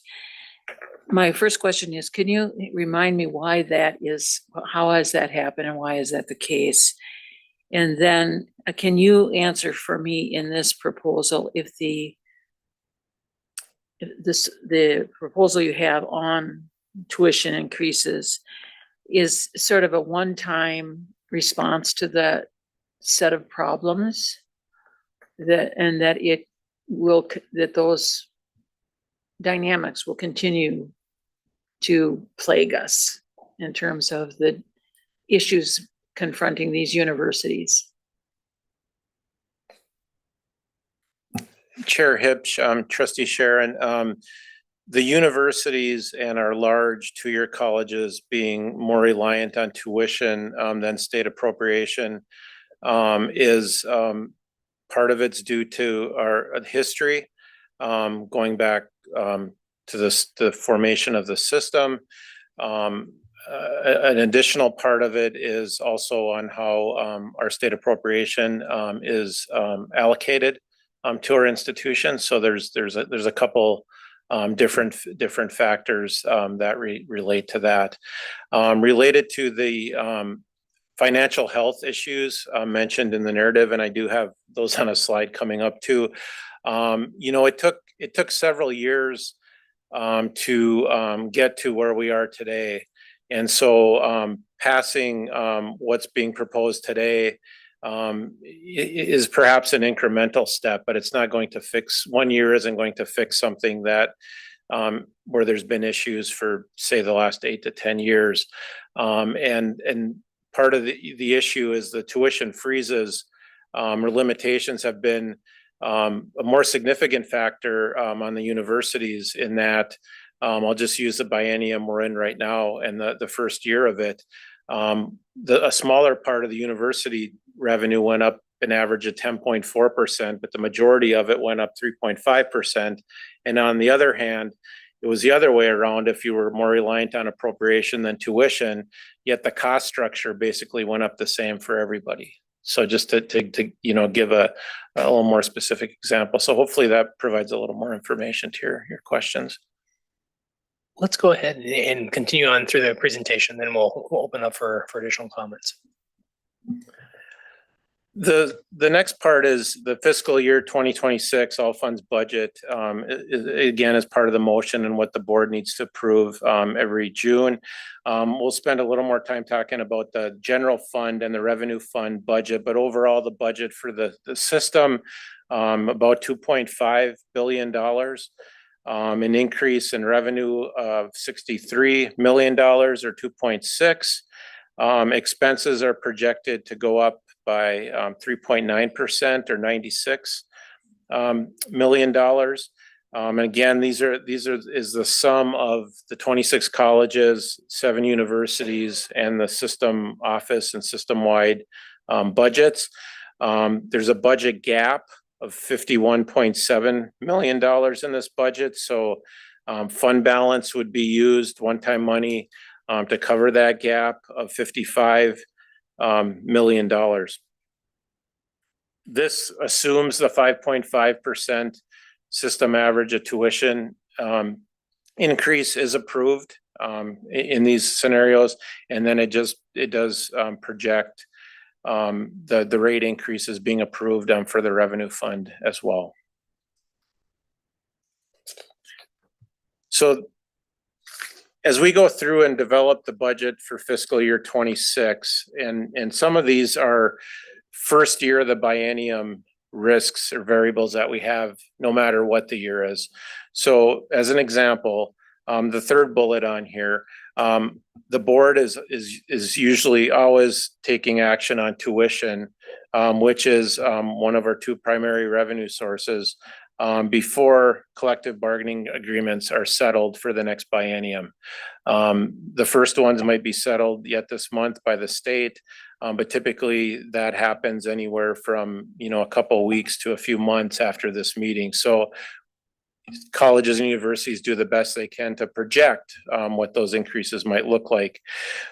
The current environment we're in has introduced other risks and variables, and I talked a bit yesterday during the Next Gen update related to Workday implementation and some of the reporting challenges we've had.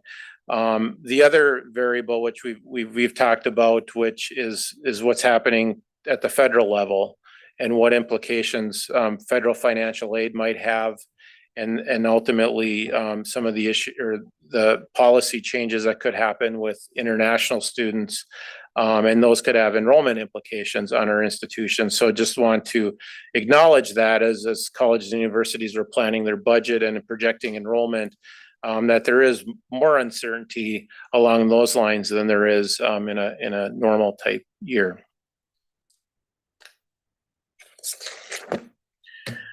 So this is also a portion of the year where we have updated enrollment projections. So we get enrollment projections each year and submit them to the state in October, February, and May.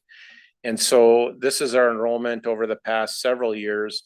From fiscal year 13 to 23, enrollment as a system decreased by nearly 30% over that time period.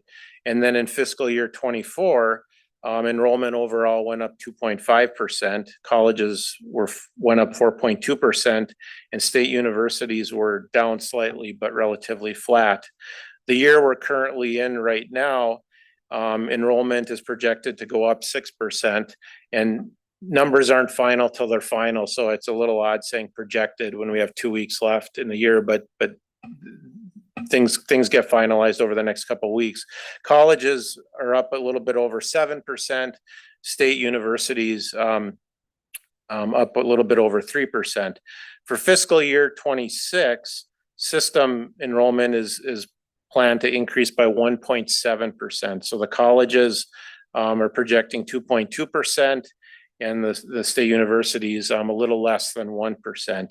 And then in the out years, 27 and 28, somewhere a 1.4% increase in 27 and 1.2% in 28. And these numbers come from each one of our colleges and universities, and then we sum those up to provide a system level view of this. So each college and university has their own dynamics based on their enrollment management plans and whether they have new programs coming online or programs that are coming offline during that time period and how that might impact overall enrollment. But overall, the biennium that we're leaving was our first enrollment increases that we've had for several years. The general fund budget, and this is our main budget, this is where our base appropriations located, as well as our tuition. So this budget is just over $1.9 billion. And you can see the state appropriation side of it down 44.7 million. So I mentioned the 35 million reduction in operations. This is our overall appropriation. So there was some one-time money that came out between 25 and 26 that we were expecting to. And then we also had to add in the money we received that I mentioned for emergency grants in there. So the net is about a 4.8% decline in our appropriation. The tuition revenue, 800 going up to 811 million. So about a $56 million increase. I mentioned 41 million in the high level scenario that we ran. So there's also differential tuition changes. There's graduate tuition changes. I just mentioned a 1.7% enrollment increase. So that accounts for a projected tuition revenue to go up by $56 million. On the expense side, expenses are going up at a bit of a higher rate, or twice the rate based on percentages. Compensation going up, projected to go up by about 42 million or 3%. Now that isn't just adjusting for what changes will be with collective bargaining agreements. That's also each campus adjusting their overall faculty and staff numbers and what they're projecting them. Some will have less faculty and staff next year than they had this year, and some perhaps might have more. I think it was interesting yesterday when Vice Chancellor Davis was presenting an overview of our employees count, that we were 90 some down in head count in fiscal year 25, and that's at the same time our enrollment grew by 6%. So that just shows that colleges and universities are making tough choices, having to reduce staff, and staff isn't growing at the same rate of enrollment based on the financial circumstances that we have at most institutions. So the gap here, which is interesting, when the high level scenarios that we ran and that I shared before, it ended up being pretty close in the end when it came out. So we were looking at revenue increasing by 6.3 million. So it's going to increase by 32. So $26 million difference, and that's the enrollment and some of the other changes. And then the expenses at a high level, we were projecting to go up 56 million, and it ended up being, when all the budgets were summed up, being proposed to go up 64 million. So when the sum of the parts came together and looking at things at a high level analysis, it ended up being fairly close as we were talking about tuition parameters in April and May. Some of the budget balancing actions that colleges and universities are utilizing to balance their budgets, and you've heard some of these from from President Jantz and President Brimhall in previous months. But a lot of colleges and universities are doing a lot of things related to staff and faculty and administrative positions. So some institutions have instituted hiring freezes. We've had a fair amount of early separation incentives or BESIs that have been offered to try to reduce long-term compensation expenses. A lot are holding vacancies open or not filling them when there's attrition. There is delaying in investments in facility and technology infrastructure to see, where enrollment's going or when things become more certain. Lots of examples of institutions reducing equipment budgets, travel budgets, either freezing them or reducing them.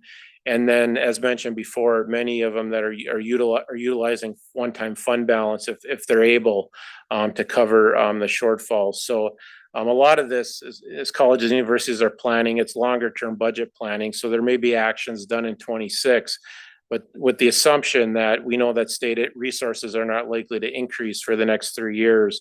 So planning will continue along the lines of making reductions and reallocations in order to cover new costs. I do also want to mention the system office budget. The chancellor has referred to it in his comments the past couple of months about the system office going through some budget reductions, and that's in your packet, and that's reported each year. It's in SP 12, kind of a narrative of some of the work that's been done there. But as you can see over the long term, the base funding for the system office increased a bit since fiscal year 20, but it was frozen at 33 million for several years. And now it's at 36.4 million if we look at fiscal year 25, but there's no mechanism to cover inflation versus primarily expenditure reduction. So you can see there's gaps in the short and long term related to the system office budget. And then there's an explanation in the packet of kind of the planning work that's being done in order to get the budget back in line. But as you can see from these numbers, they're pretty straightforward that there needs to be some changes made because the amount of gap continues to grow over the years.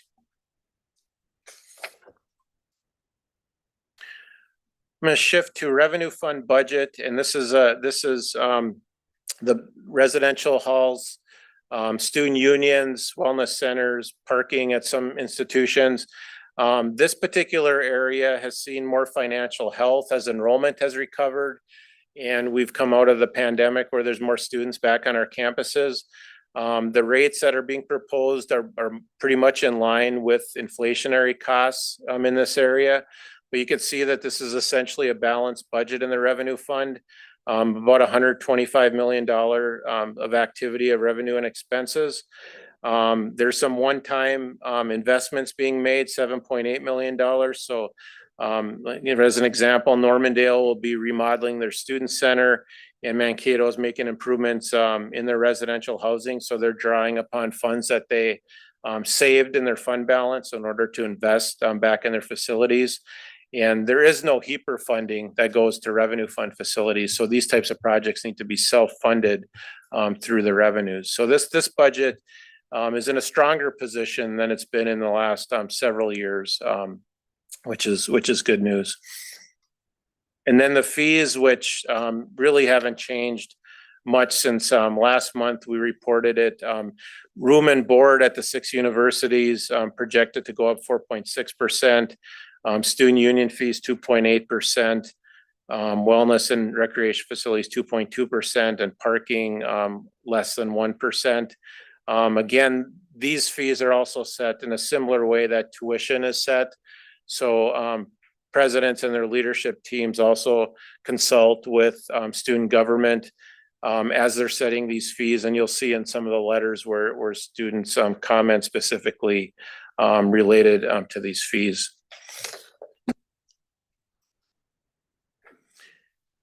And the last part of our presentation, we're going to talk a little bit about financial aid. Just want to mention previous meetings, it was asked about tuition discounting and our scholarship allowance. And generally speaking, going back to showing that we expect to collect about $810 million in gross tuition.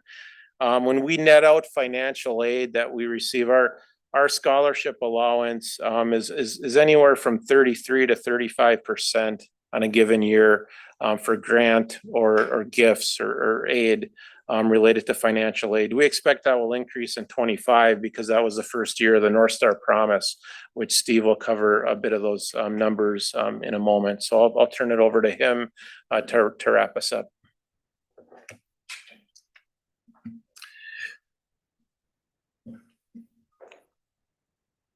All right, this slide shows current data for the 24-25 academic year for 4 key financial aid programs.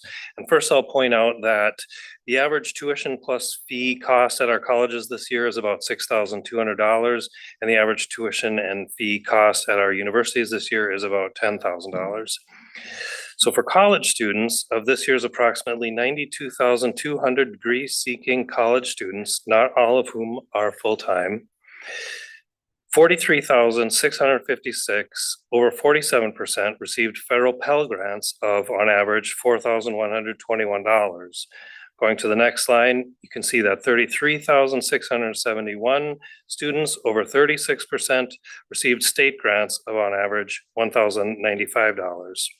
For university students, of this year's approximately 41,900 degree-seeking undergraduate university students, 16,163, over 38%, received federal Pell Grants of, on average, $5,032, and 14,968 students received state grants of, on average, $2,550. Of those students receiving state and or Pell Grants, 36,462 college students and 13,451 university students also received North Star Promise scholarships, which means those students had an adjusted family gross income of under $80,000 and got North Star Promise awards, $1,000 to $2,000 each on average, to cover any remaining last dollar of tuition and fee costs not covered by other awards. And as Vice Chancellor Mackey said, this was the first year North Star Promise was available, and its funding has been continued for the coming biennium. Another program listed, because it's also new this biennium, is the American Indian Scholars Program. The American Indian Scholars Program provides another tuition-free and fee-free higher education pathway, this one to members of tribal nations. This academic year, more than 300 college students and more than 200 university students, Minnesota State students, have benefited from this program.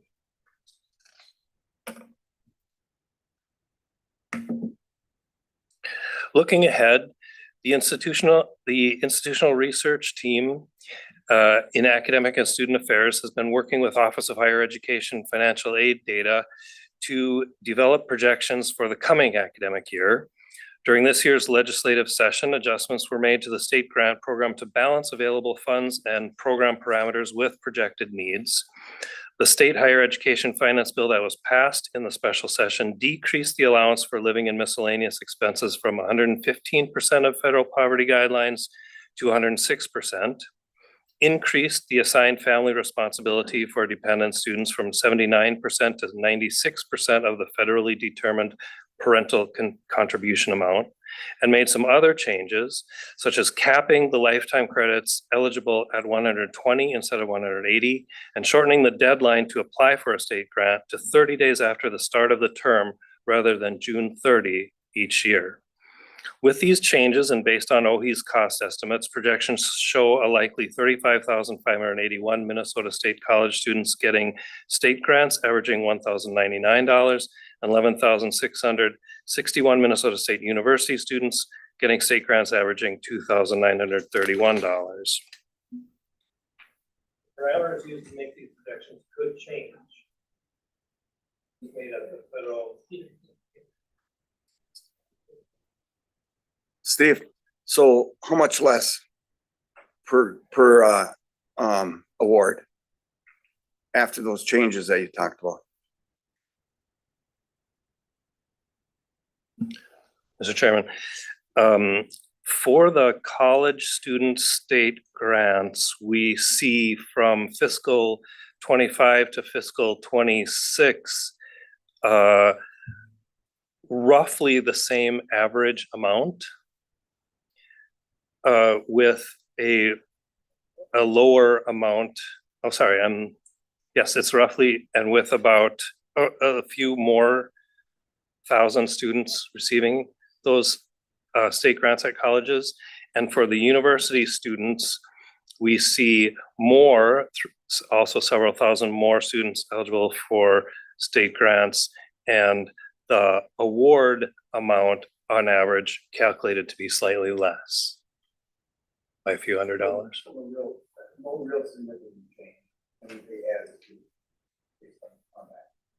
That's correct.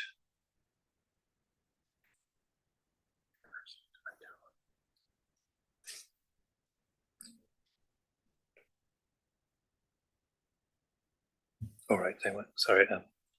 I was just corrected. The university went from 14,968 estimated to 11,681 estimated. So a lower number of students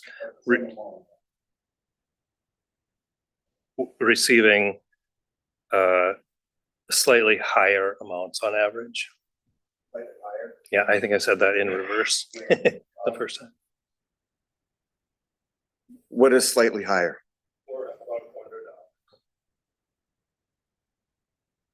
So how does that affect our tuition number? So the state grant, Mr. Chair, the state grant is one of several sources of income, and the Office of Higher Education and Institutional Research here, when they look at all the different sources, there's an order that they go in, so Pell first, and then state, and then these other things, North Star Promise being last dollar, the American Indian program being first dollar. I think how you characterize it was right, that at this time, we're looking at these sources being, providing an equivalent amount of help to an equivalent amount of students, roughly speaking, with the information we know now.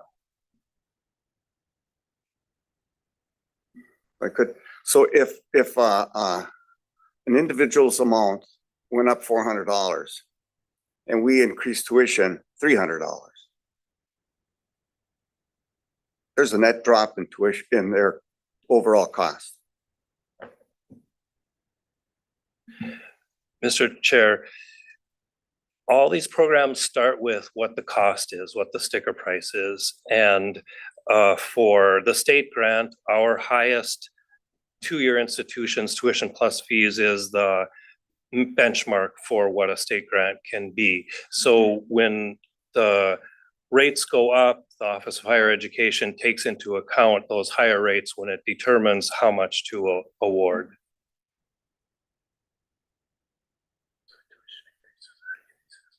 Yes, the tuition increases are in these estimates.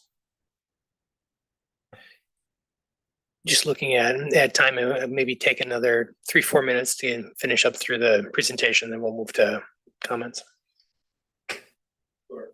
Oh, Mr. Chair, I did want to say that, yes, the parameters on these projections could change. For example, changes to the federal Pell Grant program could impact demand for state financial aid programs, potentially causing additional changes in parameters on availability. The Office of Higher Education can make some changes on its own, or the legislature could step in. And I also wanted to make a note regarding a question Trustee Erlandson had asked before, that these numbers in the past, we've shown estimates broken down by federal adjusted gross income brackets, and we could make some net cost estimates of tuition fees after state and Pell awards. However, recent changes made to simplify federal financial aid applications have linked federal tax information to the federal FAFSA financial aid application process. And in order to acknowledge the private nature of that tax information, have added restrictions on the use of the tax information for research purposes. So we do not have these broken down by income.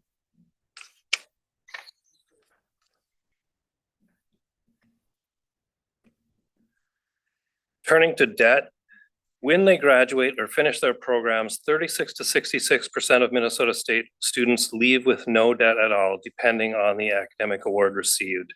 The table on this slide shows most recent information available The most recent information available from the Office of Higher Education's December 2024 report on cumulative median student loan debt in Minnesota for the 2022-23 academic year. These show median amounts, meaning middle amounts rather than the averages, as the award tables shown before did.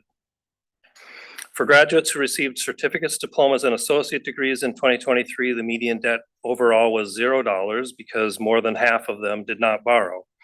For those who received a certificate or diploma and did borrow, the median debt at graduation was $9,500. For associate degree graduates who borrowed, the median debt was $14,250. For 2023 graduates receiving baccalaureate degrees, the median debt overall was $11,866. And for those who borrowed, it was $22,500. This report does not disaggregate between income levels, but does by gender and ethnic identifiers. The report concludes that across all award types, the percentage of female students graduating with debt is as high or higher than their male counterparts, with median debt markedly higher for female graduates from associate degree and sub-baccalaureate certificate programs than it is for male graduates, and by ethnic background across all award types except for professional-focused doctoral degrees. A higher percentage of Black or African American graduates had debt compared to the statewide median. The Office of Higher Education plans to do more research to help inform potential policy changes that may benefit students and lessen the burden of student loan debt.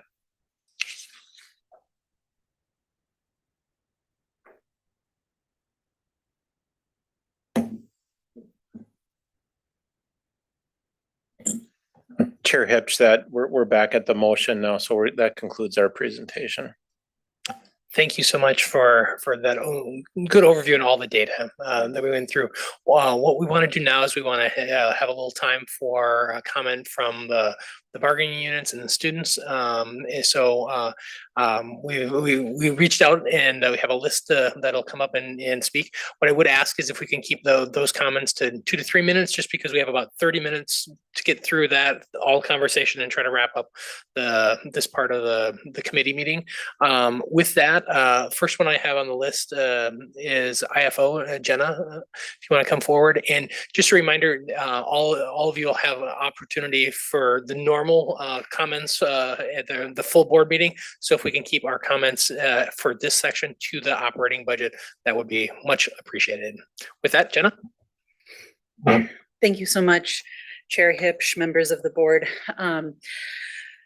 It looks to me like the board or the proposal coming before us is in part geared to be a safe proposal compared to what the U of M has been doing. So the University of Minnesota proposed or is planning on a 6.5% increase for their main campus in their tuition. And the universities, which are closest to being like the U, although very different than the U, are averaging at that same 6.5%. And that does seem to be a politically safe place to be. Unfortunately, we aren't in politically safe times. The just signed budget from the state of Minnesota is subject to change come September, and information about the federal reconciliation process. Our international students may flee our institutions, thus decreasing our enrollment in unexpected ways. The financial aid at the federal level is subject to change, and proposals from both the House and the Senate include things anywhere between changing the eligibility status for Pell Awards, lowering Pell Awards, and eliminating subsidized loans. Our students won't know what their financial aid packages will really look like yet. So we may not be able to afford to be safe.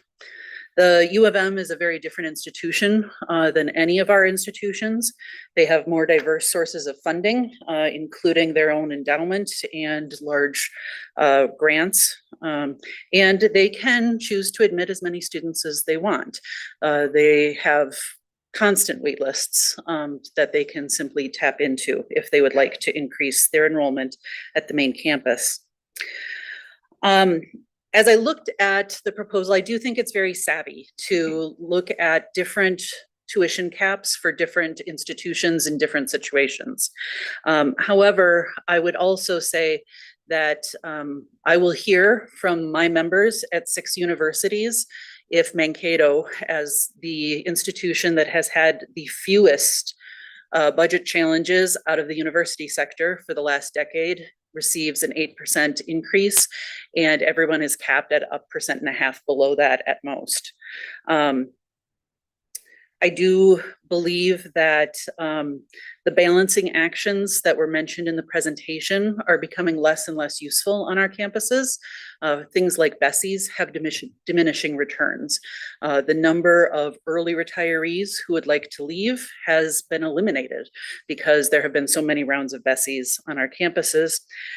Program closures have real consequences. For example, when you close a program, those students will generally not stick around. They will not stay at an institution if they cannot get the degree they want there. They will go find something else. There are lots of things we can change for students and they will still stick with us.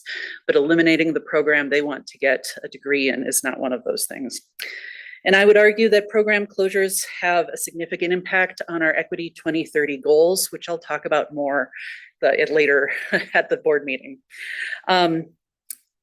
Because of all those reasons, I would ask the board to consider for the 6 institutions that have less than an 8% tuition increase cap, increasing that to 7% and 7.5% respectively. I believe that that gives them more leeway. It allows the process that institutions that they go through with students to be more meaningful, and it better serves the needs and quite frankly, the lack of information we have about what our budget needs are going to be next year. So,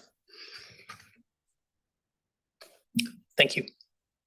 Next up from MAPE, I think Aaron's going to speak to it.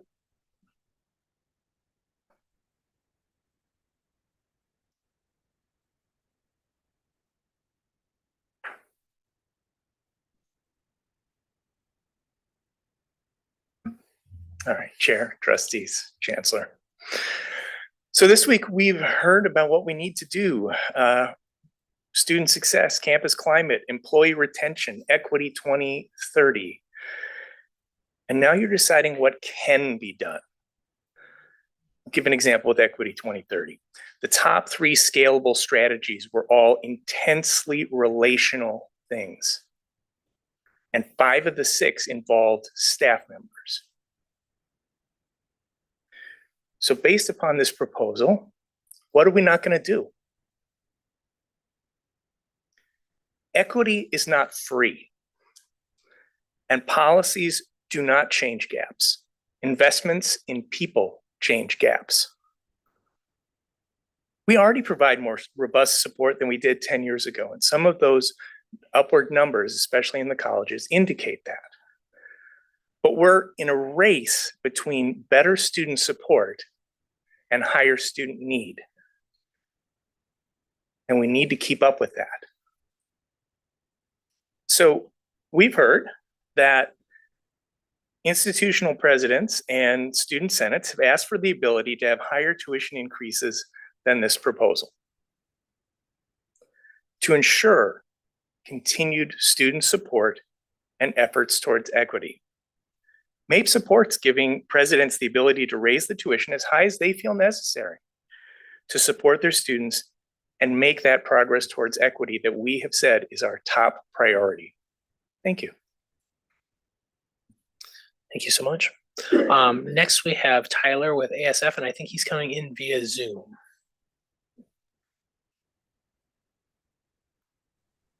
I am, and thank you, Chair, and the board, or the Finance and Facilities Committee.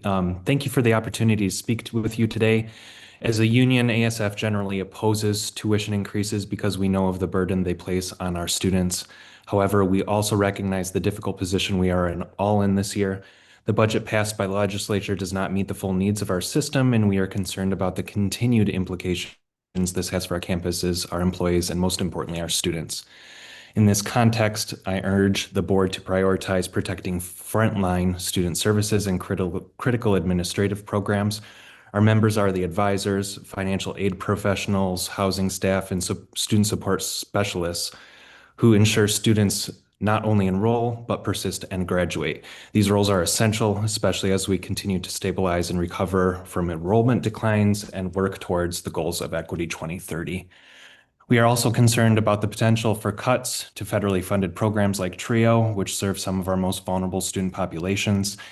If these cuts materialize, it will be even more critical that our institutions do not further reduce the support systems students desperately rely on. As key stakeholders, ASF members must have a voice in determining where and how difficult decisions are made. We are the closest to the students and the services they depend on, and our insights are vital to making critical, informed decisions.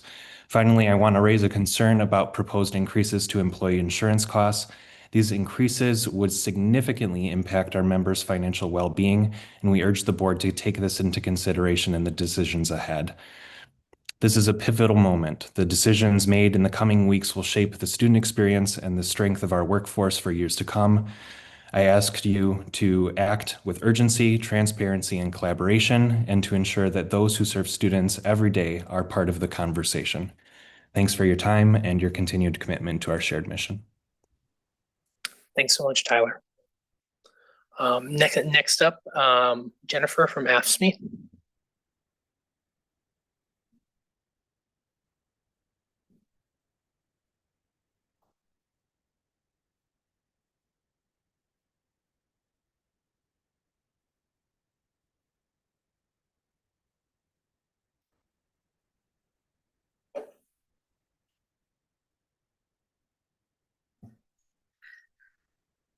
Trustees and Chancellor Olson, thank you for the opportunity to provide a couple comments regarding the budget.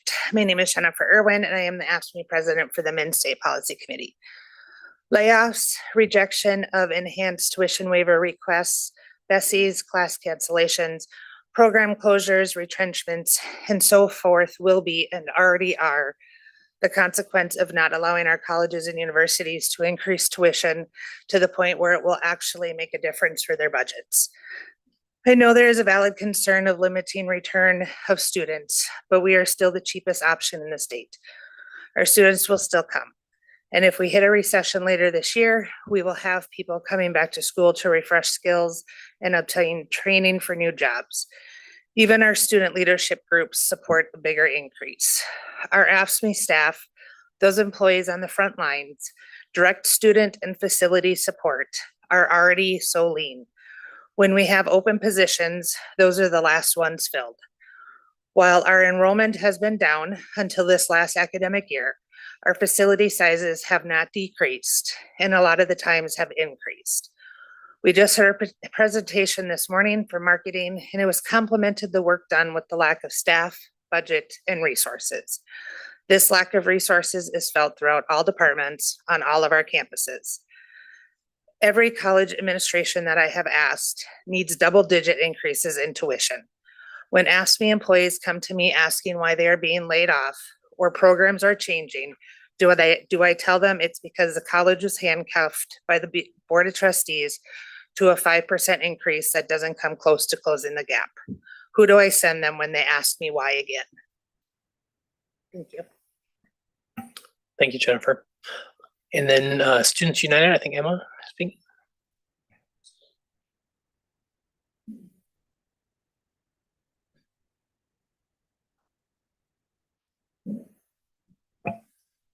Thank you, Chair Hubish and members of the committee and Chancellor. Thank you for allowing me the opportunity to provide comment today on a university student perspective on budget and tuition. My name is Emma Gabbert, and this past school year I served as student body president here at Metro State. And I'm also finishing up my term as a board member of Students United. Sierra Royer was not able to attend today, so I'm filling in for her to provide some brief comments. As a student body president who led our campus through the consultation process, and as a board member, I hope to provide some perspective on students' role and understanding in the current tuition and budget conversations and some context on Students United's role this year in consultation. I would initially like to make clear that the comments I am sharing are not indicative of any specific position of the Students United Board. As you know, the Students United Board is made up of one representative from each of the 7 four-year universities in our system. And each of the universities are unique. They have unique identities, histories, missions, and perhaps most importantly in this conversation, they have unique needs financially. This year, amidst the 7 different consultation processes our campuses were going through, we used our connection as a board to share thoughts and consult with one another, and helped us vote on a stance on tuition. So after reflecting on several factors, in order to respect the sovereignty and uniqueness of each of our schools, our board decided this year that we would forego taking a single position as Students United and let the consultation letters that we each sent to the Board of Trustees represent the students' voice. Last month, Sierra shared remarks with you all, and just wanted to reiterate some of those. And we do want to make it clear that students care deeply about affordability, and we know that it is important to you as well. As student leaders, the decision to increase tuition is always difficult, but the cost of living continues to rise, especially for young adults who are just graduating from high school and entering higher education or the workforce. That being said, it is vital that we adequately staff our institutions with student support services, as well as retaining the incredible faculty we have at our universities. Without these increases, we would see increased class sizes, decreased class offerings, program closures, and the direct student support staff would be cut or severely short-staffed.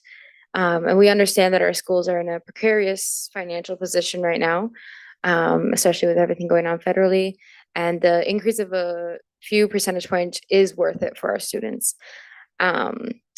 So we just wanted to reiterate, we're not taking a specific position on proposed tuition caps, but I can turn to an example of Winona State and St. Cloud State supported a 9.5% increase.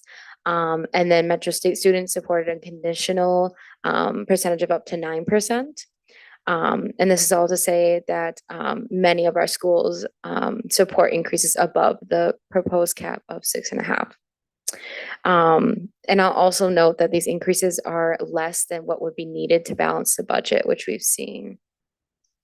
So we'd ask you to consider what it would mean if a cap was implemented, and ponder the long-term plan that we will have to support the financial health of our four-year schools. If there's a budget shortfall, the difference in revenue will have a drastic impact on our campuses and negatively impact the experience of our students. And speaking for the board of directors, I would request that you take that into account, the unique needs of our universities as you make your vote to cap or not. And then just wanted to share that my comments today are unique of Students United.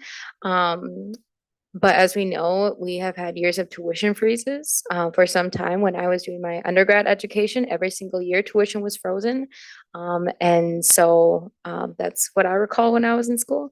But after years of, those freezes and years of high inflation, and then obviously the budget shortfall at the legislature, we understand the need this year for a tuition increase.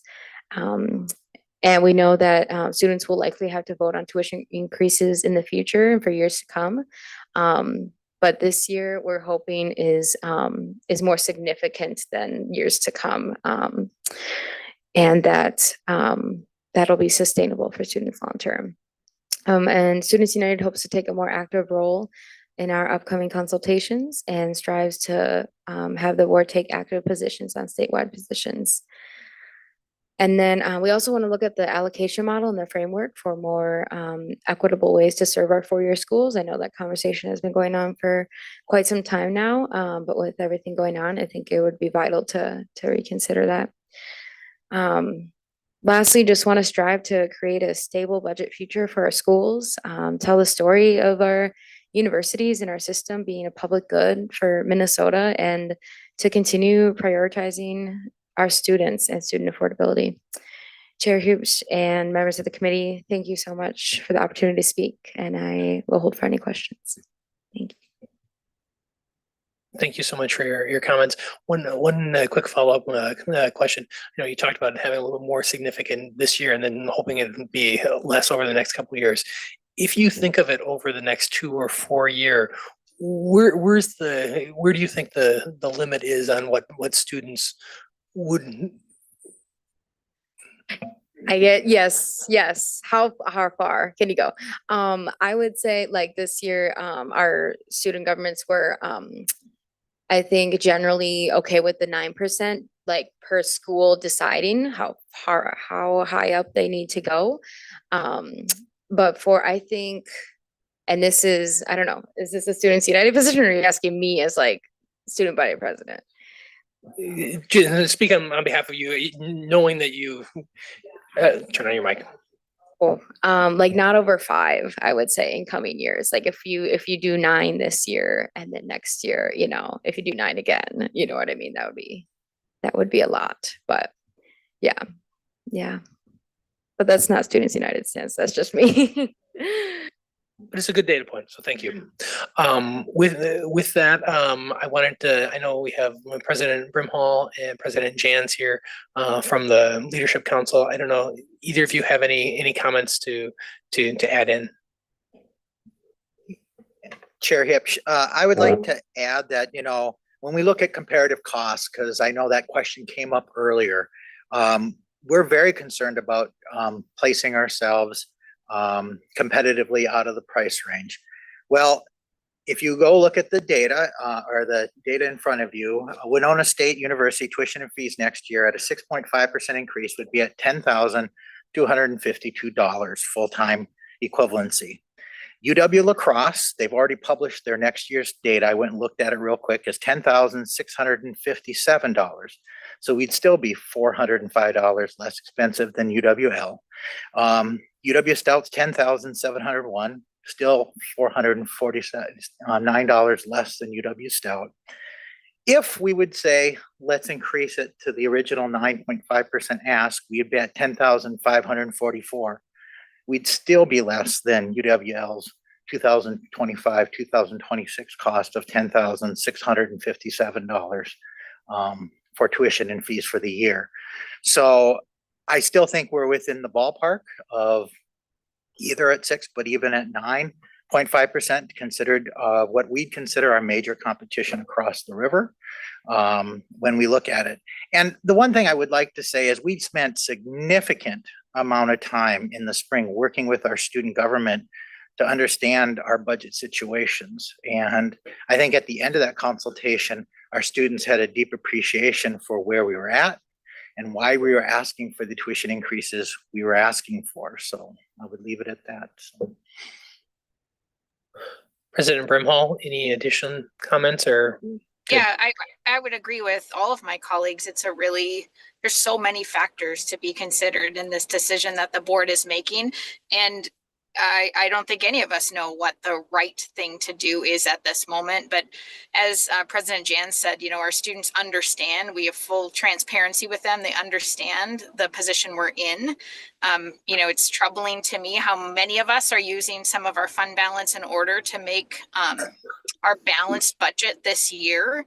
And just know that as we look forward, you know, tuition or fundraising we talked about yesterday, all of those things are a piece of the puzzle, but we have some really fundamental questions to ask ourselves about who we can be moving forward with this level of budget gap. So I appreciate the diligence and time and effort that the board's putting into this decision, and look forward to hearing your discussion. Thanks so much. Chair Sewell. Thank you. I had just one brief comment in response to the speakers, which was that we made our proposal before the University of Minnesota proposal was released. So it was not in response or in reaction to the University of Minnesota proposal. But I had a question for Vice Chancellor Mackey.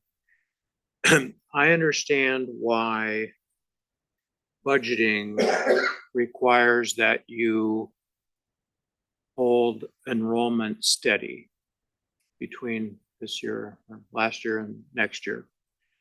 For budgeting purposes, that's conservative and cautious and prudent. And I understand that there are uncertainties in enrollment next year. But what is the enrollment increase that is expected, reasonably expected for 2026? And how much could that enrollment increase potentially mitigate the budget gap?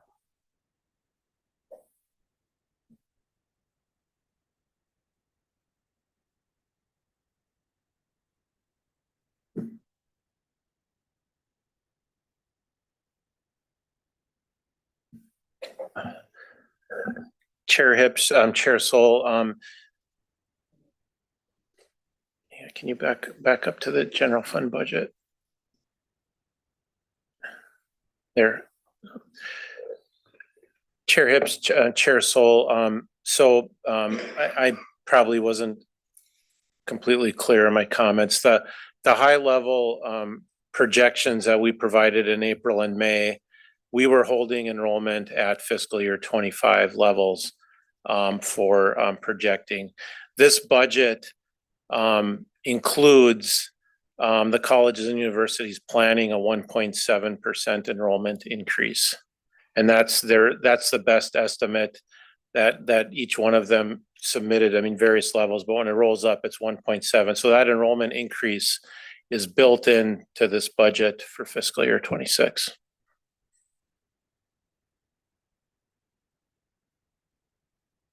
Additional comments, Vice Chancellor Mackey or Chancellor Olson? Chair Hipsch, I would just mention a couple things related to things that were talked about during first reading that were not brought up today. And understandably, I think there's been a lot of focus on institutional financial sustainability in relation to tuition increases. The board policy for tuition and fees seeks to balance 5 values: affordable access to higher education, equity, transparency, institutional financial sustainability, and then flexibility for innovation in emerging markets. And I just wanted to reiterate that there was more included in the first reading. In addition, in the first reading, and I think in the April discussion, there's not a very clear equation to setting tuition. So we had presented a slide that talked about financial sustainability as being one part of it, student affordability being another part of it. And then the other part of it, going back to the beginning of the presentation, is tuition flexibility being retained by the board and thinking about this over a longer time period than just a single year. This is the first time the board has had the ability to set tuition since the 2012-2013 academic year.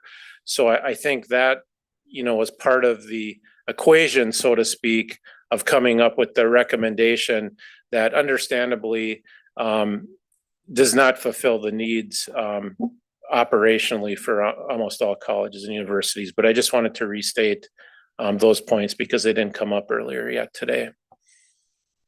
Councilor Olson. Thank you, Chair. As we heard from all the speakers, we're decision-making in a moment of tremendous uncertainty about what lies ahead, both in terms of the state and in terms of the federal government. And we balance that with trying to do our best guess in that context of what will the market bear? How do we retain our position, what we represent to students and to Minnesota in the face of all that uncertainty? We do know that this year enrollment went up quite a bit. And that was after a good decade of really stagnant or declining enrollment. Why did it go up? Well, if there was one kind of X factor this year that I think contributed to enrollment going up, it was the North Star Promise. And what did the North Star Promise do? It extended affordability. I think for our system, affordability mixed with quality, that's our gesture. That's the thing that folks see in us and expect of us and value in us. And because, thanks to the legislature, we were able to be more affordable this year, we saw what happened with enrollment. I think that made a huge difference. And so for me, a lot of this discussion centers on affordability. We tend to budget, Chair Sewell, around flat enrollment or low enrollment predictions because we would rather have an upside surprise, a delightful surprise. Whoa, look at that bumper crop, than to have a downside horror. So that's why we tend to budget the way we do. And the other thing I think, and Emma spoke to this a little bit, well, based on your question, Chair Hipsch, we're trying more and more, I think, as a board and as a system to think long-term. How does what we do today affect tomorrow and tomorrow and tomorrow? And Emma, you talked about, well, if I heard you right, so don't go above 5 next year or the year after that or the year after that. And if just for the sake of argument, we were to do this proposal and then do 5 and then do 5 and then do 5, over that 4-year period, students would have seen tuition increases in excess of, for the most part, in excess of 20%. And for some of us, that feels like moving away from that affordability commitment that we've had. And yet we know next year's not going to be any better. And we think the next biennium after that could be more challenging still. What will we have to do then with tuition? I don't know. I mean, it's, if now we're thinking, well, we're going to do a big one now and then hold ourselves to 5 and 5 and 5. Well, we don't know what's coming. So again, this is in a moment of tremendous uncertainty. And in that tremendous uncertainty, I guess my request of this committee is to vote in favor of the proposal, recognizing everything that everybody said. I don't want to devalue that. Everything that affects our campus's ability to do their work, about our frontline staff being able to deliver what they have to deliver, having the quality academic programs that we have to have. But in the face of all that, and in the face of all the uncertainty, not just today, but to come, I'm asking this committee to support this proposal because I think it's the first step in a longer term set of problems we're going to face. And I think if we lose our claim to affordability, we will have lost something that's been a defining thing for our system since the get-go. Those would be my remarks. Thank you. Trustee Moe. Thank you, Chair Hipsch. If you're ready to entertain a motion, you tell me when you're ready, because I'm certainly ready to move it, but I'd like before that, I believe the proposal here threads the needle, as I said before. According to the U.S. Bureau of Labor Statistics, the annualized inflation rate right now is running at 2.58.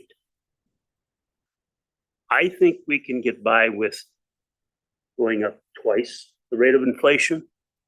I don't think we're going to be looked at very favorably if we go up over 3 times the rate of inflation. So I think we have to look at this in a multi-year approach. This request, I think, albeit doesn't solve the problem, we still have tough decisions to make, but it takes a bite of the apple that we hope we can go back at over the next couple of years. And as you know, we have another audience of 201, and we have to be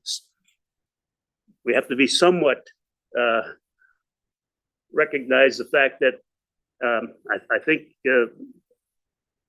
Vice Chair Mackey indicated that was 2012 last year we were able to set tuition, and so they obviously have on occasion, over the last 12, 13 years, limited our ability to do that. So I think that this is the right, it has kind of the right component. It's the right amount, doesn't solve the problem, but we're going to have another couple of years that we can work at this. So I would, if you're done with the discussion, Mr. Chairman, I would move that motion that has been printed in our papers. So. We have a moving the motion. Is there a second to that motion? I'll second it.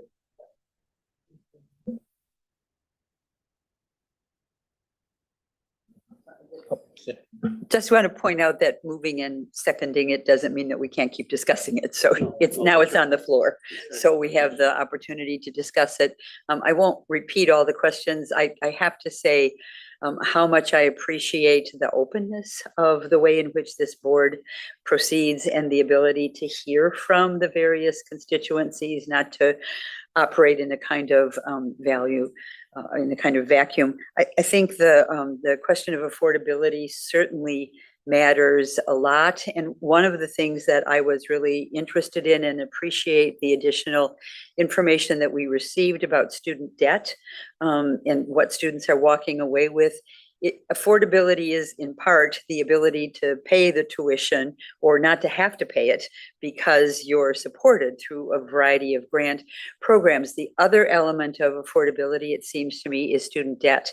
And to me, again, how do I want to say this? Student debt is something to celebrate? No, that's not what I mean.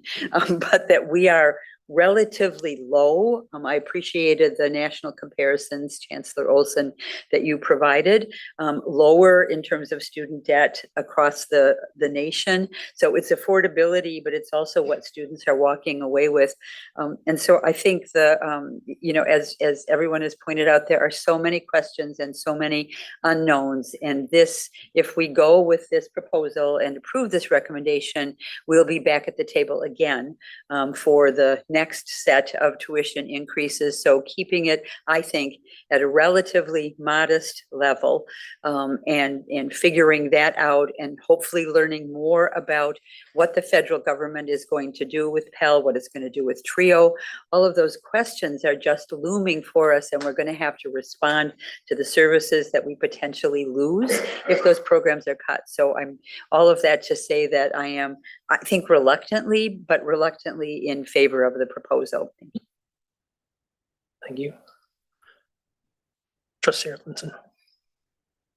Thank you, Mr. Chair. I'm not on the committee. I have a procedural question based on what you reminded us of, Trustee Johnson.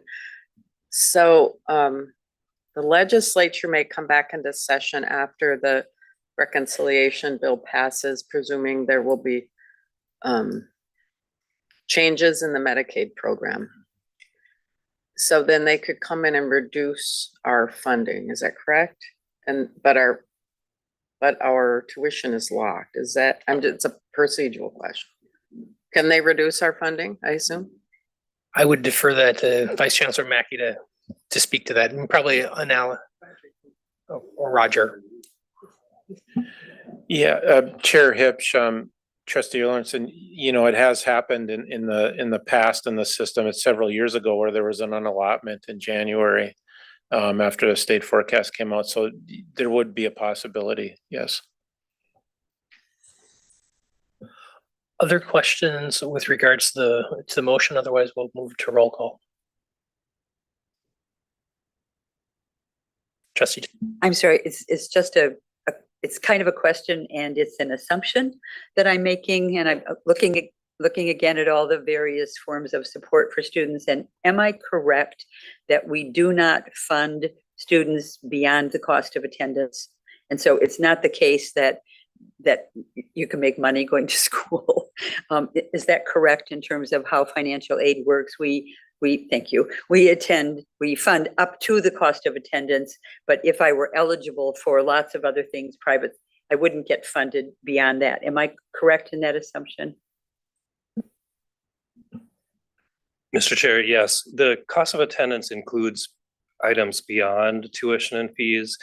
And for example, the North Star Promise has a possibility of awarding beyond tuition and fees. They won't be doing that in the coming year, but and the other scholarships generally speak to, yes, the cost of attendance, which isn't just tuition and fees, but is cost of attendance.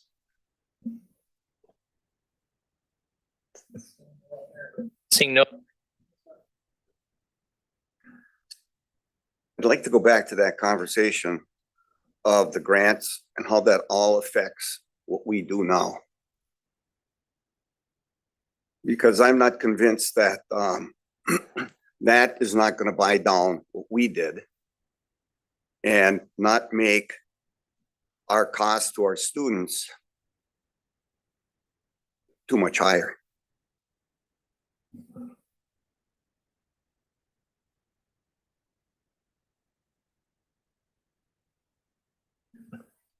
Mr. Chair, Trustee Janovich. So speaking to averages, our average increase with tuition and fees for the colleges was $256.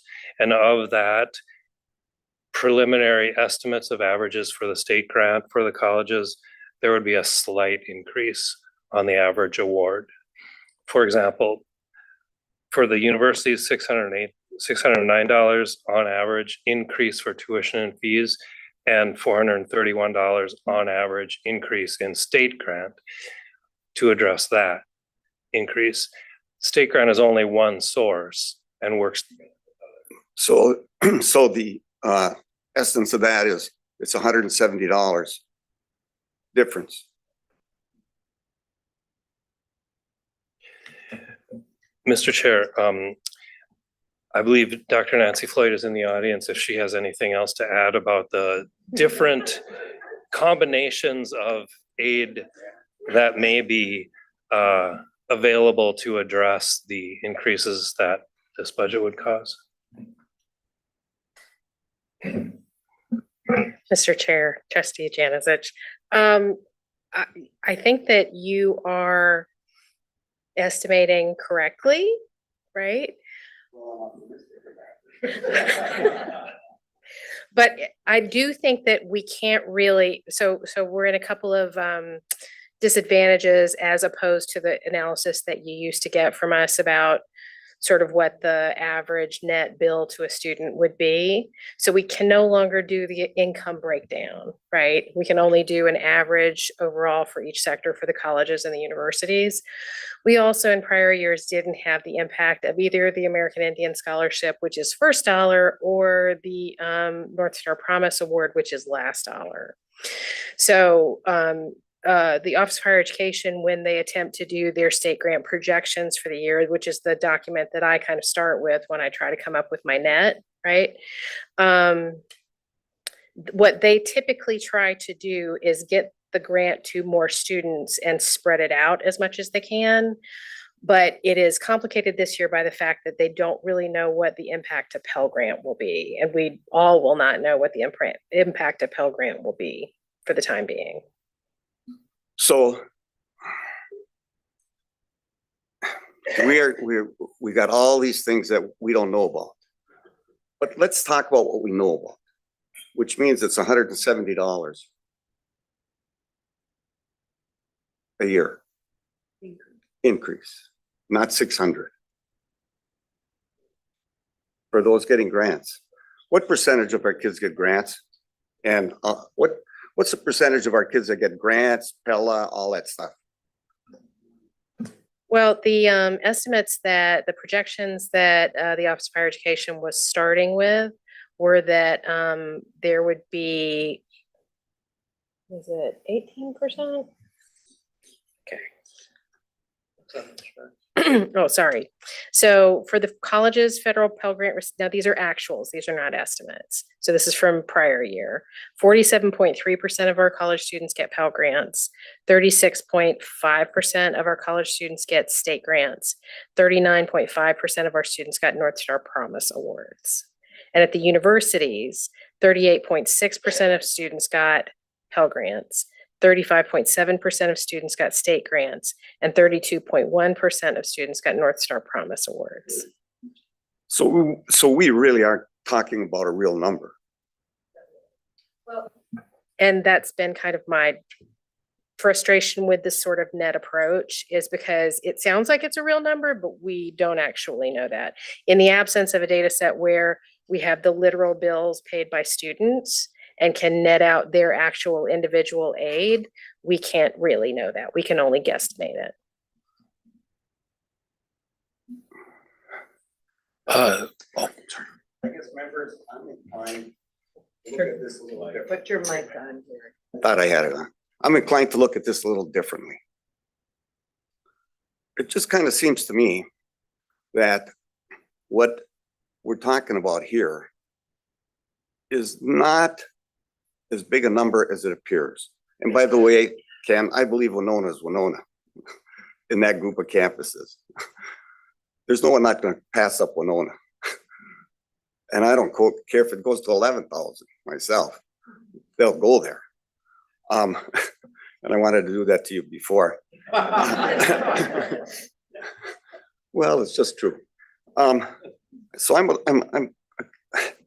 not comfortable, all right, based on what appears to me the real cost is and gonna be. And it seems to me that the you know, we got a bunch of presidents out there and we got a bunch of people out there who are telling us something way different than what we're gonna do. I'm not inclined to think that's a good idea. It just kind of seems to me that we think that the people that are doing the work for us, we should listen to. And I don't think we're listening. I don't think we're listening. So I think we should do something differently. And I'm not quite sure what it is, but I think we got about an hour and a half to figure this out. And normally I don't like to kick the can down the road that long. I'd like to just do something right here, right now. But I think there should be some sidebar conversations because I don't think this is a good idea. If you guys want to, but I don't think this is good. Well, I'll vote no, that's all. Chancellor Olson, you had some comment? Chair Hipsch, this may not relate to what Trustee Janicich was talking about, or it may, but there's not the ability or the will of the state of Minnesota, the legislature, to increase state grants or the North Star Promise in whatever proportion to what we charge is limited. And I'm looking back, hoping Bernie sees me here, but so get in my line of sight, Bernie. I believe that the private colleges and the University of Minnesota came up against, in the legislature, a cap of how much he's nodding. Okay, it could increase because the legislature was saying only up to this amount. I don't know where that level is. And I'll bet you we're not even close. That could, excuse me, that could be. I'm not disputing that. What I'm introducing into the conversation, though, is that there is a ceiling at some point where folks say no more. And Chancellor, I don't disagree with that. All right, I don't disagree with that at all. But I'd like to find out what that ceiling is if them guys are getting all bought down. And we're already the best deal in town, and we're not talking about even getting close to those ceilings. Yeah, I would just respond to Trustee Janicich that we have talked about this for a long time. We front loaded this discussion this year because we knew it was a big deal for us to decide this. We started talking about it at the board in April or even before. We talked about it a lot in April. We talked about it a lot in May. We talked a lot about it in June. We have listened to everyone. And some of us think we should base our decision on some of the people who aren't here to tell us what they think, you know? And there's been lots of side conversations. And so I think now's the time to decide this question.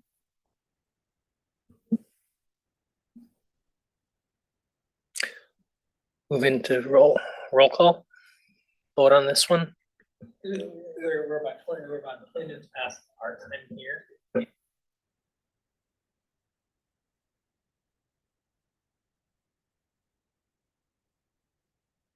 With that, let's go ahead and move to roll call vote on this, the motion that we have in front of us. Trustee Coles. Aye. No. Trustee Jacqueline Johnson. Aye.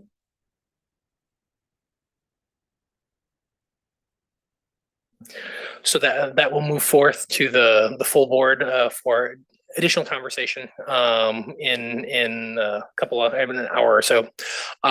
With that concludes our time for finance and facilities.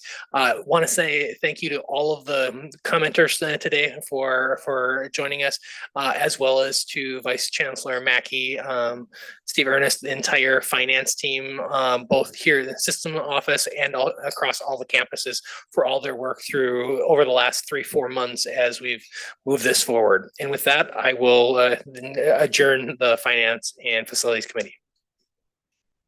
Okay, let's reconvene at 3:15 for workforce and organizational effectiveness.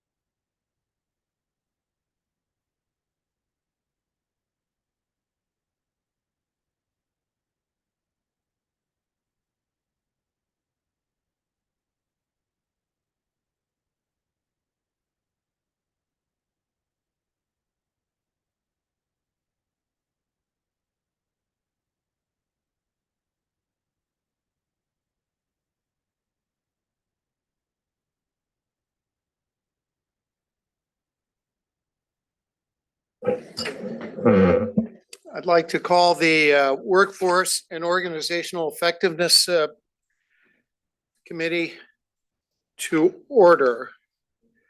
The primary focus of today's meeting will be second readings of two proposed amendments that were reviewed at our May meeting.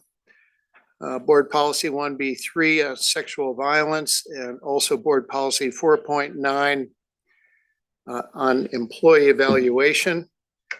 And then we'll also be hearing a recommendation for approval of an interim president for Southwest Minnesota State University. Let me begin by calling the roll of committee members.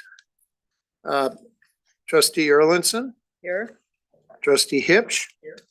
Trustee Sharon. Here. Trustee Teffer. Here. Chair is here. What a great committee. And I also want to acknowledge our liaisons for this committee. President Inch, thank you for being here. President Charlier has been here much of the last 2 days, but she had to leave and I'm not seeing her online. So thank you very much, President Inch, and President Charlier for your counsel throughout our committee work. So first of all, we have the minutes of the May 21 meeting of the committee. It's been distributed. Committee members, are there any edits or changes? Hearing none, I'll accept a motion to approve the minutes as distributed. Fine, and a second? Second. Thank you.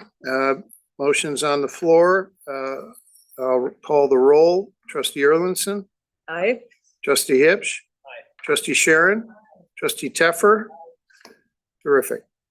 I'll turn it over now to Vice Chancellor Eric Davis to take us through our two board policy proposals. And thank you, Chair Coles. The first policy up for second reading and approval by the board is policy 1B3, sexual misconduct.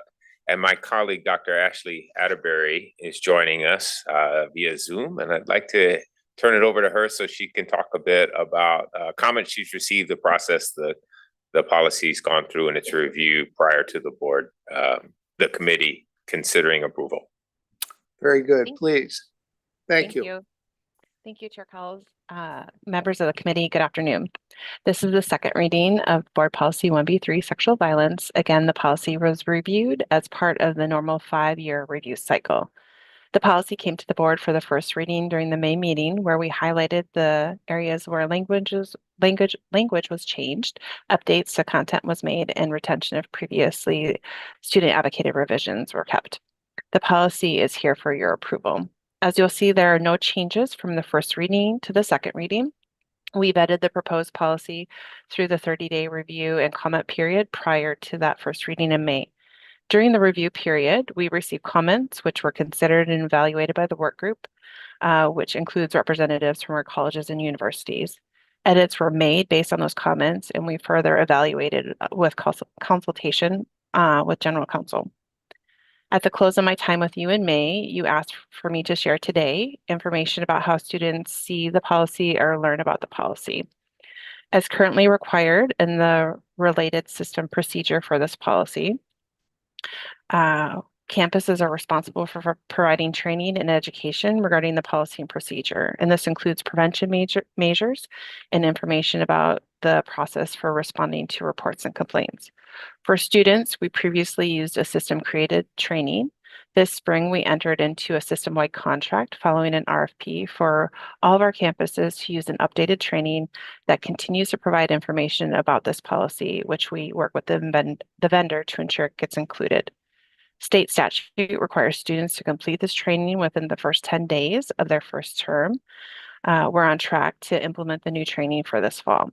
So campuses enroll, track, and monitor student completions to strive to meet this requirement and ensuring students are aware of this policy.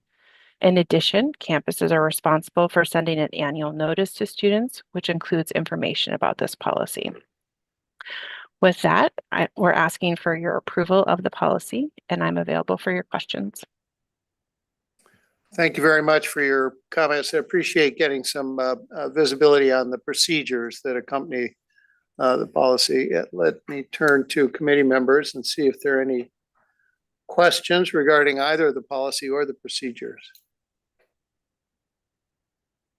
There are no changes since the first reading, as I understand it.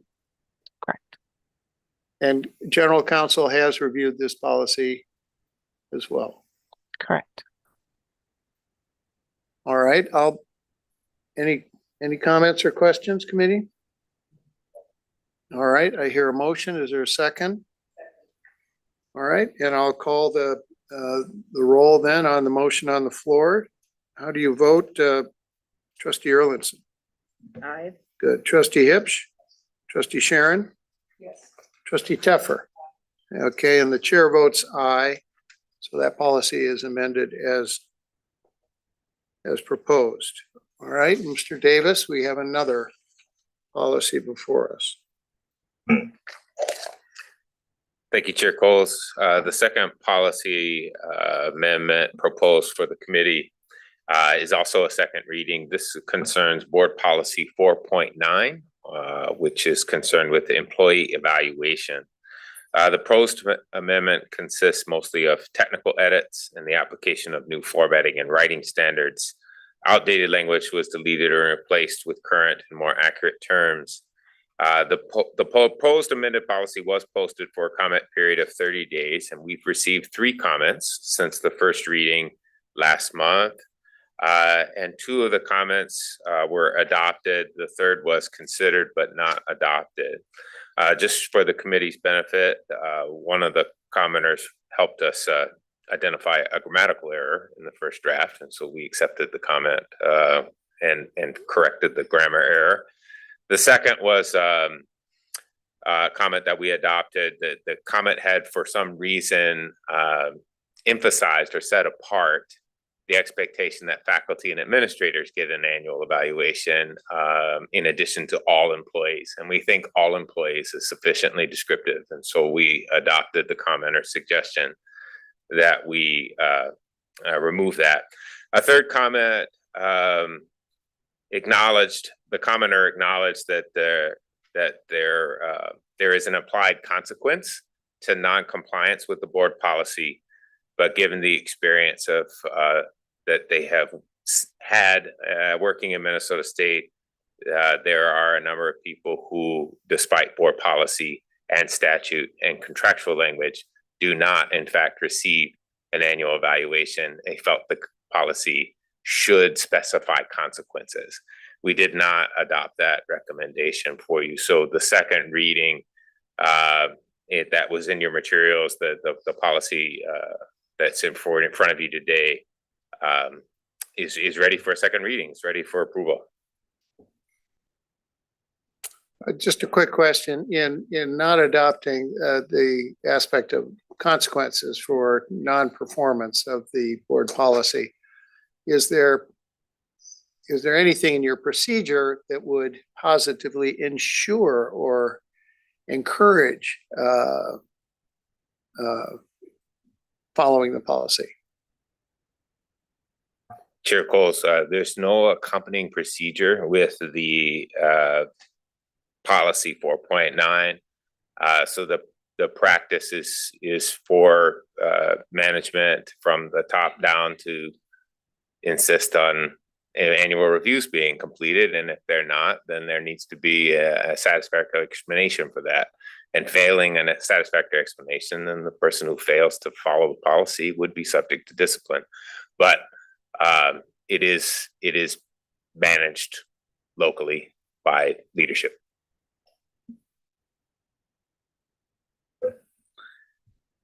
See if there are any comments or questions from members of the committee.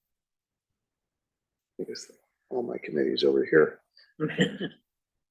I'm seeing none. Is there a motion to approve the second reading as distributed? Thank you. And a second. So the motion's on the floor. I'll call the roll. Well, any final discussion? Hearing none. How do you vote, Trustee Erlinson? Aye. Trustee Hipsch? Aye. Trustee Sharon? Aye. Trustee Teffer? Aye. Okay, and the chair votes aye as well. Finally, and I hesitate to say most importantly, but most excitedly for me, we are to hear a recommendation from Chancellor Olson for an appointment as interim president for Southwest Minnesota State University. Chancellor Olson. Chair Coles and trustees, as you know, Kumara Jayasuriya retired in May. And since his retirement, Deb Kirkhart has been serving as acting president for Southwest Minnesota State University. Deb's here. Give a wave, Deb. Thank you, Deb, for your service to Southwest all these years. Thank you so much. And as we always do with interim positions, we conducted an internal search. So not a big national search, but an internal search. The reckoning for this is that folks can step in and hit the ground running. They know how we work. They know how our systems function. We received 7 applications and we interviewed 3 very strong candidates so that they were interviewed by the chief of staff, by the vice chancellors, and myself. And based upon those interviews and the feedback that I got, my recommendation to this board is to appoint Dr. David Jones as the interim president of Southwest Minnesota State University. Currently, I'm looking over at President Inchier. Currently, he's the vice president for student affairs and enrollment management at Minnesota State University Mankato, where he has been in that role since 2012. I think we know that under his leadership, the kind of enrollment growth and the strength that has happened at MSU Mankato, in addition to having 7 of the 10 largest classes in the history of the institution, Dr. Hinch and Dr. Jones have increased undergraduate retention up to 78%. So they're hitting new, even as they've grown, they're hitting new peaks with retention, and that's really saying something. He's strongly committed to shared governance, which was important in our decision-making about this. He's student-focused, of course. I suppose that's self-evident. And he's been a strong partner with the system office in many ways along the way. Prior to being the vice president for student affairs and enrollment management, he was the associate vice president for student affairs and enrollment management at MSU Mankato. And that's where I first got to know him, because I was also working there at the time, and we got to know each other. He also, for a little while, served as the interim CIO. So his strengths are wide-ranging. Prior to MSU Mankato, he served at the University of Alabama, and before that, the University of North Carolina at Chapel Hill. He began his career as a school teacher of social studies in Carlisle, Iowa. His bachelor's degree is from SUNY Oswego. His master's degree from the University of Nebraska at Kearney, and he has his doctorate from the College of William and Mary. I think he's the right choice to lead Southwest Minnesota State University through the interim period ahead. He's a student-centered leader, proven track record of enrollment management and retention success, even when other institutions were not growing or shrinking. He knows how to create a welcoming admissions environment and shepherd an enrollment management strategy. He's absolutely ready to take his skills to the next level. So here's my statement of why David's the best for the position. David is an experienced leader with an extensive background in enrollment management and student affairs. He knows our system, our students, our faculty and staff, and our processes, and will be a steady and effective leader for SMSU during this year of transition. I'm so pleased he's agreed to serve as the interim president at this pivotal time for the university. So Chair Coles, I recommend that Dr. David Jones be appointed interim president of Southwest Minnesota State University effective July 1st. Thank you very much, Chancellor Olson. Committee members, we have a recommendation from the Chancellor for the appointment of David Jones as interim president as of Southwest Minnesota State University. So I'm going to request a motion from the committee. And a second, thank you. Any discussion or questions for the Chancellor about his recommendation? You were very persuasive, Chancellor. We have a motion on the floor, and I'll call the roll. Trustee Erlinson. Aye. Trustee Hipsch. Trustee Sharon. Trustee Teffer. Chair votes yes resoundingly. The committee approves the recommendation. And this will be forwarded to the board shortly. That concludes the business of the Workforce and Organizational Effectiveness Committee. Meeting adjourned. Thank you, Chair. We will start the Board of Trustees meeting, and please join me for the Pledge of Allegiance. I pledge allegiance to the flag of the United States of America and to the republic for which it stands, one nation, under God, indivisible, with liberty and justice for all.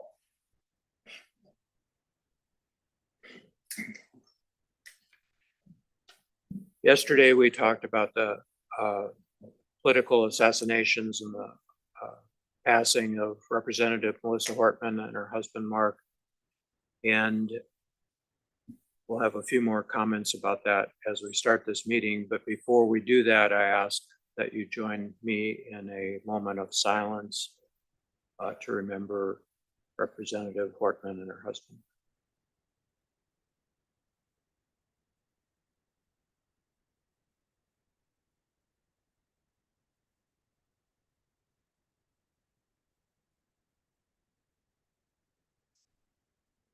Okay, Chancellor Olson, you have some remarks on this topic. Thank you, Chair Sewell. Today, a message is going out to all of our campuses, our faculty, staff, and students from me, but I wanted to read the statement to you so you're aware of it as they're receiving it. Colleagues, the events of the past weekend shook Minnesota to its core. We are all justified in feeling saddened, angry, horrified, and frightened. Our sense of normalcy, decency, and democracy is under attack. These attacks against Speaker Melissa Hortman, her husband Mark, and Senator John Hoffman and his family were a political assassination and an attempted assassination that shook us all to the core. And it was an assault on our democracy. There are no words that can describe the pain that this has caused to their families, friends, and colleagues. Speaker Hortman and Senator Hoffman have been strong partners and supporters of our campuses. Minnesota will miss the leadership of Speaker Hortman. There is no place for violence in settling our disagreements.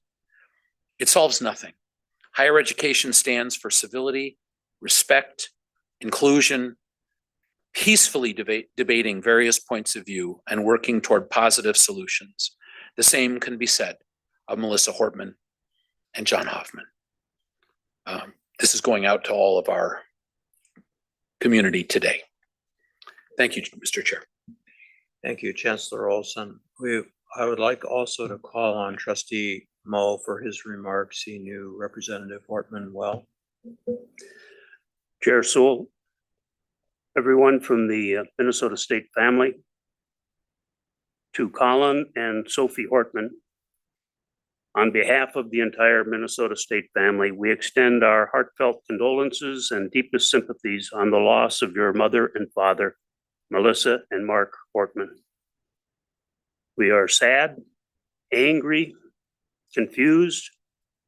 How could something this horrific happen here in Minnesota? Words can do no justice to how Minnesotans feel today. Mark Hortman worked for a St. Louis Park-based company. His colleagues referred to him as a friend who will be remembered for his intellect, kindness, and generosity. He had degrees from both the University of North Carolina and the University of Minnesota Carlson School of Management. He was a supportive political spouse who loved politics, but made sure the focus was on Melissa. Speaker Emerita Melissa Hortman was in her 11th term in the Minnesota House of Representatives. She had a degree from Boston University, University of Minnesota, and the Harvard Kennedy School. Since I left the legislature, I've enjoyed watching new legislators and seeing if I can spot those members who will be influential in the legislative process. Over 20 years ago, I watched this new young legislator, Melissa Hortman, and I said to myself, I think someday she'll be a player. 15 years later, she became Speaker of the House. She earned the respect of her colleagues on both sides of the aisle because of her kindness, by hard work, knowledge of the issues, and professionalism. Watching her as leader of the Minnesota House of Representatives, my description of her would be a steel hand in a velvet glove. She got her members to advance an agenda that focused on Minnesotans not by threats or intimidation, but rather by listening, building consensus, creating a sense of confidence in the members that they're doing the right thing. And after that, she was quick to give her colleagues praise and credit for legislative accomplishments. In today's political atmosphere, where political opponents use negative personal references and distortions to smear their opponents, Speaker Hortman never succumbed to the use of divisive language. Her inclusive rhetoric focused on the issues, facts, and was never personal. Outside of her legislative arena, you would never know that she was one of the most influential politicians in the state. And I use the word influential because I know Melissa would never have used the word powerful. She was kind, she was respectful, and she loved conversation with friends or people that she had met for the first time. Before the election last year, she called me, asked if I would help her set up a meeting on the Red Lake Reservation with the Red Lake Tribal Council, which I was happy to facilitate. I suggested to her that she should come up early the day before, and I would cook supper. We say supper up home. We don't say dinner. But we had a dinner get together. And so I invited friends over to have dinner with the Speaker of the House. They'd never met her. For 3 hours, we had a wonderful conversation. Once in a while about politics, mostly about family, about life in general. Since Saturday, almost all of them have called me to share their grief. But the conversation then continued to the point where I would have guessed that all of them thought that she was their best friend. That's the effect that she had on people. When you left, you felt you were her best friend. On occasion, leadership demands making very difficult decisions. And as you know, they just completed a special session of the legislature, and as leader of her caucus, she had the responsibility to find a bipartisan compromise on the budget. She negotiated for weeks and finally agreed to a budget deal that had a provision that she did not like. When asked during a press conference prior to the special session if she would vote for the bill that she didn't like, she said that she had shook hands on the deal and signed the agreement. She had given her word, and I quote, "All you've got around here is your word." She voted for that difficult provision, she said, with tears in her eyes. But as a leader, she knew that the budget had to pass. That is leadership. I know many of us are hurting. We may feel anger, want revenge, blame all around. However, I believe that Speaker Melissa Hortman would want our better angels to be in control. I believe she would say, go online, pull up the 5-minute speech that Robert Kennedy gave in Indianapolis the day that Martin Luther King was assassinated. She would want us to hear and heed Robert Kennedy's words. To Senator John Hoffman and his wife Yvette and their daughter, we pray for their complete and speedy recovery. By recent news accounts, Yvette is up and in communication with people, and she said that John is talking. And all of us who know Senator Hoffman know that he is a good talker. I'd like to close with a story about Melissa Hortman that demonstrates the profound impact on Minnesota State and our students.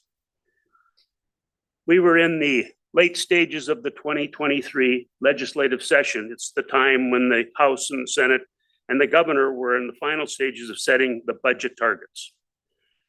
We asked for some time with Speaker Hortman, former Chancellor Malhotra, Vice Chancellor Mackey, Bernie Oman, and I were there from Minnesota State. Speaker Hortman came into the meeting and we made our last best pitch for our budget. Speaker Hortman immediately talked about enrollment issues and the concern she had of prospective students opting out of continuing their education. We talked about freezing tuition, and she agreed, but would financially support that freeze. The speaker then went on to share that this was a time to be bold, and she expressed her support for what we now call the North Star Promise, and she made it clear that she would provide the funding to make it happen. That was leadership, and that was Speaker Emeriti Melissa Hortman. Thank you, Mr. Chairman. Thank you, trustee Mo. What a tragedy, and what a loss.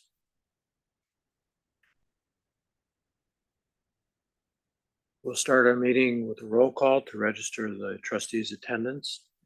Trustee Alarcon. Trustee Coles. Here. Vice Chair Erlinson. Here. Trustee Grubowska. Here. Trustee Hipsch. Here. Trustee Janicic. Here. Trustee Jackie Johnson. Here. Trustee Jana Johnson. Here. Trustee Mo. Here. Trustee Richter. Trustee Schmidt. Here.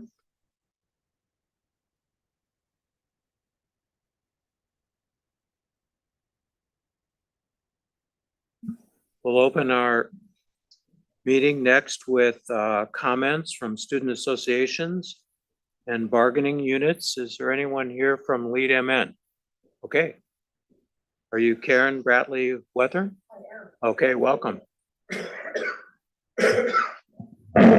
Oh my. Good afternoon, Chair, Chancellor Olson, members of the board.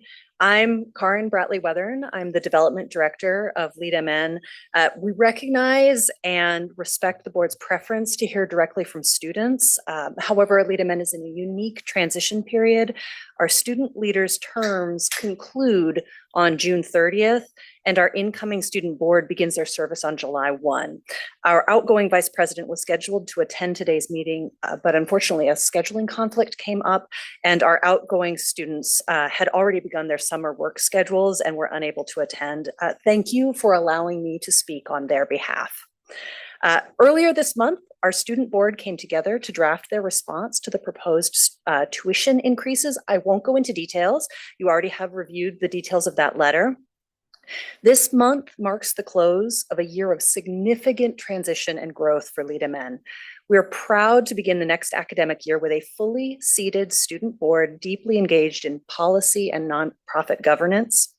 Over the past year, we saw a nearly 80% increase in General Assembly attendance from fall 2024 to spring 2025.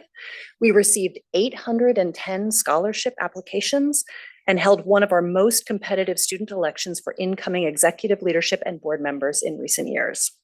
Looking ahead, we are launching a multi-track student leadership certificate program with 5 certificate tracks and 28 workshop options. We are expanding our student advocate internship program, growing from 3 to 11 paid roles across our student advocates and other internships, and will collaborate with Students United and MnState on a joint fall leadership conference and with Students United for Advocacy Day in 2026. Students have also prioritized building a communications hub to strengthen connections across student senates statewide, with a new committee beginning that work in July. We are energized by this momentum and excited for the year ahead.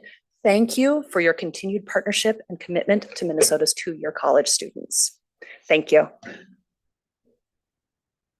Any questions or comments for Karen? Yes.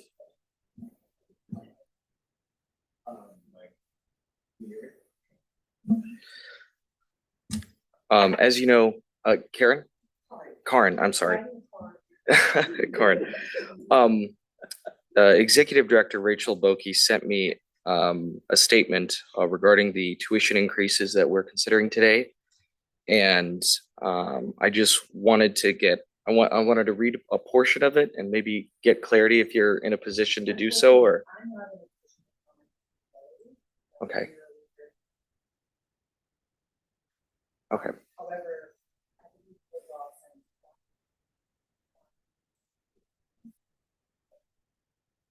Okay, and the full board did approve this statement as well, I believe. Okay, yep. Okay. Thank you. Thank you, Karen. Car in the garage.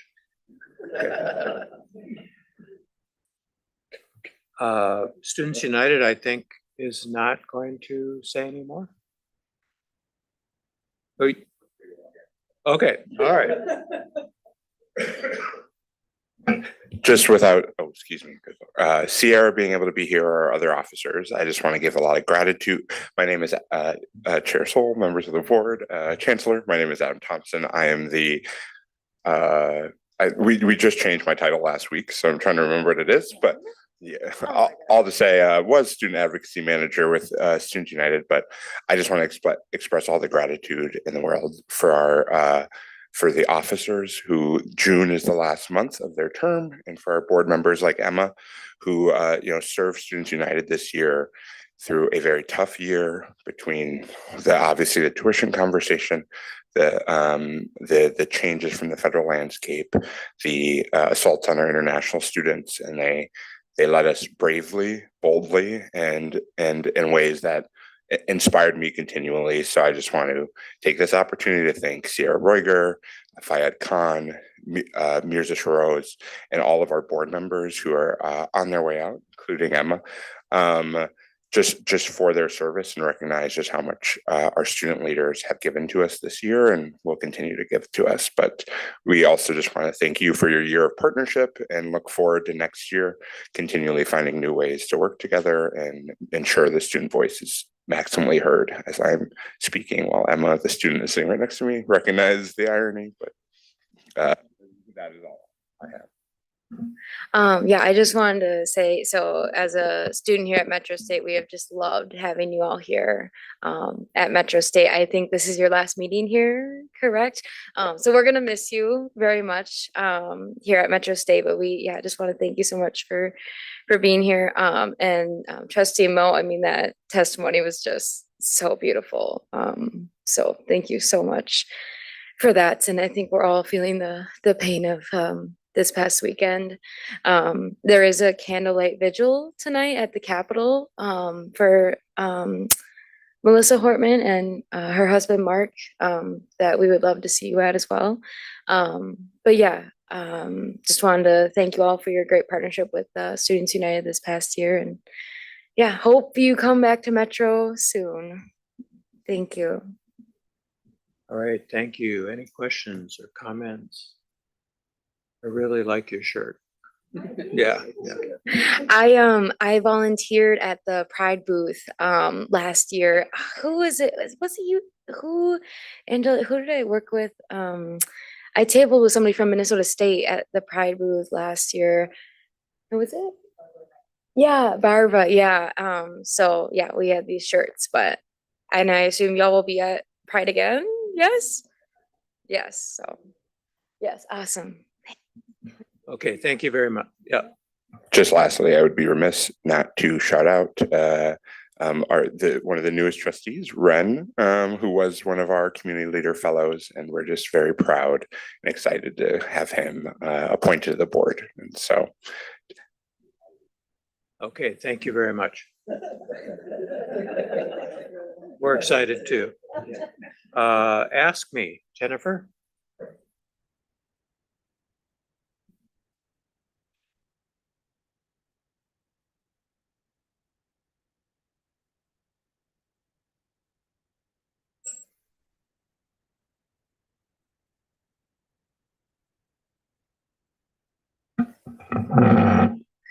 Chair Sewell, trustees, and Chancellor Olson, thank you for the opportunity to provide comments today. Again, my name is Jennifer Irwin, and I am the AFSCME president for the Mid State Policy Committee. It's been a while since I've had the pleasure to be here, and it's nice to be back. I want to thank Chancellor Olson and Vice Chancellor Davis for their continued support for the AFSCME and MATE Frontline Conference. I wasn't able to attend this year due to my lovely knee replacement, but I have heard it went well, and we had about 150 participants. There have been some hiccups with payments from both the colleges and universities as well as to the keynote speakers, likely due to workday, but I have been alerted the keynotes have now been completed. Related to the former discussion about performance evaluations, I hear all the time from AFSCME employees that they don't receive regular evaluations.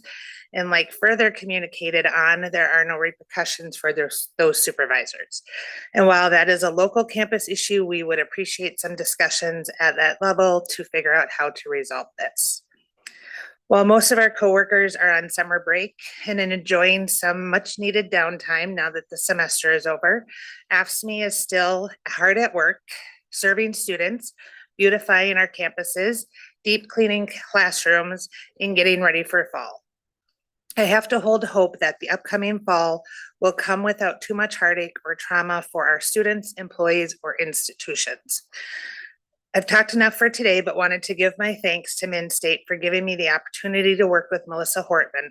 Everything has already been said about her, but I am blessed to have called her an ally and am better for knowing her.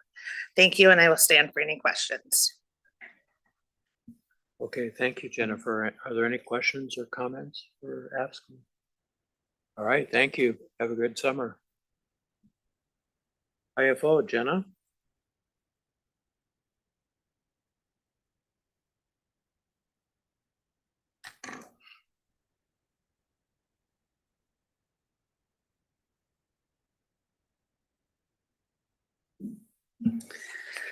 My name is Jenna Chernega. I'm the president of the IFO. Thank you so much, Chair Sewell, trustees, for the opportunity to speak again today. I think Trustee Moe mentioned the idea of being shaken, and absolutely, I have felt shaken since Saturday morning when I got a call from Jonathan, our lobbyist, to say that something horrible had happened. Like many of us, I knew Melissa Hortman, and it's impossible to deny that her motivations always lay with improving the lives of Minnesotans. She was very, very good at what she did. In the 3 years that I've led the IFO, I've seen far too many women who are leaders and forces for good in our communities pass away long before their time. Senator Hoffman is perhaps a good talker. He is also a tireless advocate for people with disabilities. And I have always appreciated his work in that way. So my wishes are with him, and my heart goes out to Melissa's family. Yesterday, we discussed Equity 2030, and I listened with interest. I do want to point out the linkage between resources and the ability to meet our goals. And when Equity 2030 is our primary goal, we need the resources that are necessary to meet that goal. The universities had pretty flat changes in their student success rates as a sector. But as was intimated, we know that some universities had far more success at closing achievement gaps than others. So some universities closed those or got closer to closing those gaps, and others, those gaps widened. When universities are forced to close programs like their Women, Gender, and Sexuality Studies program, their Ethnic Studies programs, their multicultural programs, their languages, they are not only losing the students who would study those things, they are losing the absolute champions for Equity 2030 who have made those programs possible and who then become retrenched and are no longer doing that work on our campuses. Those programs are often the places where our students of color, our first generation students, and our low-income students find themselves and find community. And when they go away, even if they haven't majored in those things, but they've taken courses, they have sat in those faculty offices, and they've had those conversations, that's a loss, and it makes it harder to retain those students. So the conversation we had about Equity 2030 is absolutely linked to the budget conversations that we had today. And if we want to truly fund, to truly, work as hard as we can to close those equity gaps, I promise it is not because the IFO is unwilling. We have been absolute advocates on our campuses and at the statewide level for Equity 2030. But it does take resources to do this work, and it takes the champions on campuses to get it done. So thanks so much. Okay, thank you very much. Any questions or comments? All right, thank you, Jen. Dave, Aaron?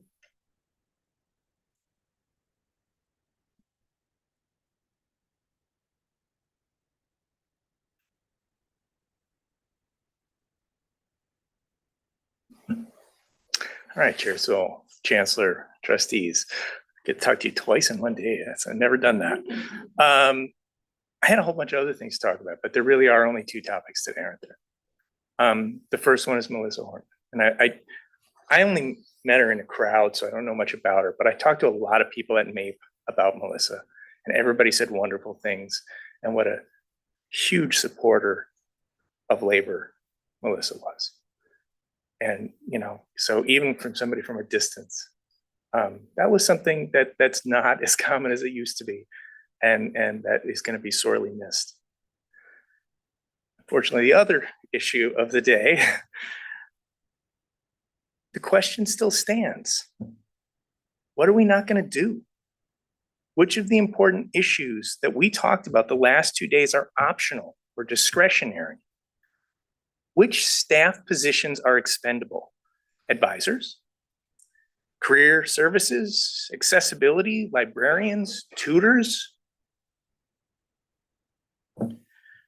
Raising revenue in 2 to 3 years will be too late for the needs of the current students and to retain the high quality employees you currently have. It's harder to rebuild an organization than sustain it. And I've been in organizations where we had to rebuild, and it was harder than if we could have kept it together. That's what you're facing. Additionally, you're making this decision before contracts are settled. Push week is next week. The two sides are pretty far apart. So I think it's a little unpredictable what's really going to happen there. Nobody denies that affordability is a priority. We just differ on the degree. Presidents told you what they needed. Students told you what they prioritized. Bargaining units representing frontline employees told you what was needed. Labor and campus management are united on this. I mean, what does that tell you? That doesn't happen very often. My concern is that setting this cap tells the legislature that we can operate with less than we currently do, which is not what I've heard the last 2 days about anything else we talked about. Student success, campus climate, employee retention, Equity 2030, we talked about needing to do more. And putting a cap on tells the legislature that we can do what we need to do with less than we have right now. That's my concern. So MAPE urges the board to restore the full campus autonomy for budget to our presidents, because we talk about autonomy in every other facet. We should have it here too. Thank you. Any questions? Okay, any questions or comments for Aaron? All right, thank you, Aaron. And my notes say that MSCF has no comments today, and MSU AASF no comments today. Okay, Chancellor Olson, can you give us your report, please? Thank you, Chair Sewell, trustees, everybody else. What a Dickensian year it's been, the best of times and the worst of times. The best in terms of enrollment, we're in a glorious new world.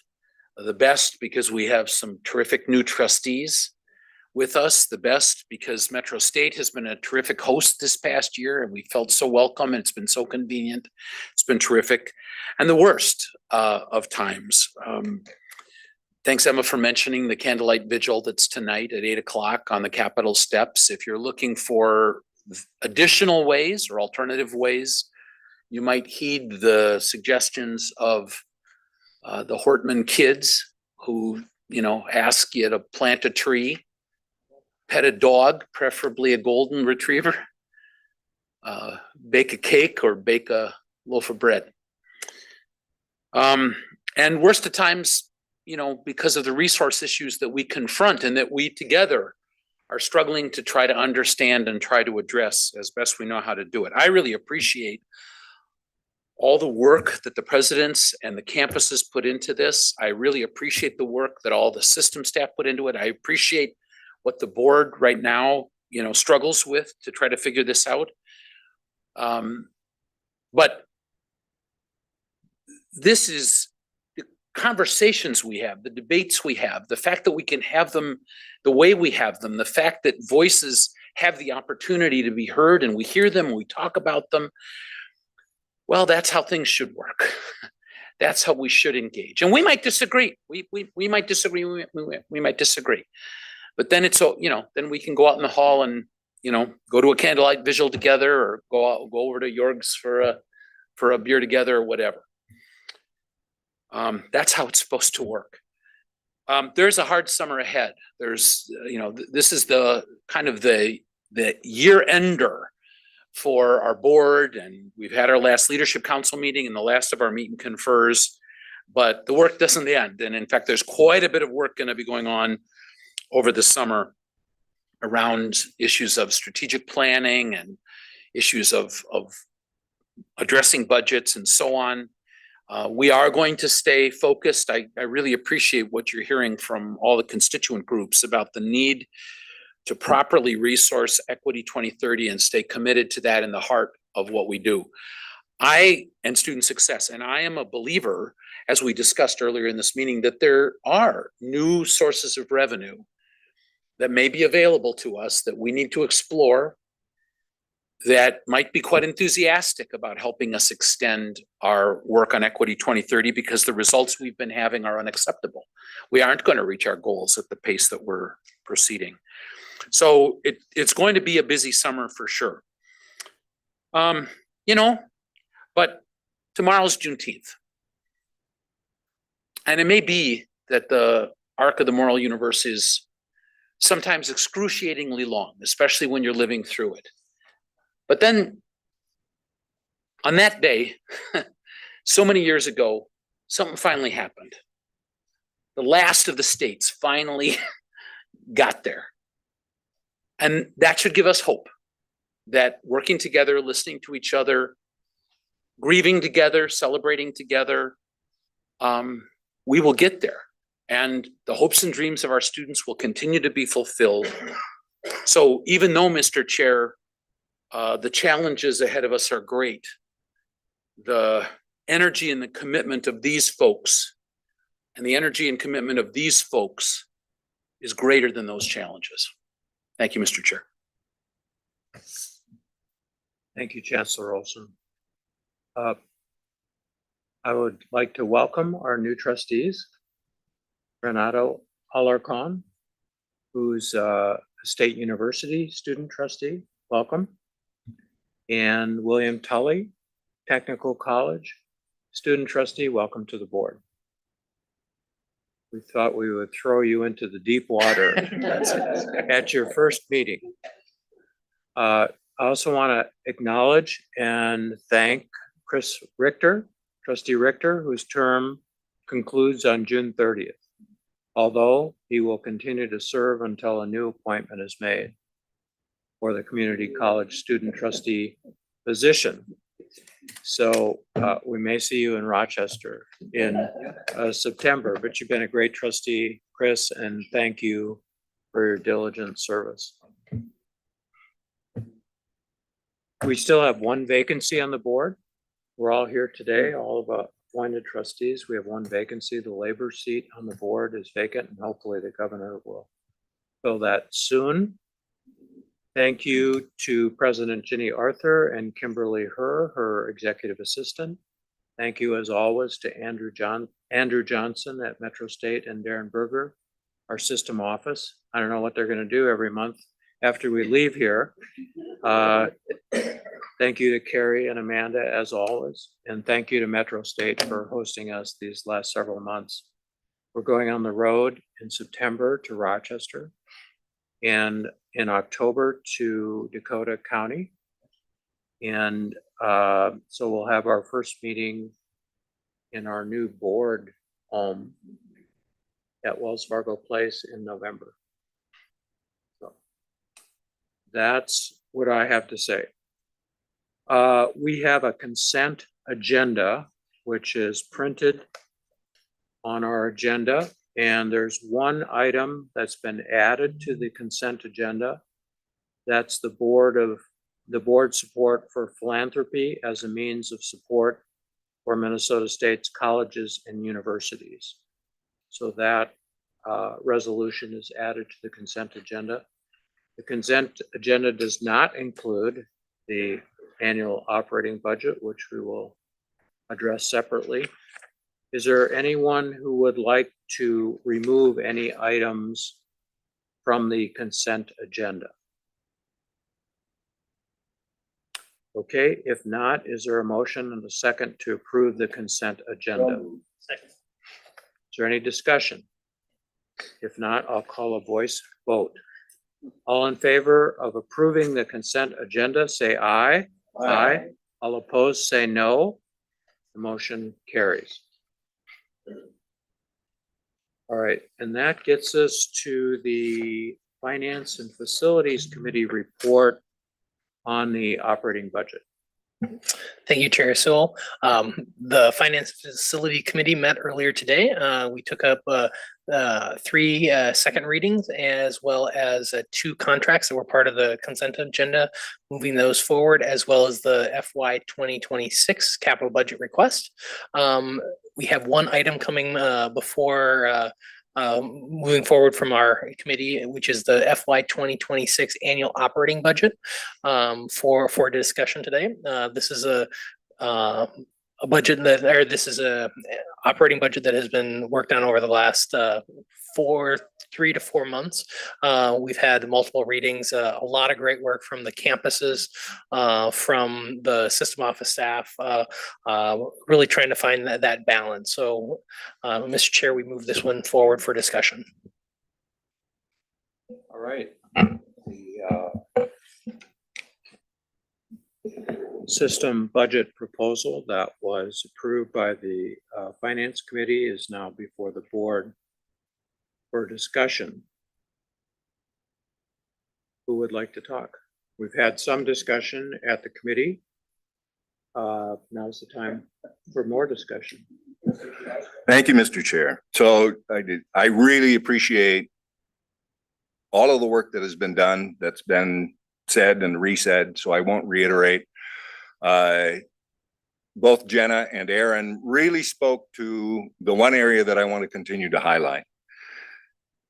2 caveats. First of all, the cost of education shouldn't be placed primarily on the shoulders of the students. The state, in my opinion, has reneged on its promise from the early 70s to fund 3/4 and leave, 2/3, sorry, 2/3, and 1/3 for students. That's disappeared. So now we find ourselves in the situation in which around this table, we talk about money.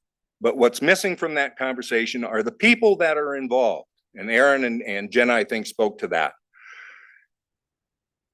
If we lose this year because of moderation, because of political will, and we don't use the tool that we have, we will lose people, frontline people that deal with those issues that we try to deliver in our commitment to providing a quality education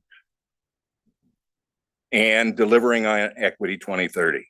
And the problem is that no matter if we were to increase tuition 5% a year for the next 5 years, and it ends up being a total of 25%, we will have lost on the front end. And once we lose on the front end, you won't get it back. Those people will be gone. Those services will be gone. The content, the programs will be gone. And we can't recover. So I am speaking against the motion primarily because I believe we have been given the tool. We need to use that tool, and you put it on the front end. So parroting Emma a little bit, even if it weren't 9% this year, the significant amount of money should go in the first year, and then you can begin to trailer, because we will work to save the programs. Now, my other caveat, we're not going to solve the deficit with a tuition increase, and we couldn't do that with a tuition increase for the next 10 years. But I think we have a tool we can mitigate, and we can continue to preserve and to offer to our students what we have promised to do. And the state, unfortunately, has been unable to deliver. So I'm speaking against the motion and very much in favor of changing the proposal that we have in front of us. Other comments? Trustee Tully. Thank you, Mr. Chair. I know we all wished we could have heard from our two-year student constituency, but I did want to repeat a few of their words from their statements so that we could consider what their perspective is, given how impactful this decision is going to be on the two-year state student constituency. Just reading a portion from their statement. Just reading a portion from their statement. And this is from Lead MN. Capping tuition increases could result in institutions reducing or cutting programs that draw students to our campuses for unique learning opportunities. Raising the current proposed cap on tuition increases should be carefully considered given the current outlook for higher education funding and critical program support. And I just ask that we consider that in this debate, given how impactful this is going to be and the potential to lose staff, as Trustee Grabowska has mentioned. Other comments? Trustee Jackie Johnson. But I appreciate the difference of opinion and the ability to discuss this, but I'd like to hear from you what it is you do propose. Then what is enough this time that would save the ship for a year and require us to kick the can into different years? I hear the opposition. I don't hear something positive. What is it that you would propose in lieu of the motion that the Finance and Facilities Committee passed? If you remember at our last meeting, I had the opportunity to ask Vice Chancellor Mackey if they had polled presidents about their recommended raises in tuition. He had, and if I remember correctly, and Bill, please correct me if I'm wrong, you said that it averaged out, or it totaled up to an 8.3% increase, if I'm about in the ballpark. And that would be, if I were to move to amend by substitution, it would be that. And sorry, just to follow up. And so what would that amount to in terms of dollars and cents? Because it's the two things. The percent is very much perceptual. The dollars and cents paint, I think, a different picture.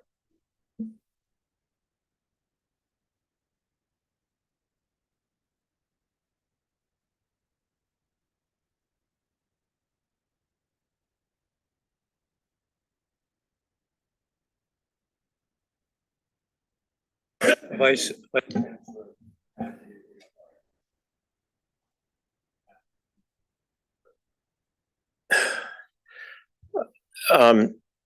Chair Sol, Trustee Johnson, it would raise approximately another, I'd have to look it up. I was looking up something else when it was coming up to the table. And that's a different question. My other question was just how much would it increase if we saw whatever it was before, $167, compared to what would that dollar amount be per credit? I guess those are both important questions, but my question was the more cost per credit hour.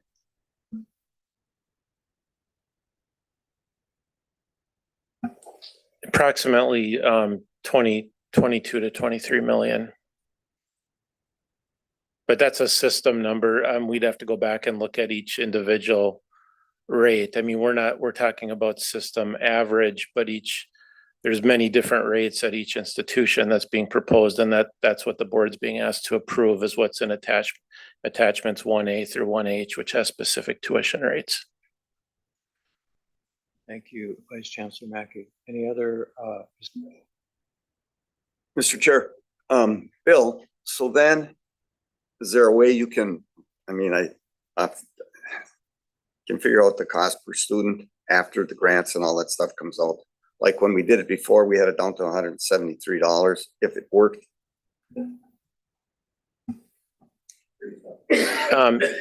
Chair Sol. You want me to see if Steve's around? Chair Sol, Trustee Janicic, I think you want precision to a question where there isn't going to be any, because it's just projecting. And I would just say the numbers that we presented, there's 65% of the students don't get a state grant. You know, that chart had that 35% did, I believe, or something. So there's no simple answer to that question. okay, other discussion, Vice Chair Rollins. Thank you, Mr. Chair. I guess I can look at this as a trustee, or I can look at it as a potential student. And so the proposal that passed the committee, if I'm going to attend Bemidji State full-time, how much more will I have to pay if I don't get any Pell grants, state grants, blah, blah, blah, whatever? And then what would it cost if, I'm kind of using Bemidji State as an example because I'm looking at President Hoffman, but let's say I use the Jenna Chernega proposal, how much more would I have to pay? Because I think regular people pay attention to the actual cost. They don't think in percentages. Most people didn't take statistics. So, you know, the price of eggs went up, whatever, they noticed the price increase. They probably don't know what the percent increase was. The average increase is $609 for the university students and $256 for college students. Under our proposal. Under the 5.5% proposal. Higher. For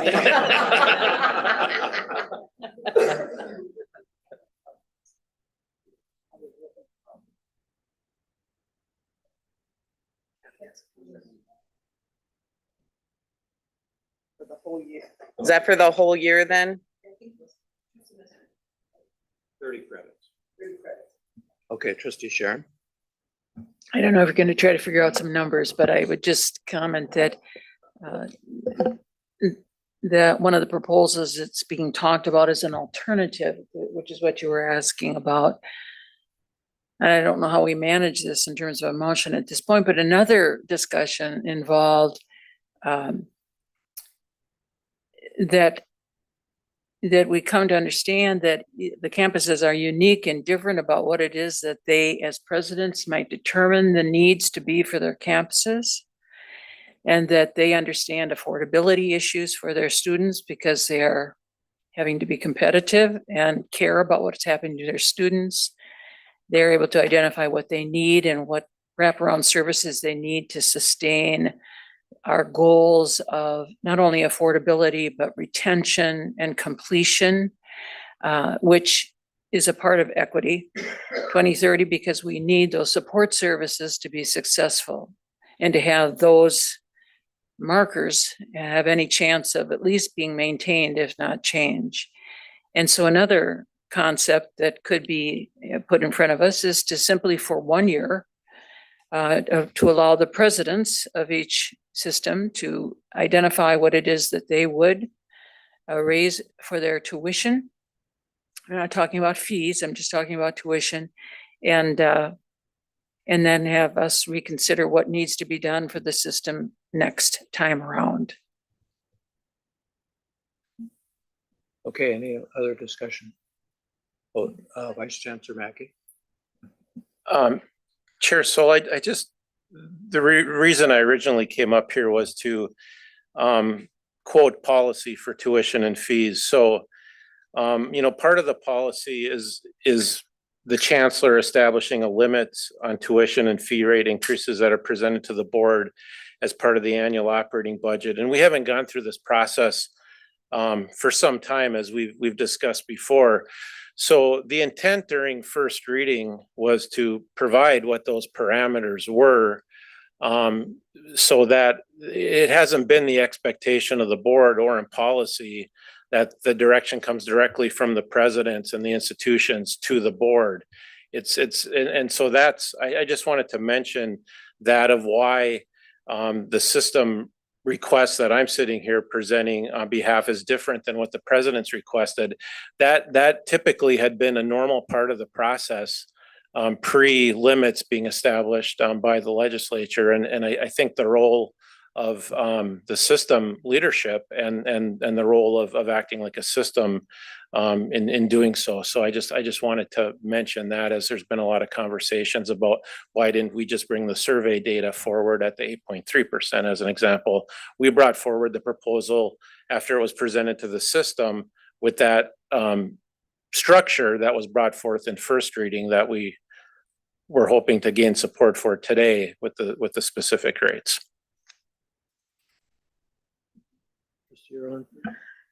Thank you, Bill.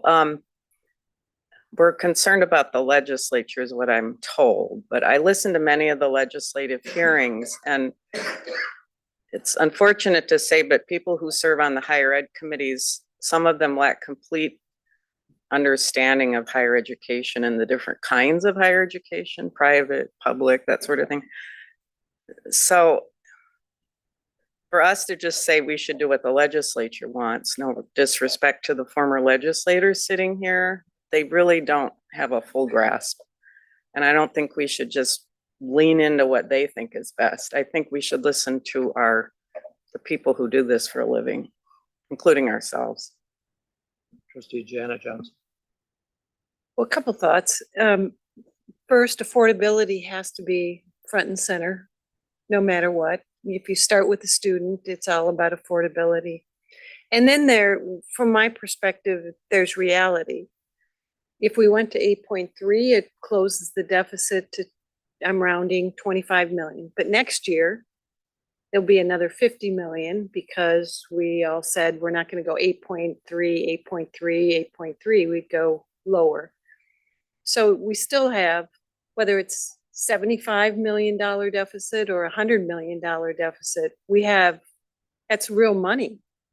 And we're not going to close it by enhancing our philanthropy efforts because that's going to take time.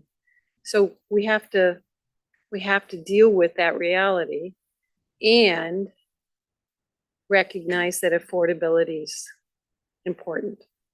So that's Trustee Hips.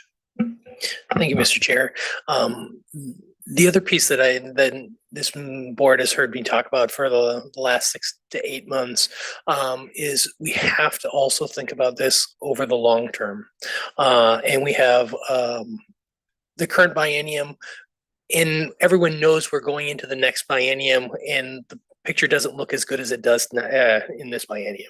There's a multi-billion-dollar deficit at the legislature. I think we did amazing this biennium, holding funding where it was for higher ed. My guess is that may not be there even next biennium. So us kicking the can another year or another 2 years, I think it's going to be that much harder to make that change. I think there's been a lot of really good work that has gone into the proposal that we have in front of us, looking at saying, okay, how do we differentiate between the college sector, the university sector, because of where the CFI is right now, because of where the financial situation is. I listened to our chancellor and what he's bringing forward and recommending. Also, the work of the Vice Chancellor Mackey and his team.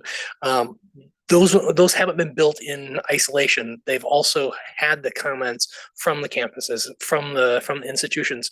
No matter what we come up with, no one's going to be happy. we'd love to be able to go higher and higher. Even if we went to the high end of the range at 9%, that was on one of the pieces, that still leaves us a $23 million deficit. So no matter how high we raise it, we don't get out of having to make some really hard decisions. Trustee Janice. Well, I think we know where I am, okay? But I would say that with tuition, we build the base. And so if we build the base by 22 more million in our campuses, we cut our potential, we cut our potential cut in half. And our base is bigger next time for the next time, which means we don't have to cut 50. Maybe we only got to cut 20. All right, it's kind of like if I give you $2, okay, and I say, hey, give me one back, or I let you keep the $2, you got the $2 for the next time, as compared to $1. So, and I believe there's some kind of a triple effect that goes on too. Isn't there something that they've kind of multiply by multiply? It's not quite as good as the dollar rolling over, but it's pretty close there where you give $1, the next time it's $2. Isn't that the way that works, I think? Right, I think that's the way it works. But what would I know? I own a bar. So, well, that's what I think. Okay, that's what I think. And well, I know it's late in the game, and I appreciated what you said, George. That was good. That was good, and I told you that was good. That made sense. But I think that whenever we do this, sometimes you hope that something is going to break a different way. Okay. And it still may. We didn't decide yet. Huh? Yeah, well, we didn't decide yet. The board didn't make a vote, didn't vote yet. So I think we should keep that part in mind, because I agree with most everybody here. The cut's going to maybe be harder next time. But if we build the base this time, the cut's not going to be as hard the next time. Trustee Close.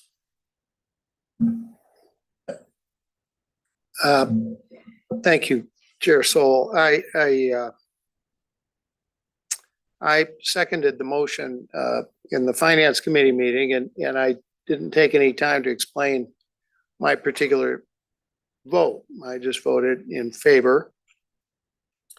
And I still plan to vote in favor of the motion. I pay a lot of attention to process. And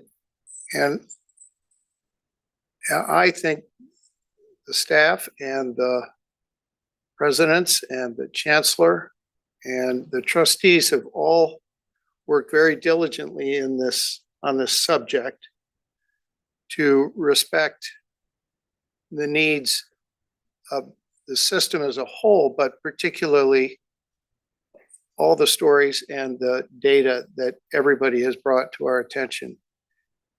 None of us are happy to be in this position. I joked about this a moment ago. With great power comes great responsibility.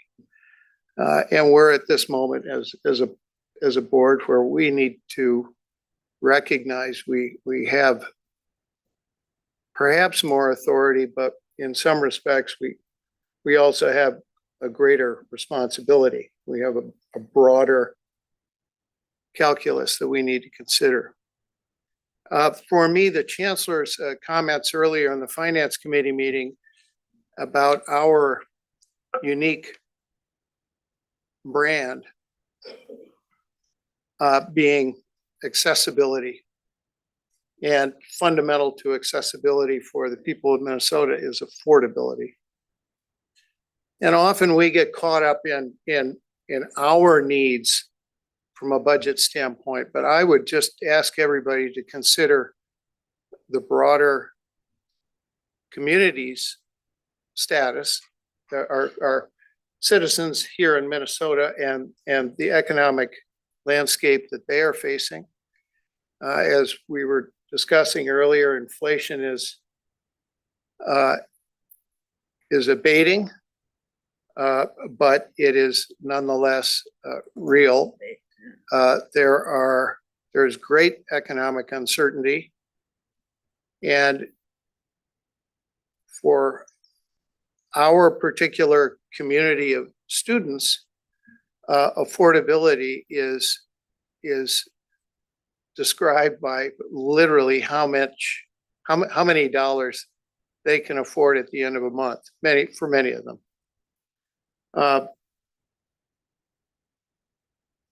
The reality is for 2/3 of our students who don't get significant grants from the state or Pell, the full weight of this tuition increase would fall on them.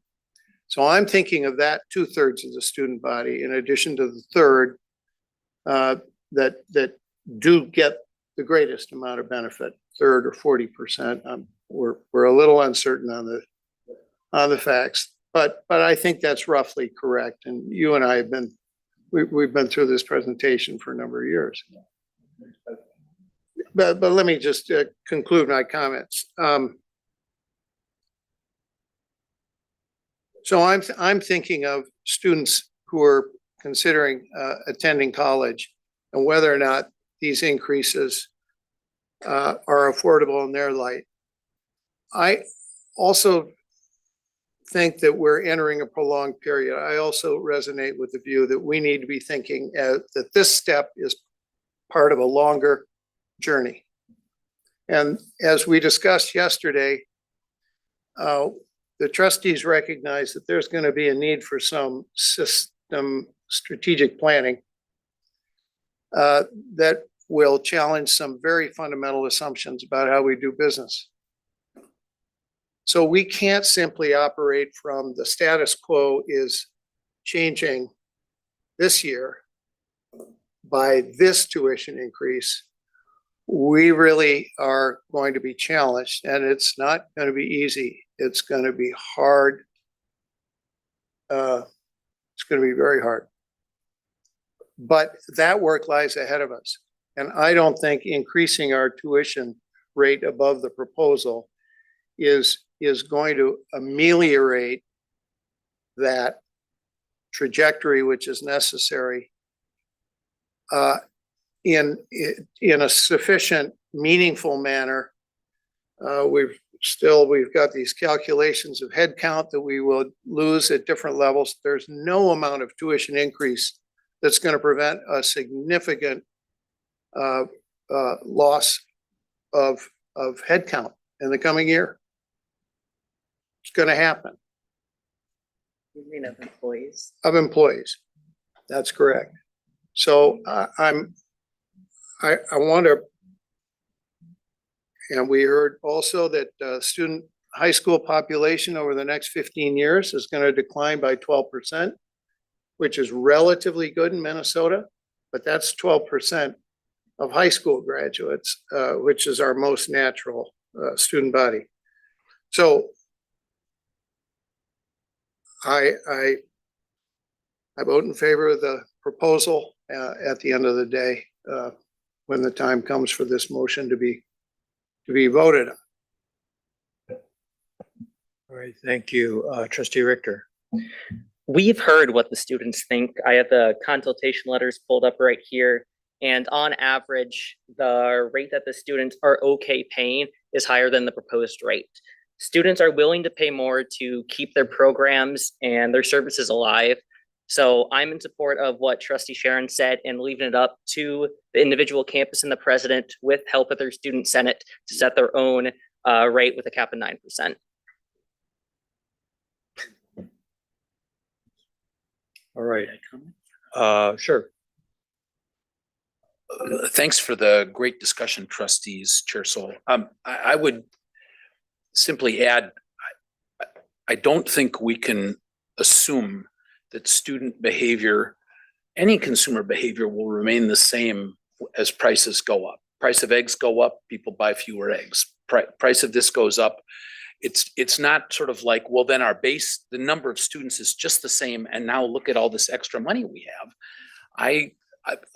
And I guess I would suggest, again, I'm encouraging supporting this, but I would suggest that if the headline tomorrow in the Star Trib, we had them here, if the headline tomorrow in the Star Trib says University of Minnesota raises tuition 6.5% and we raise it 8.3%, the perception may be that we're not the affordable option anymore. That could be a false perception, because when you sit down and actually look at the dollars, maybe, I'm sure we still are, but that's probably what the headline is. And that might go against our brand. That would be my thought, Mr. Chair. Okay, I have a few comments. First of all, on the consultation letters, there are 49 letters. 32 of them took no position. 17 took a position. 9 sort of favored higher, I'll say higher increases. 5 lower increases. 3 of them kind of supported where the system proposal landed. I kind of think it's a wash. These are student senators, by and large, as I understand it, the most active, the most engaged. They'll always go to college. If we raise tuition 10%, I think they'd be back next year unless they've already graduated. But, you know, I said this last month, I'll say it again. I sat on the stage at commencements, 7 commencements, and watched the students pass by, especially at the colleges, very diverse populations. And I know that some of those students wouldn't be able to go to school if we raise tuition 8, 9, 10%. And maybe they would get the Minnesota Promise, but maybe they couldn't afford the board and room, which is going to be raised $450 per year. And the increase that's even under 5.5% is $256 at the college for tuition, $609 for the universities. And that will raise $41.3 million in revenue. $41.3 million from our students into the system coffers. That's a lot of money. And I think this proposal is a compromise, and we are trying to balance the interests of students who may not be here to express their views and other constituencies in the system. And I think it's a good proposal, and I think, as the chancellor notes, a higher proposal would be an outlier. We heard from our government relations staff that no one's really higher than 5.5 or 6% in the Midwest. And we are here to attract the students who are least able to afford education, who are most in need in the state of Minnesota. And building the base means just charging them more. And by the way, when you build the base and charge more the next year, it's called compound, because you're increasing not only what we charged this year, but you have a charge against what you've increased the tuition for. So I think the system leadership has put together a thoughtful and careful proposal, and I support the proposal. Trustee Tepper. I just want to add one point to your soliloquy. Thank you so much. Listen, I've been around higher ed for a really long time, and a student who comes into a, say, community college, and you're looking and you're thinking, oh, X amount of dollars, 4 semesters. It isn't 4 semesters. Students don't get through in 2 years. They take sometimes years to go through school. They are balancing 2 jobs and 3 kids and a grandmother and who knows what all the time. It's probably, I mean, we can talk the same talk about going to one of the state universities. It is very difficult to graduate in the period of time. So when you're looking at these higher end, highest of high end tuition increases, and if you're even projecting into where that's going to go, and next time we go and we do it again, I am not okay with that. That's just not going to, it's not okay. A reasonable tuition increase seems reasonable. This, students have great hearts. The people that respond to surveys are people who are absolutely tunneled. They're in a major field. They see ROI. They know what the investment return is going to be for them. They see it and they're going to say, I will suffer for this, not happily, but I will do this. I just don't, I agree with some of what people were saying. That's a population of students. That's not there's a lot of silent voices out there. Okay, I propose that we have a vote. And if it passes, it passes. If it doesn't pass, we'll have to think about Plan B and think hard. So I'm going to call the roll on the motion of the Finance Committee to approve the system operating budget as proposed by Vice Chancellor Mackey. Trustee Alarcon. Trustee Coles. Aye. Trustee Erlinson. No. Trustee Grabowska. No. Trustee Hipsch. Aye. Trustee Janicic. Trustee Jackie Johnson. Aye. Trustee Jana Johnson. Trustee Moe. Trustee Richter. Trustee Sharon. Trustee Teffer. Trustee Tully. Chair votes aye. 8 votes in favor, 5 no, and 1 abstain.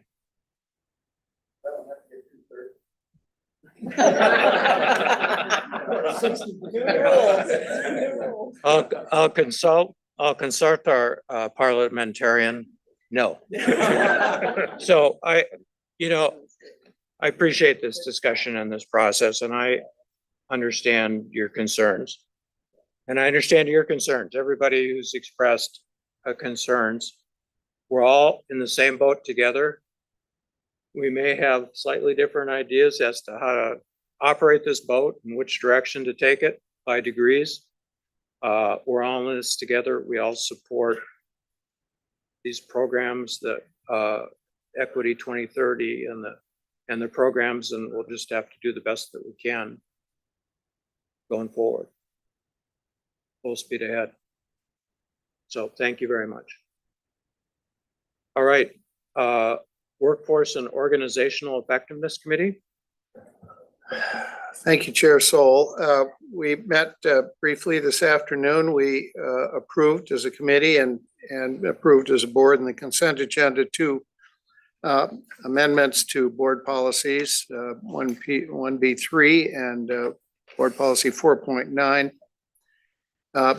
But we also are bringing forward as a recommendation to the full board for its approval, a recommendation made by the chancellor to the committee, which we unanimously approved, to appoint David Jones as the interim president for Southwest Minnesota State University.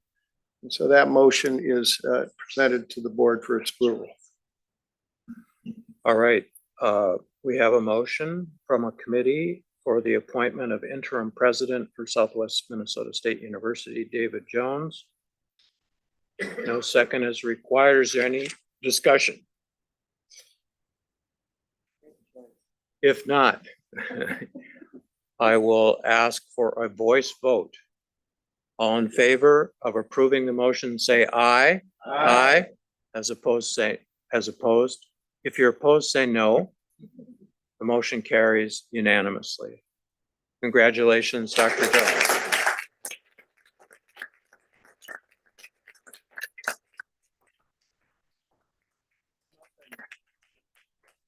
Introduce yourself and speak. Yes, thank you very much. Thank you very much, Chair Sewell, trustees, Chancellor Olson.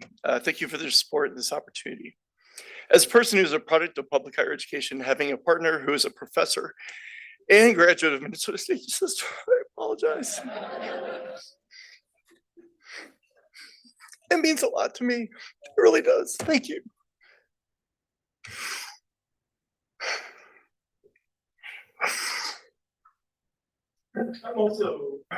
I'm also the father of two recent college graduates of public higher ed here in Minnesota, one from Minnesota State Mankato. So we believe in the system and everything we're trying to do here and grow the next generation of leaders.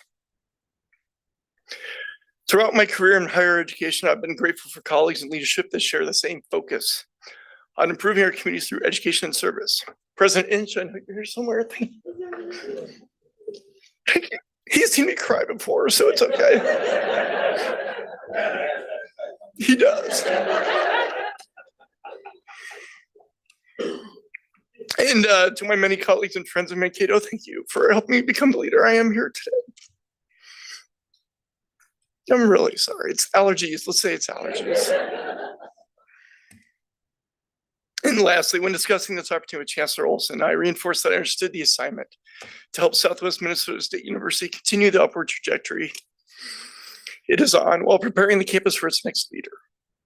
To my SMSU colleagues, students, and friends, hopefully are tuning in. I look forward to working closely with you to fulfill the promise of this great institution. Mustangs are known for their hardiness, sure-footedness, independent nature, and intelligence. These are outstanding attributes for a university, and I expect to find nothing less when I arrive at Marshall. My wife, Jennifer, and I look forward to joining your community. Thank you for this opportunity.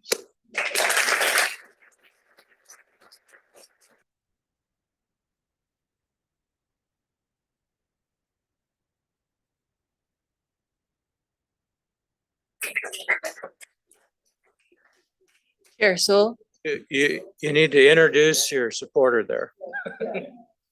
You should introduce your supporter. Jennifer Jones, President of Education. Okay.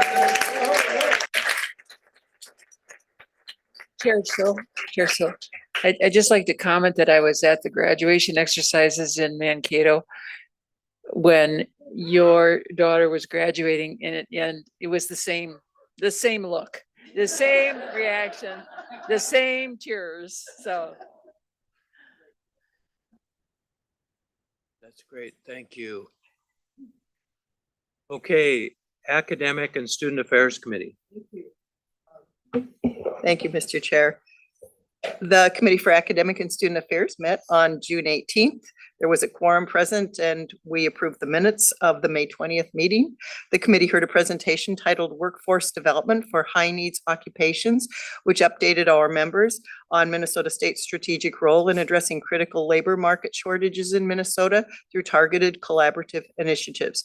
The presentations that ensued was led by Dr. Satasha Green-Steven, the Senior Vice Chancellor for Academic and Student Affairs, along with Sharon Bryant, the Executive Director of Workforce and Economic Development, and Valerie DeFore, the Executive Director for Excellence in Healthcare. That concludes our report. Thank you. Thank you, Trustee Teffer. We met as a committee of the whole yesterday to discuss Next Gen and Equity 2030.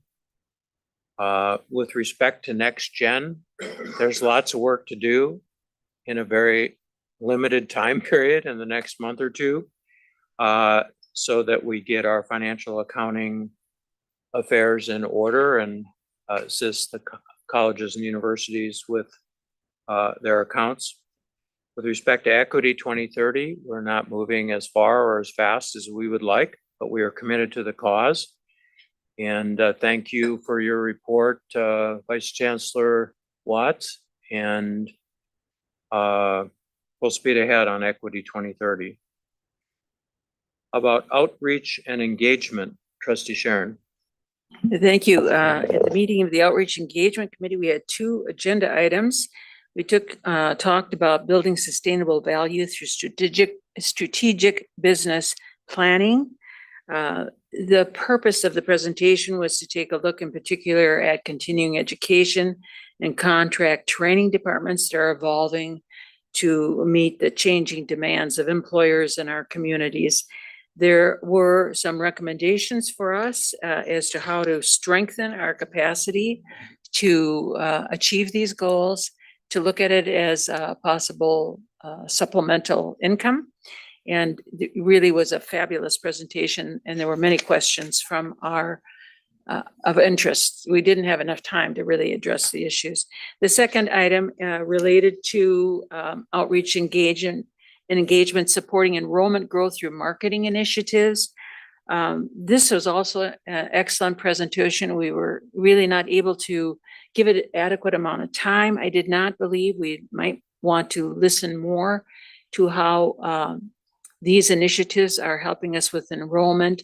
We talked about the Minnesota State Promise, the webpage that's been developed, the number of clicks that occur and what kind of enrollment occurs around it, the role that they're playing in terms of communicating the value of higher education, and a number of other initiatives. And I know we're short on time, so I will leave that as they were two reports and did not require any action. Thank you, Trustee Sharon. We had a joint meeting of Academic and Student Affairs and Diversity, Equity, and Inclusion. Trustee Teffer. Yes, thank you, Mr. Chair. There was a joint meeting of the Academic and Student Affairs Committee with the Diversity, Equity, Inclusion Committee. We met together on June 17th.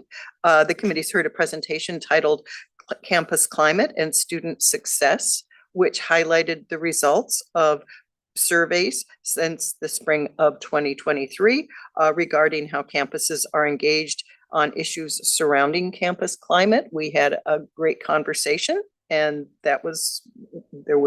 we didn't vote on anything. We just enjoyed it, and we had a great discussion. Thank you. All right, thank you, Trustee Teffer. We had a joint meeting of Diversity, Equity, and Inclusion and Workforce and Organizational Effectiveness Committees. Thank you, Mr. Chair. You bet. The joint meeting had received an overview of current employee demographics and trends, and that while the system has success in recruiting and hiring diverse applicants for our vacancies, disparities continue to persist in the retention of BIPOC employees relative to white employees. We learned how campus climate assessments, echoing Cheryl's receiving the similar information, how these campus climate assessments provide opportunities for consideration of how to improve retention. And most importantly then, we heard from participants in a promising cultural fellowship cohort program that is successful in supporting employees and may impact retention. We look forward to those programs continuing and to receiving the results as they continue to develop. Thank you, Chair Grabowska. We had a lot of committee meetings. Joint meeting of Audit and Outreach and Engagement Committees. Thank you. In June of 2024, the Audit Committee of the Minnesota State Board of Trustees authorized an advisory review of the colleges and universities related foundations. And this initiative stemmed from a strategic need to ensure that those independently governed organizations are optimally aligned with the priorities of their associated colleges, universities, and the broader system. And in the process of doing their audit, it was not surprising to discover that there are in more than 40 foundations supporting Minnesota State, that the universities and colleges widely vary in their structures. So throughout the review, it was reported that the system office role was largely administrative, but the foundations really were very interested in sustaining a collaborative relationship as it relates to their independent foundations for each of these campuses. They also provided, among many comments, a path forward for us. Among the recommendations of the path forward was that the Outreach and Engagement Committee and the Audit Committee recommended that the Board of Trustees affirm their support for philanthropy as a means of finding an alternative revenue source. Certainly not able to replace tuition, but certainly as a stream of revenue that we have not fully taken advantage of. And the committee also took up the path forward recommendation that a work group be developed as is described in the advisory report, and that work is charged with identifying the opportunity for large private funding companies be pursued at the system level. And we charged the chancellor and his team with providing an update at the board retreat. And that concludes my report. All right, thank you very much. And we passed that resolution. The board passed the resolution. Yep. All right, other business, election of officers. Mr. Chair, the nominating committee, trustee Moe, trustee Tefler, and myself met on 17th for the election of a board vice chair. We had one individual who volunteered for this position. And I have to ask if anybody else is interested. That's a good idea not to be interested. It's a good idea not to be interested. So the committee's motion is the Board of Trustees approves the nominating committee's recommendation to elect Don Erlinson as vice chair of the Board of Trustees effective July 1st, 2025. And I turn it over to Chair Soul for the vote. All right, are there any other nominations? If not, I will ask us to vote by a voice vote. All in favor of the election of Donna Erlinson as vice chair, effective July 1, 2025 for a one-year term, say aye. Aye. Opposed, say no. The motion carries. Congratulations. You want to go give a speech? Yeah. I'm gonna start. Can I say one thing? Yes, of course. So when I interviewed before the trustee interview committee at the legislature, which I think they've disbanded, Tim Hipsch were you the chair? Yeah, but you were sitting there because I was looking at you and I said 3 words and I started to cry. So, and it's kind of funny. So I'm with you. I started to cry today too. And I just want to say on the tuition, sorry, no, I'm starting to cry. No crying. You can. I just want to say that I'm glad everybody expressed their perspectives. And I wrote this down and I can't even read it. The way I think of education is we have consumer goods like eggs. We have durable goods. If you studied economics, you know what I'm talking about. Like vehicles, they last a long time. We have investments like our homes, but then we have those things that are priceless. Our family and our friends, the nature, and to me, education. So. Thank you.